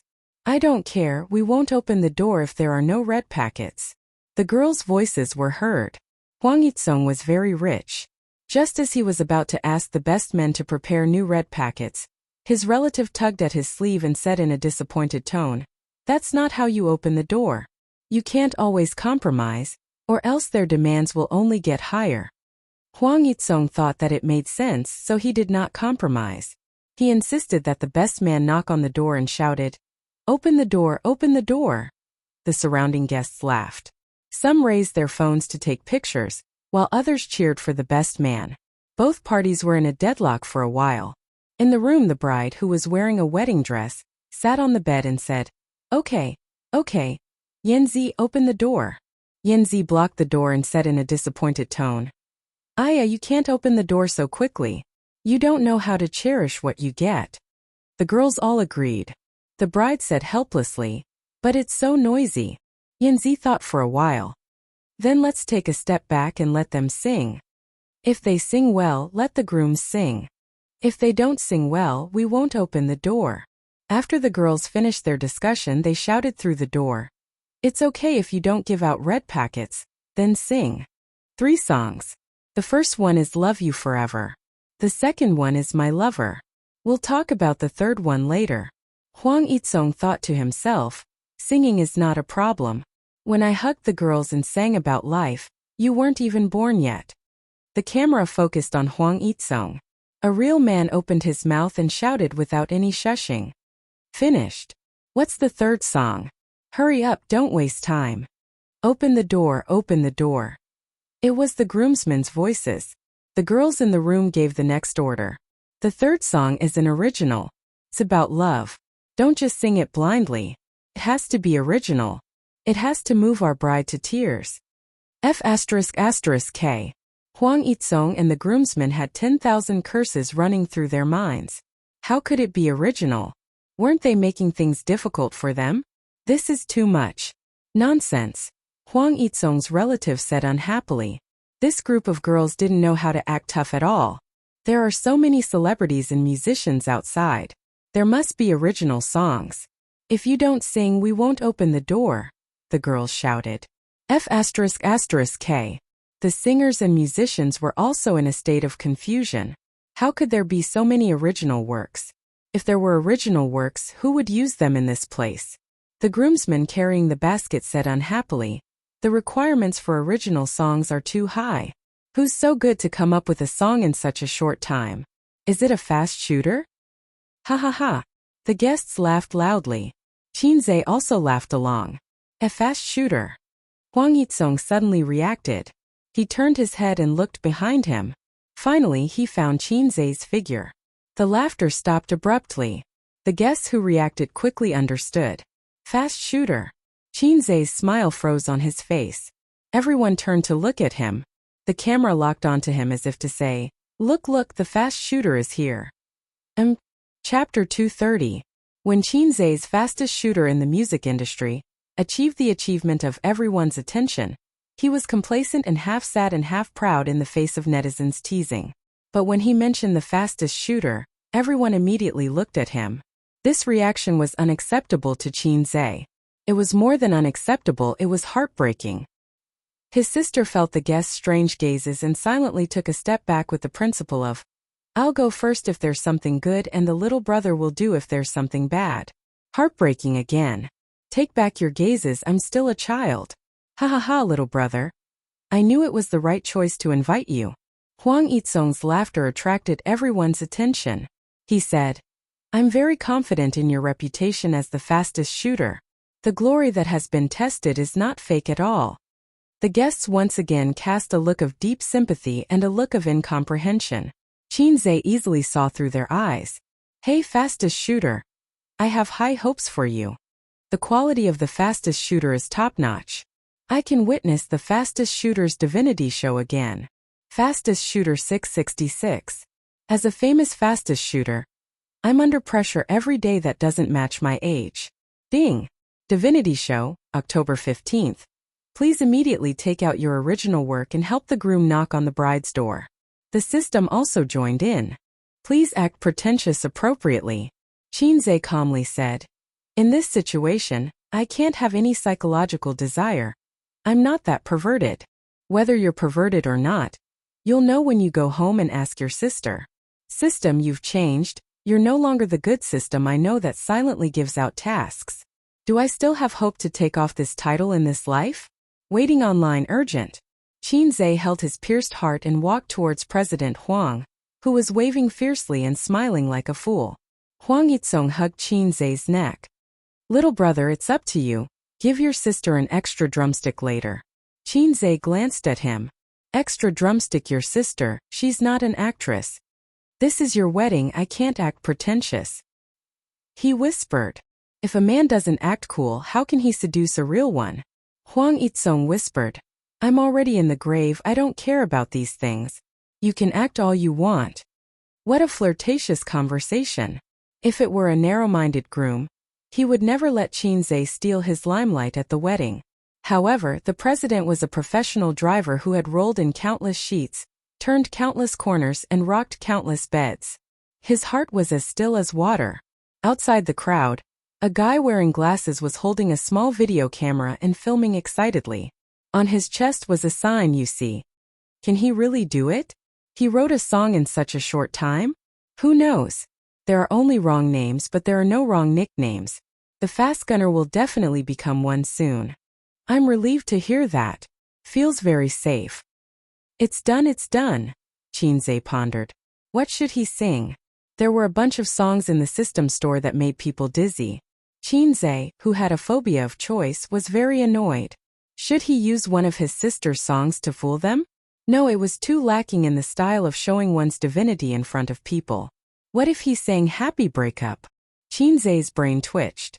He wondered if he would be beaten to death on the spot. Chinze closed his eyes. He's thinking. I've already counted down. Record the speed of the fast gunner. He opened his eyes. It's unbelievable. Is there a result in such a short time? The guests whispered. Chinze cleared his throat. Without accompaniment or music, he sang. He will be your groom. From now on, he will be your partner for life. Everything about him will be closely related to you. Fortune and misfortune must be shared. She will be your bride. She was entrusted to you by others. You must treat her with double care. Pain and joy must be shared. It must be a special fate for them to be able to become family. At first he didn't think it was very good, but the quality was good. Until the line, it must be a special fate that made us become a family along the way. This sentence seemed to have the finishing touch and instantly raised the quality of the whole song. After carefully thinking about the lyrics, it was actually so appropriate. It was simply made for a wedding. This was the strength of the #1 fast gunner in the music industry. Everyone was shocked. Surprisingly good. I must hug this thigh, a certain singer whispered. Is this Chinze's strength? So fast that it makes people despair. I've lost. A famous music producer said. Oh my God, it's really too fast. I didn't even react and he was already done. A female guest was shocked. I've counted. 20 seconds. 20 seconds for a song. It's too fast. A male guest said. He didn't understand. Clap, clap, clap. Applause rang out. Everyone applauded enthusiastically. As expected of the fast gunner. He deserved his reputation. I'm kneeling down to this big shot. Chinze listened to the applause. The people around him looked at him as if he was a big shot. Thinking about it, he felt quite good. At this time, he glanced at the reporter with the UC tag on his chest. With a strange smile, he put away his camera and turned to leave in satisfaction. The ball is in the sack. How did this person sneak in? Security, security, a suspicious person sneaked in. Hurry up and catch him. It's over. Tomorrow's news will definitely be shocking. At the wedding, he actually did such a thing on behalf of the groom. Or, the #1 fast gunner in the music industry flaunts his skills in public. Men fall silent and women cry. I'll never be able to take off this title in this lifetime. Chinze thought sadly. He really wanted to look up at the sky. Open the door, open the door. The best man knocked on the door. Inside the room, Yanzi and the other bridesmaids were dumbfounded. Is it really an original? I'll search the lyrics on the internet first. No need to search. Didn't you hear? The singer outside is Qin Zhe. Qin Zhe. Brother Qin Bao Bao, the #1 fast gunner in the music industry. Haven't you heard of him? Oh my god. That's too fast. Qin Zhe was outside the door. The corner of his mouth twitched. Go away. Let me break down the door of this group of little bitches. The bridesmaids were willing to admit defeat and opened the door. The moment the door was opened, the girls glanced at Qin Zhe with hidden bitterness. Qin Bao Bao took a video of the scene just now with her phone and posted it on Weibo. Brother 666. The fans heard the news and replied in surprise. Wow, brother has a new song. Bao Bao is the happiest sister. She never has to worry about a good song. It's so good to have a brother like this. Bao Bao is so happy. Of course, there were also some annoying flirtatious bitches who replied. Awesome, my husband. Brother Mwax. Brother is mine. Nonsense. Brother is mine. You bunch of crazy bees and butterflies, get lost. Qin Bao Bao is my sister. She logged out of Weibo and posted the video in the chat group. Wang Zijin was the first to reply. Ace is so awesome. Awesome. Suyu? Crazy brother, haha. Nanman Pei. Do you want to say that brother is the best? Qin Bao Bao's mouth curled up. White Lotus, shut up. Just watch quietly. I'm in a good mood today. I don't want to educate you. Suyu sent a funny face. Who's educating who? As soon as she finished, she was flooded with Wang Zijin's funny face. Wang Zijin typed, let's fight. Suyu disdainfully said, stupid. Nanman Pei. Don't quarrel. If you quarrel again, I'll leave the group. Qin Bao Bao. Then you can leave.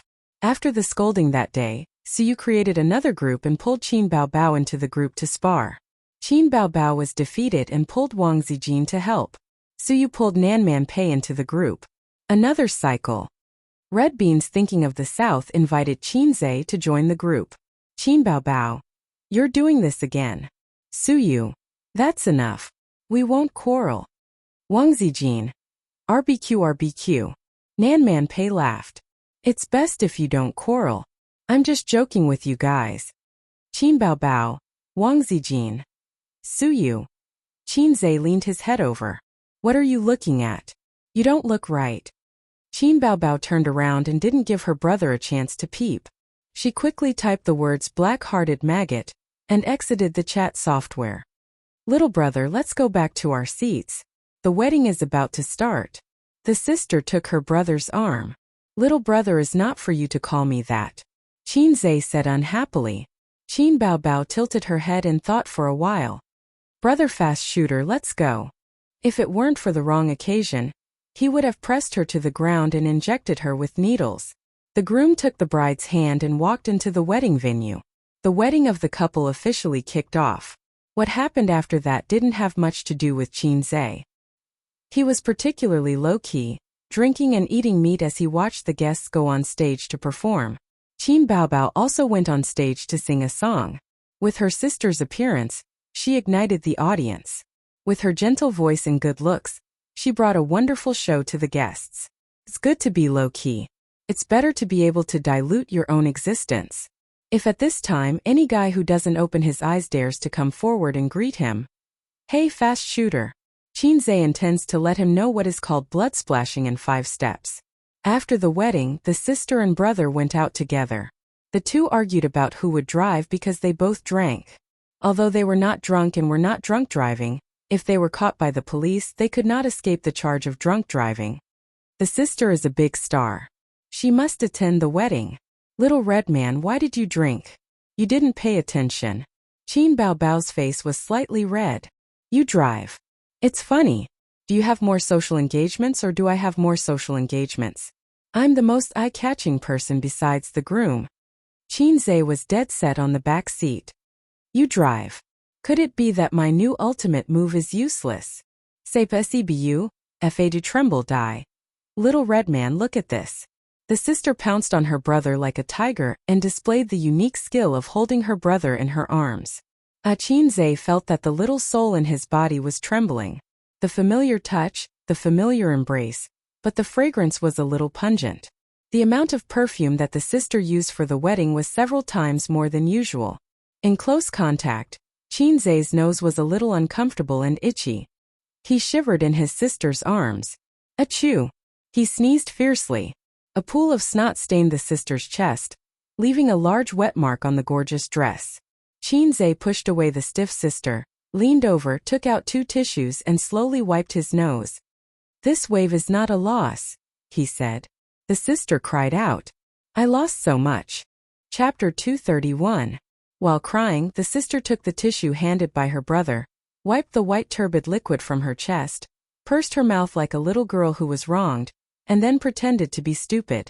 As long as Chinze looked at her, she pretended to wipe her tears and sniffle. "Sister is playing tricks again," Chinze sighed. "Forget it. Go home and ask for facial cleanser or scissor leg benefits as compensation." Although he didn't know the depth of his sister, her temperament had already been thoroughly understood. She would say that she hated him while opening her arms to kill him. While saying no, she would open her legs, scissor leg, to kill him. He opened the door, got into the driver's seat, and drove the little red horse into the rolling traffic. On the way, he received a call from Suyu. "I found the office address. It's in the Zhongjin building on Pudong Commercial Road. Take some time to come and have a look. If you're satisfied, I'll immediately ask someone to decorate and buy office supplies."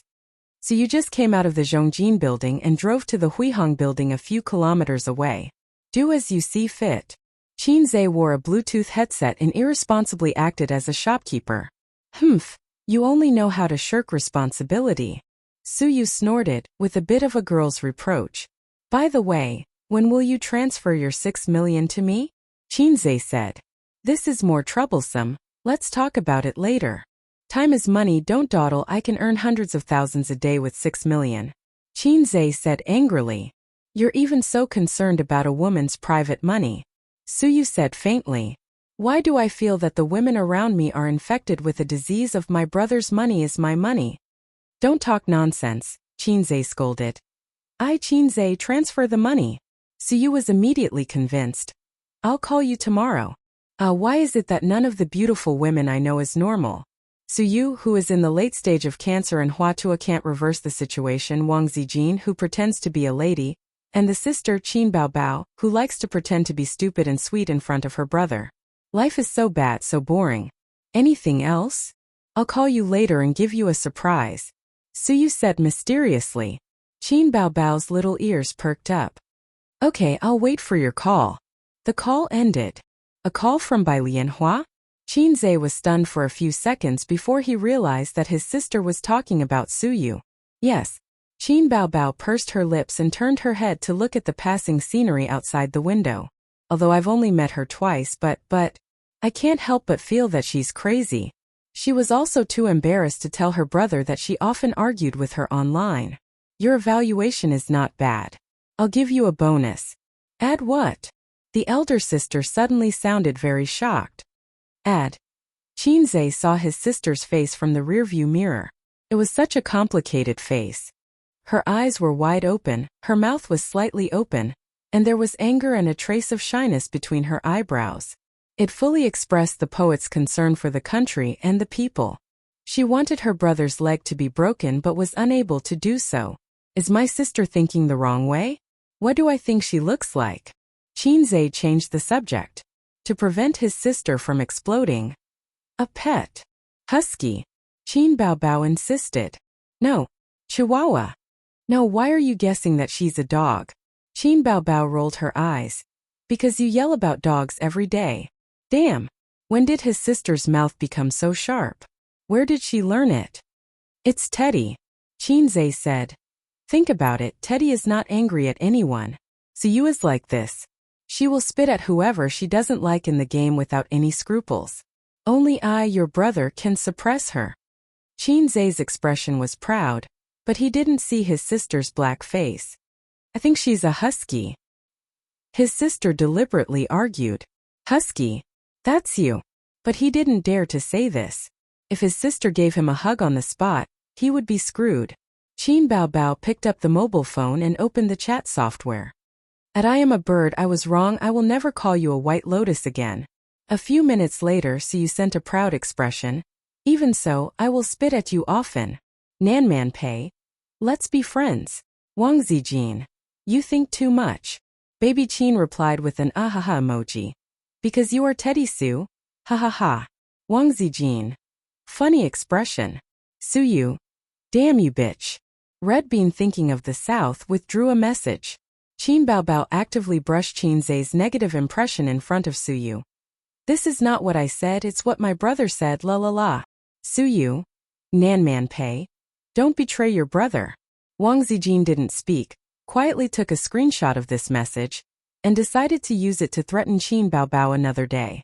Back home, Wang Zijin lay on the long sofa, forming a graceful body curve, wearing headphones and watching dramas. Today is the weekend, the end of the month.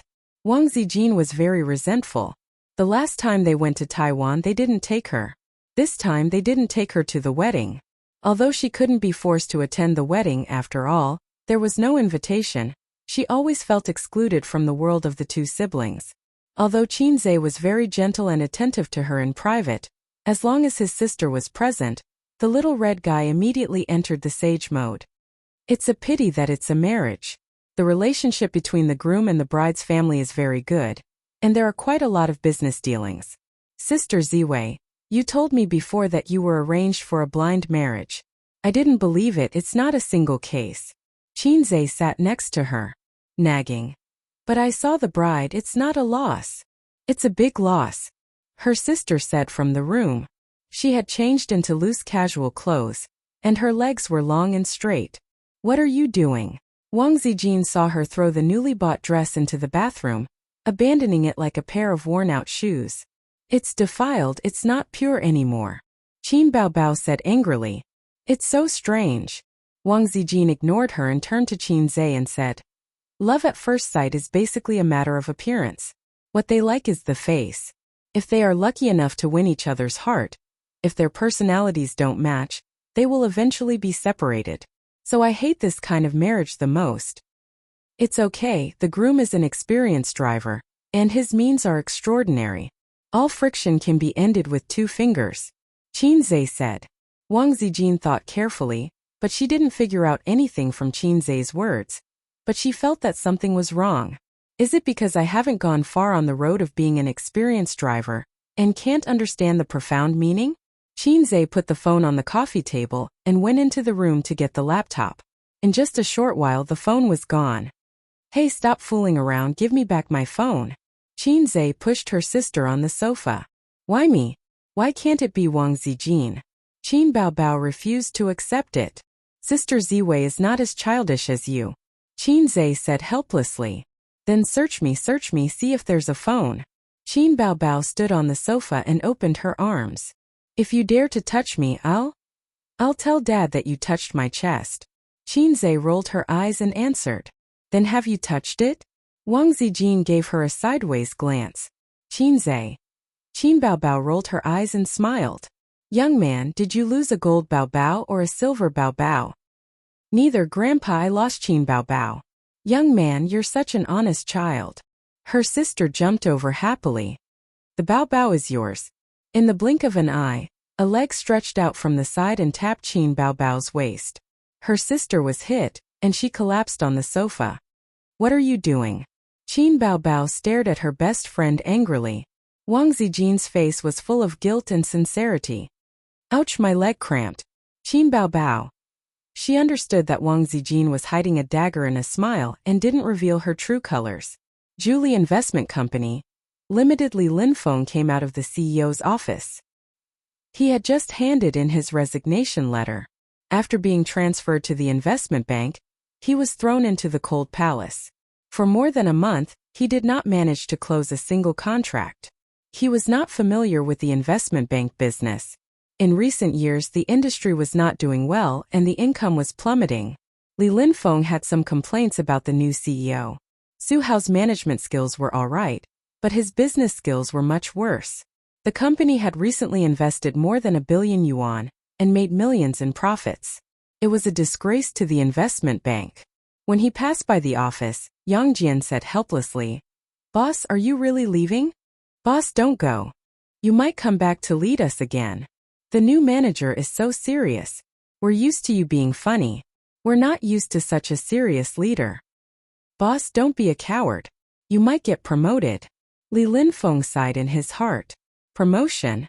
Not going to happen. Let's meet again if fate allows." He waved to everyone and returned to his office to pack his things.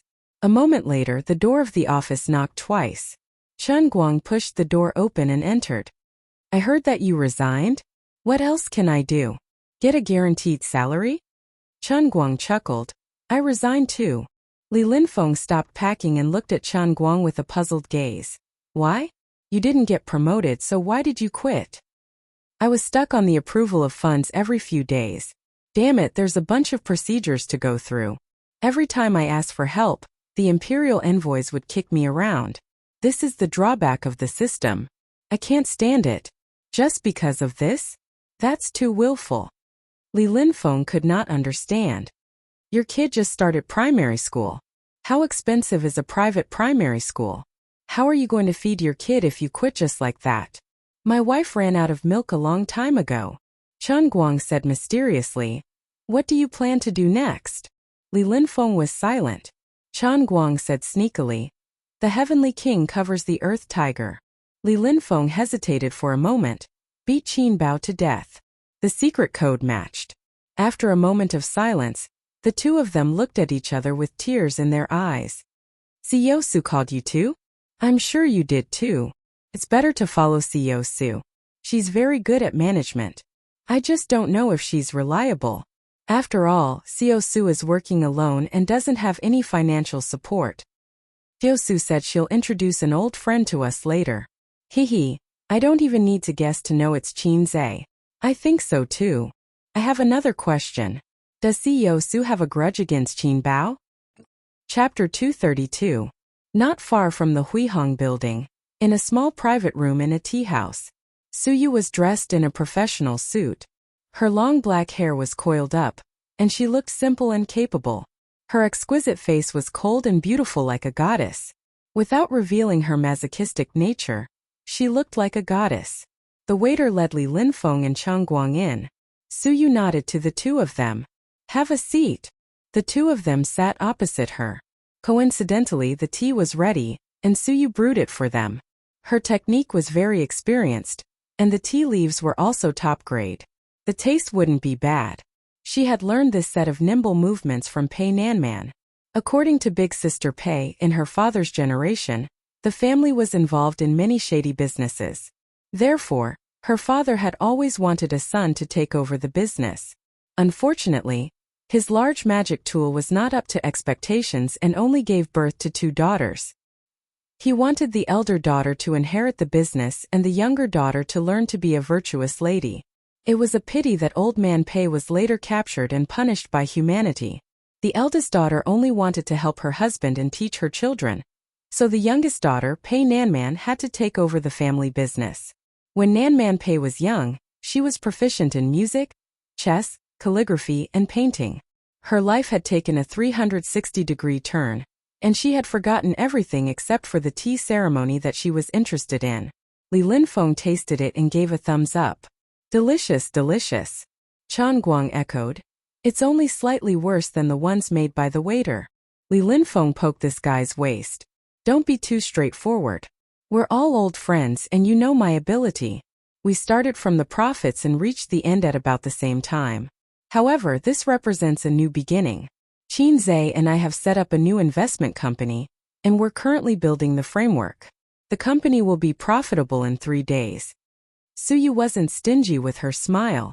"Everyone knows that when a tree moves, it dies." Li Linfeng asked, "Boss Su, have we found the investor?" Suyu smiled. "Qin Zhe is our investor." Li Linfeng was dumbfounded. Chen Guang was enlightened. "Earn 100 million? This year, the most popular phrase on the internet was, set a small goal and earn 100 million first." He said that he had already achieved this small goal. Under the influence of Qin Zhe, Suyu also spoke generously. "Is it reliable?" Chen Guang was doubtful. Just call and ask. Suyu dialed Qinzhe's phone and turned on the speakerphone. Sorry, the number you have dialed is unavailable. A calm voice came from the speaker. His phone was turned off? Suyu's mouth twitched. Maybe it's out of battery. I called him just now. Suyu made his voice sound calm. Let's drink tea first. Li Linfeng and Chen Guang exchanged glances. Is it really reliable? Really reliable, right? Young man, did you drop Wang Zijin or your adorable and invincible super beautiful sister? Qin Baobao said as she shook her butt shamelessly. I protest. Why is your prefix so long? And I'm naked. Wang Zijin looked up from the phone screen. Qin Baobao leaned over and patted her best friend's head. Watch your web drama. Don't disturb me playing with my brother. Stop fooling around. I really have something to do. Give me back my phone. Qinzhe said. Even if you're not tired, I'm tired. I'll give it to you if your answer is correct. Grandpa, it's neither. I dropped a black heart maggot. Wrong answer.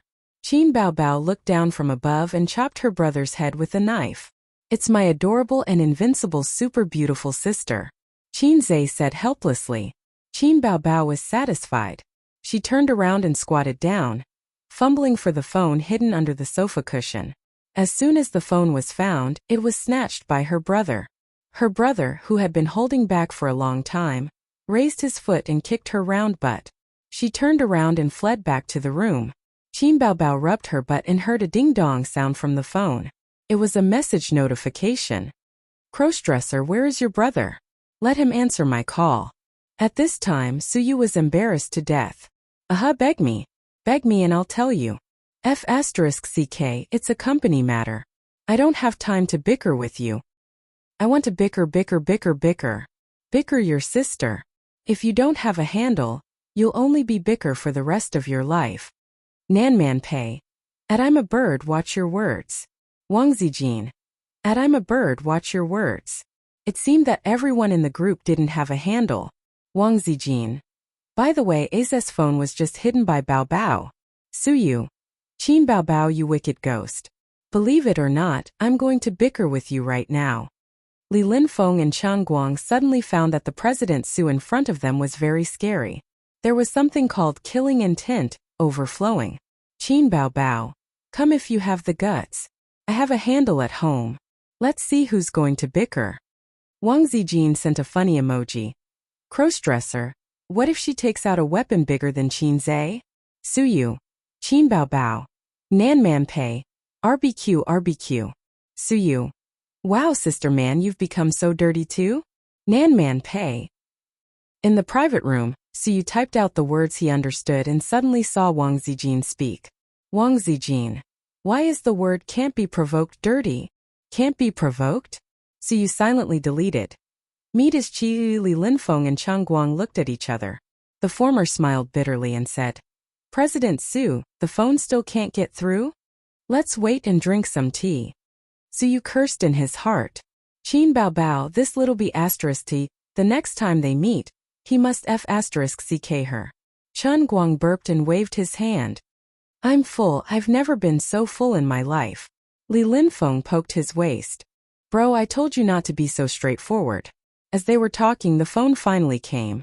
Suyu felt wronged and unconsciously bit his lips. Big. Qinzhe, your sister is too much. If you can't get through to my phone, then call her. Call her and scold her to death. What did you learn all these years in vain? Qinzhe said. Useless thing. Well, I'll definitely do it next time. Suyu said happily. If you have something to say, say it quickly. I'm busy. I'm going to cook later. It's like this. Chen Guang and Li Linfeng have left and plan to work with us. The treatment is the same as when we were in the company. I have to say hello to you. Suyu said. You can say a few words to them. She looked at Li Linfeng and Chen Guang, only to see two broken faces. Well, it's like this. Say hello to them, say a few words. God, there must be something wrong with our hearing. How can the style of the iceberg beautiful president and Qinzhe collapse like this? Director, is your production budget not enough? Suyu turned on the hands-free mode and changed her face in a second. She said lightly, say a few words? Qinzhe's laughter came. Hey old Chun, old Lin. Su Teddy. A strange voice mixed in. Su Yu's face darkened. The other side didn't speak for a long time, and there was a slight dispute. After a while, Qin Zhe's voice came again. Welcome, welcome. When the office is finished, let's have a meal. Su Teddy. The strange voice came again. Chen Guang and Li Linfeng were stunned and looked at Su Yu carefully. Qin Zhe, do you have any goals? Let's make another 100 million this month. The two asked excitedly. No, I have a plan to do securities lending again, Qin Zhe said. How much? Su Yu couldn't help but ask. He didn't have time to deal with Qin Baobao, that little bitch. 100 million funds, half of it will be invested in futures, and the other half in the stock market. I'm going to leverage 10 times. Qin Zhe threw out a heavy bomb. Now the regulatory department is deleveraging. You can't do it like this. Li Linfeng frowned. We can provide private financing, and many banks are taking the initiative to provide financing. We don't have to find securities companies, Qin Zhe said. Then what are you going to do? Do you have a detailed project plan? Chen Guang trembled with excitement. Su Teddy. The crisp voice mixed in again. Let's talk about it another day. I'll hang up first. Qin Zhe hurriedly hung up the phone.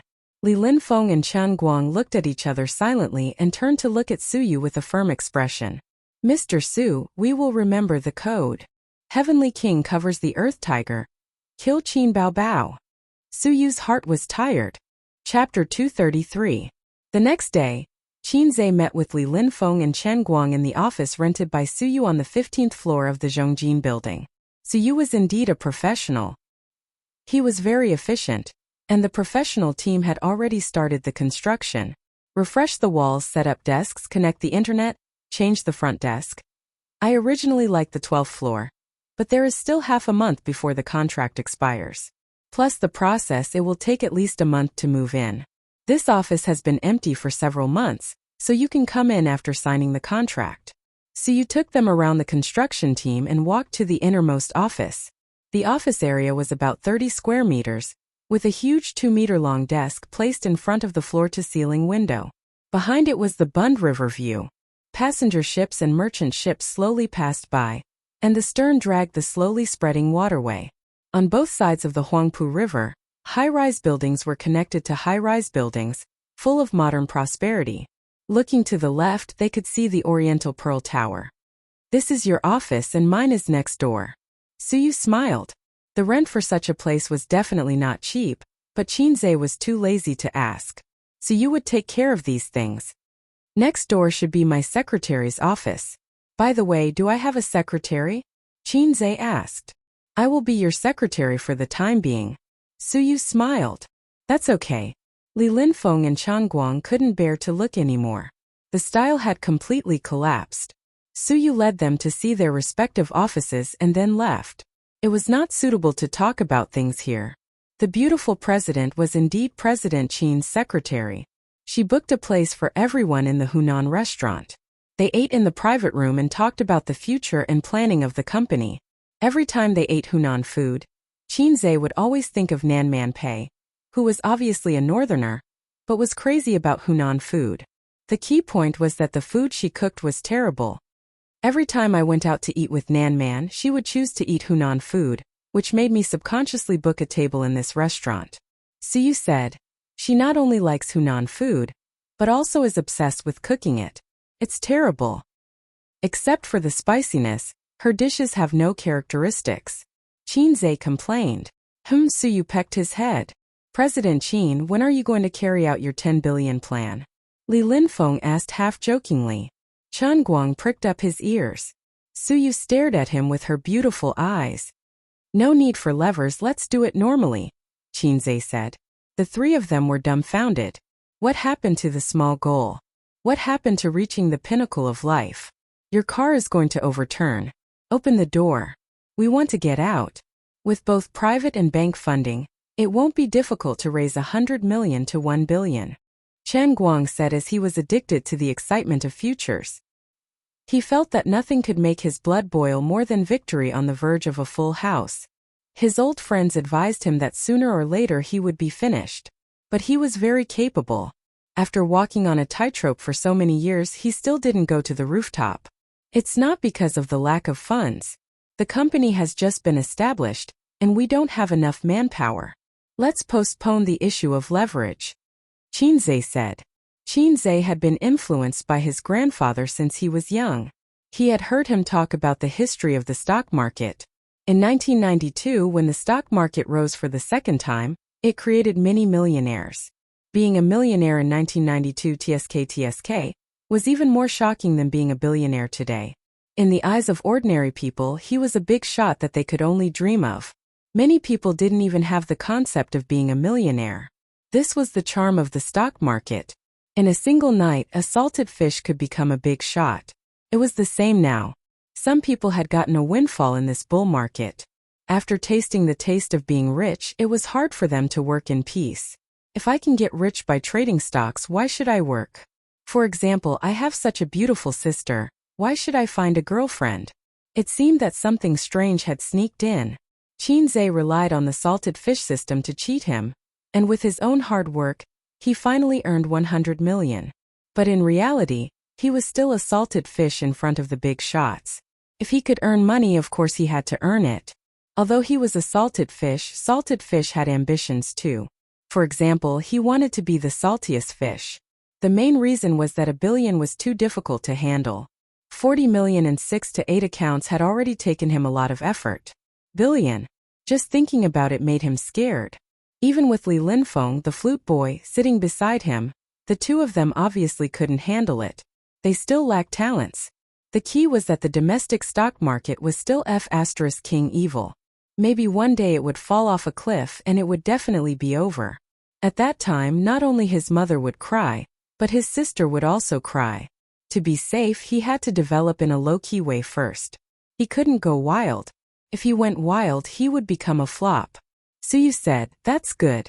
If you walk too fast, it's easy to fall. Take it slow." Worthy of being the #1 flute girl under this poor Taoist. Qinzhe gave her a thumbs up. After dinner, the two left. On the way to the parking space, Suyu suddenly said, "Would you like to sit at my place?" Qinzhe shook his head. "No, I don't even have a pair of slippers." Suyu summoned up her courage. "I can buy it. Then let's go. There's something I haven't finished." Qinzhe agreed. Suyu raised a smile, revealing shallow dimples. She had 2 small dimples, but this woman usually didn't like to smile. At most, she would smile lightly. The lovely dimples have been covered in dust until now. Qinzhe came to Suyu's house for the second time. No man could set foot in it except his father. The warm elm floor covered the whole house, the brown-yellow walls, and there were no fans and exquisite decorations that girls liked. It was simple, concise, clean but less warm. Before entering the community, Suyu took a detour to the supermarket and bought a stack of men's cotton slippers. Qinzhe thought, why buy so many? 1 pair is enough. I don't come here often. He thought that maybe it was the habit of the beautiful secretary to spend money, so he didn't say this sentence. There was a faint fragrance in the house which was very unique. He didn't know if it was perfume or a woman's natural body fragrance. Regarding a woman's body fragrance, the veteran Qinzhe had done some research on it. Body fragrance was a real thing and it was related to diet. The human body's skin secreted 3 substances, including sweat, which contained more than 200 chemical substances. Therefore, the smell produced was not only related to diet but also to genes. However, he has never seen a woman with natural body fragrance. His sister didn't have it and Wang Zijin didn't have it. As for Suyu, he didn't know her depth and it was hard to judge. Suyu originally wanted to talk to him about the company's development route, but seeing that his mind had been on the stock, she ran to the kitchen and personally ground coffee powder and made him a cup of coffee. It's delicious, more mellow than the ones sold in the store. Qinzhe praised. The coffee shops outside add too many things, which have long destroyed the real fragrance of coffee. Suyu has a lot of research on coffee. After all, she has been abroad for many years. In fact, tea is better in terms of nutritional value, Suyu said. But coffee and tea, drinking too much is not good for the stomach. It's good to drink black tea. Black tea is good for the stomach. Qinzhe exposed his short-sightedness in a sentence. Compared with green tea, black tea reduces the tea polyphenol in the process of fermentation, But it still hurts the stomach, but it's not so obvious. Suyu gave him a blank look. Well, I'll continue to look at the stock. Suyu was a little bored. She ran back to the room to play the computer, turned it on, and logged into the game. Then there was a sonorous and powerful music in the room, as well as a familiar electronic female voice. The enemy will arrive at the battlefield in 30 seconds. Crush them. Hey, be gentle. Chinze shouted in the living room. Suyu obediently said, oh, and lowered the volume.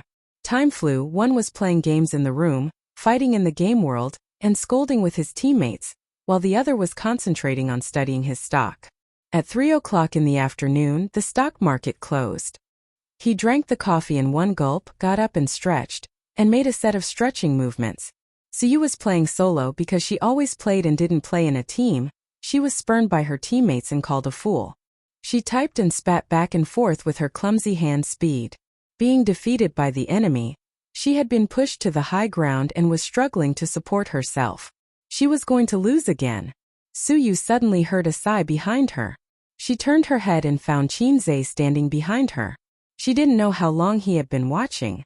You are the main output of the team. How can you not play in a team? What do I usually teach you? Chinze guided her.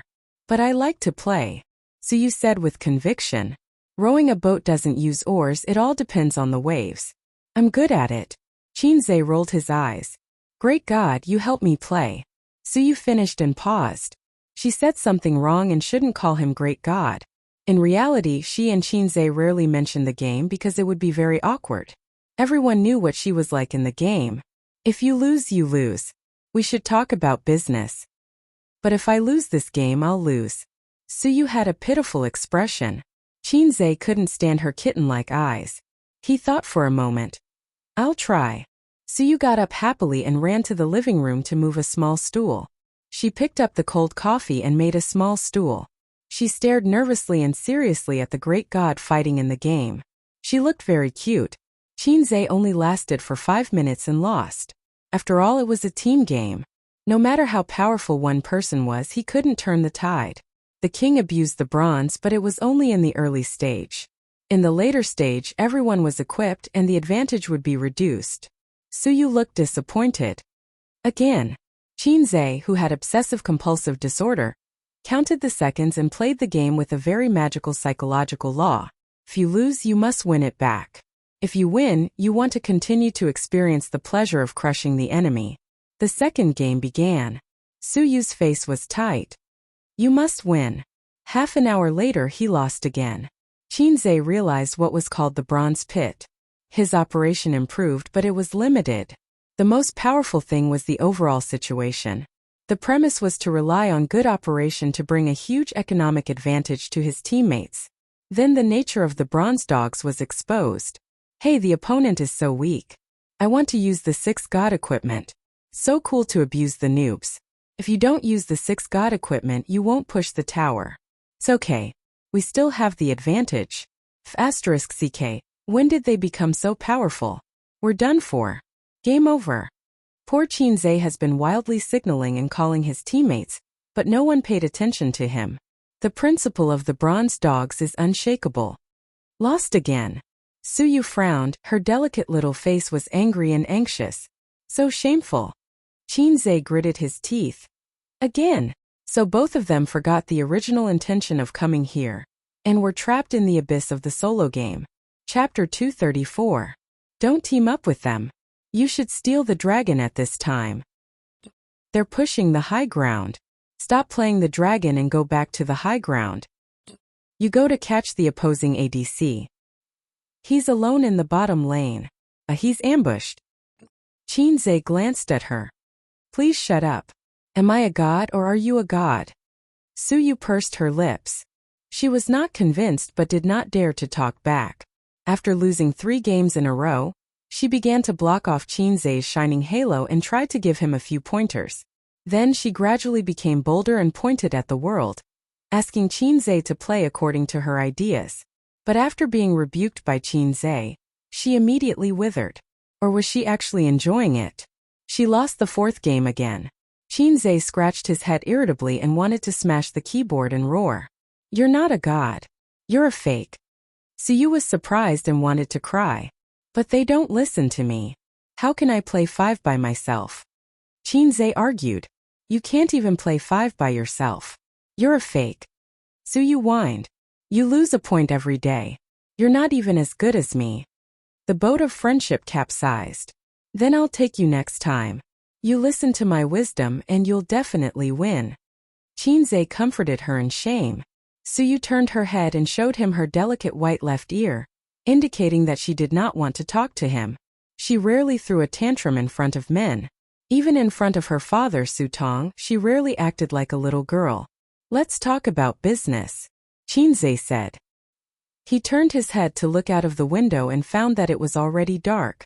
It was 6 o'clock in the afternoon. Forget it. Let's eat first. Is there a supermarket nearby to buy vegetables? Suyu nodded. Yes, do you want to cook? Yes. At 7:30 in the evening, Suyu held a cup and curled up on the sofa, listening to the sound of cooking in the kitchen and the tempting fragrance wafting out. How many years had it been? Ever since her parents divorced, she had never experienced such a feeling. She was starving as she waited for her mother to finish cooking, drooling in anticipation. His stepmother knew how to cook, but how could a rich woman cook? All the housework was taken care of by the nanny. Suyu herself can't cook. She goes to work and goes home at 2 o'clock. In the evening, she either goes to a restaurant or orders takeout. Sitting alone in an empty house, eating a lonely dinner. Her eyes gradually became dazed and blurred. This feeling was really heartwarming. Dinner was ready. There were 3 dishes and 1 soup. Can we eat now? Suyu looked forward to it. Let's eat. Chinze sat down at the table. Go get the rice yourself. Oh. Suyu ran into the kitchen and scooped half a bowl of rice for herself. It looks delicious. It's all right. Although it smells good, it actually tastes similar to Sister Pei's. Chinze joked. Then let's order takeout. Suyu recalled the fear of being dominated by Nan Manpei's cooking. Chinze laughed. Suyu also laughed. Could be seen that everyone was a victim. She picked up a piece of stir-fried meat and took a careful bite. The rich meat fragrance and the faint taste of celery stimulated the taste buds and filled the mouth. It was so delicious. In the words of a gourmet anime, the brain was trembling wrong, the line was wrong. Let's say it again. This rich taste is incredible. I'm really floating. Yammeet. So you had a big appetite. She ate very ladylike, but her chopsticks were flying and she was very protective of her food. For example, she likes celery stir-fried meat. She quietly pulled it in front of her. Chinze ate a few more pieces, and she cast a small resentful look. Qin Bao Bao, this guy. Does he eat your nutritious meals every day? Suyu puffed up her cheeks and said in a vague voice, I'm so jealous. Nutritious meals. Come to my house when you have time. I'll cook more for you. Chinze said. Suyu tilted her head, thought about it seriously and shook her head. Forget it, we'll fight. Can't we shake hands and be good friends? We can't live under the same sky. Suyu said, Chinze, I want to fight with your sister. Who will you help? Chinze couldn't help but fill in the blanks. How to fight? Pinch the chest or the head?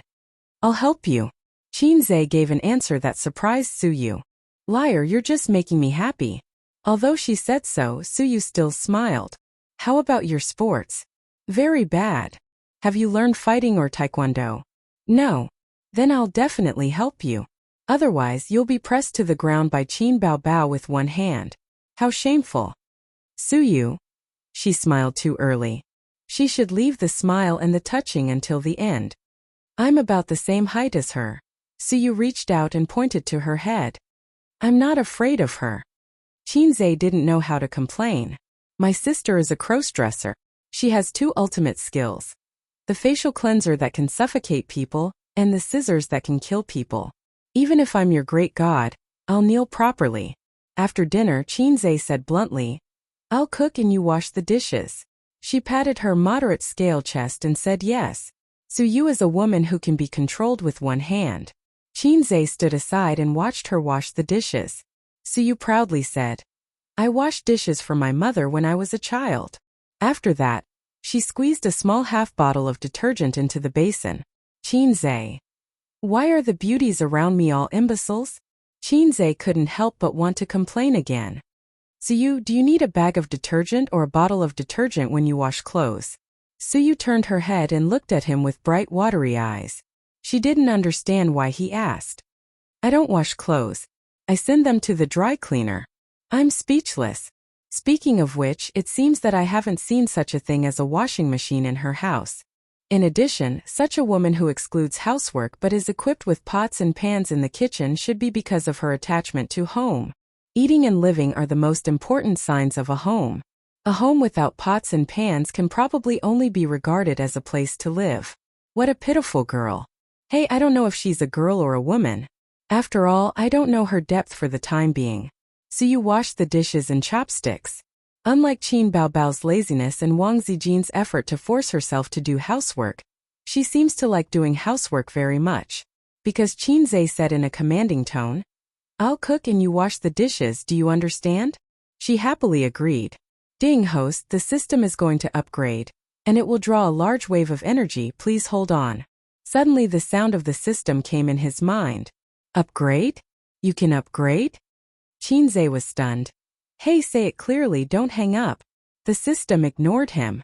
The next moment, Qinze felt black in front of his eyes, and a sense of weakness came like a tide, and then pain.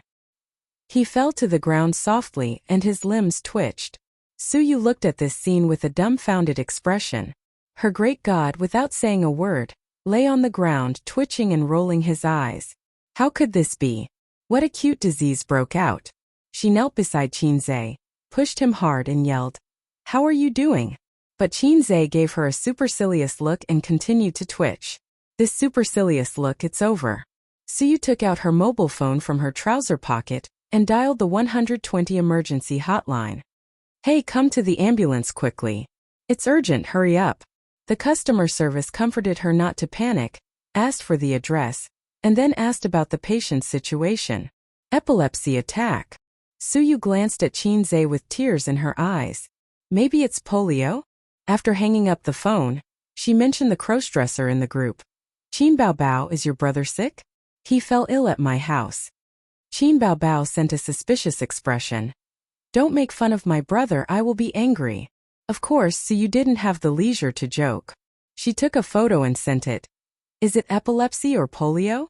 In the photo, Qinze rolled his eyes, his neck was crooked, and the corners of his mouth were crooked. If the 4 letters MDZZ were added, it would definitely become a popular taunt picture. Qin Baobao didn't reply, but the phone call came. Suyu connected and heard Qin Baobao's trembling voice from the other end. Address. Give me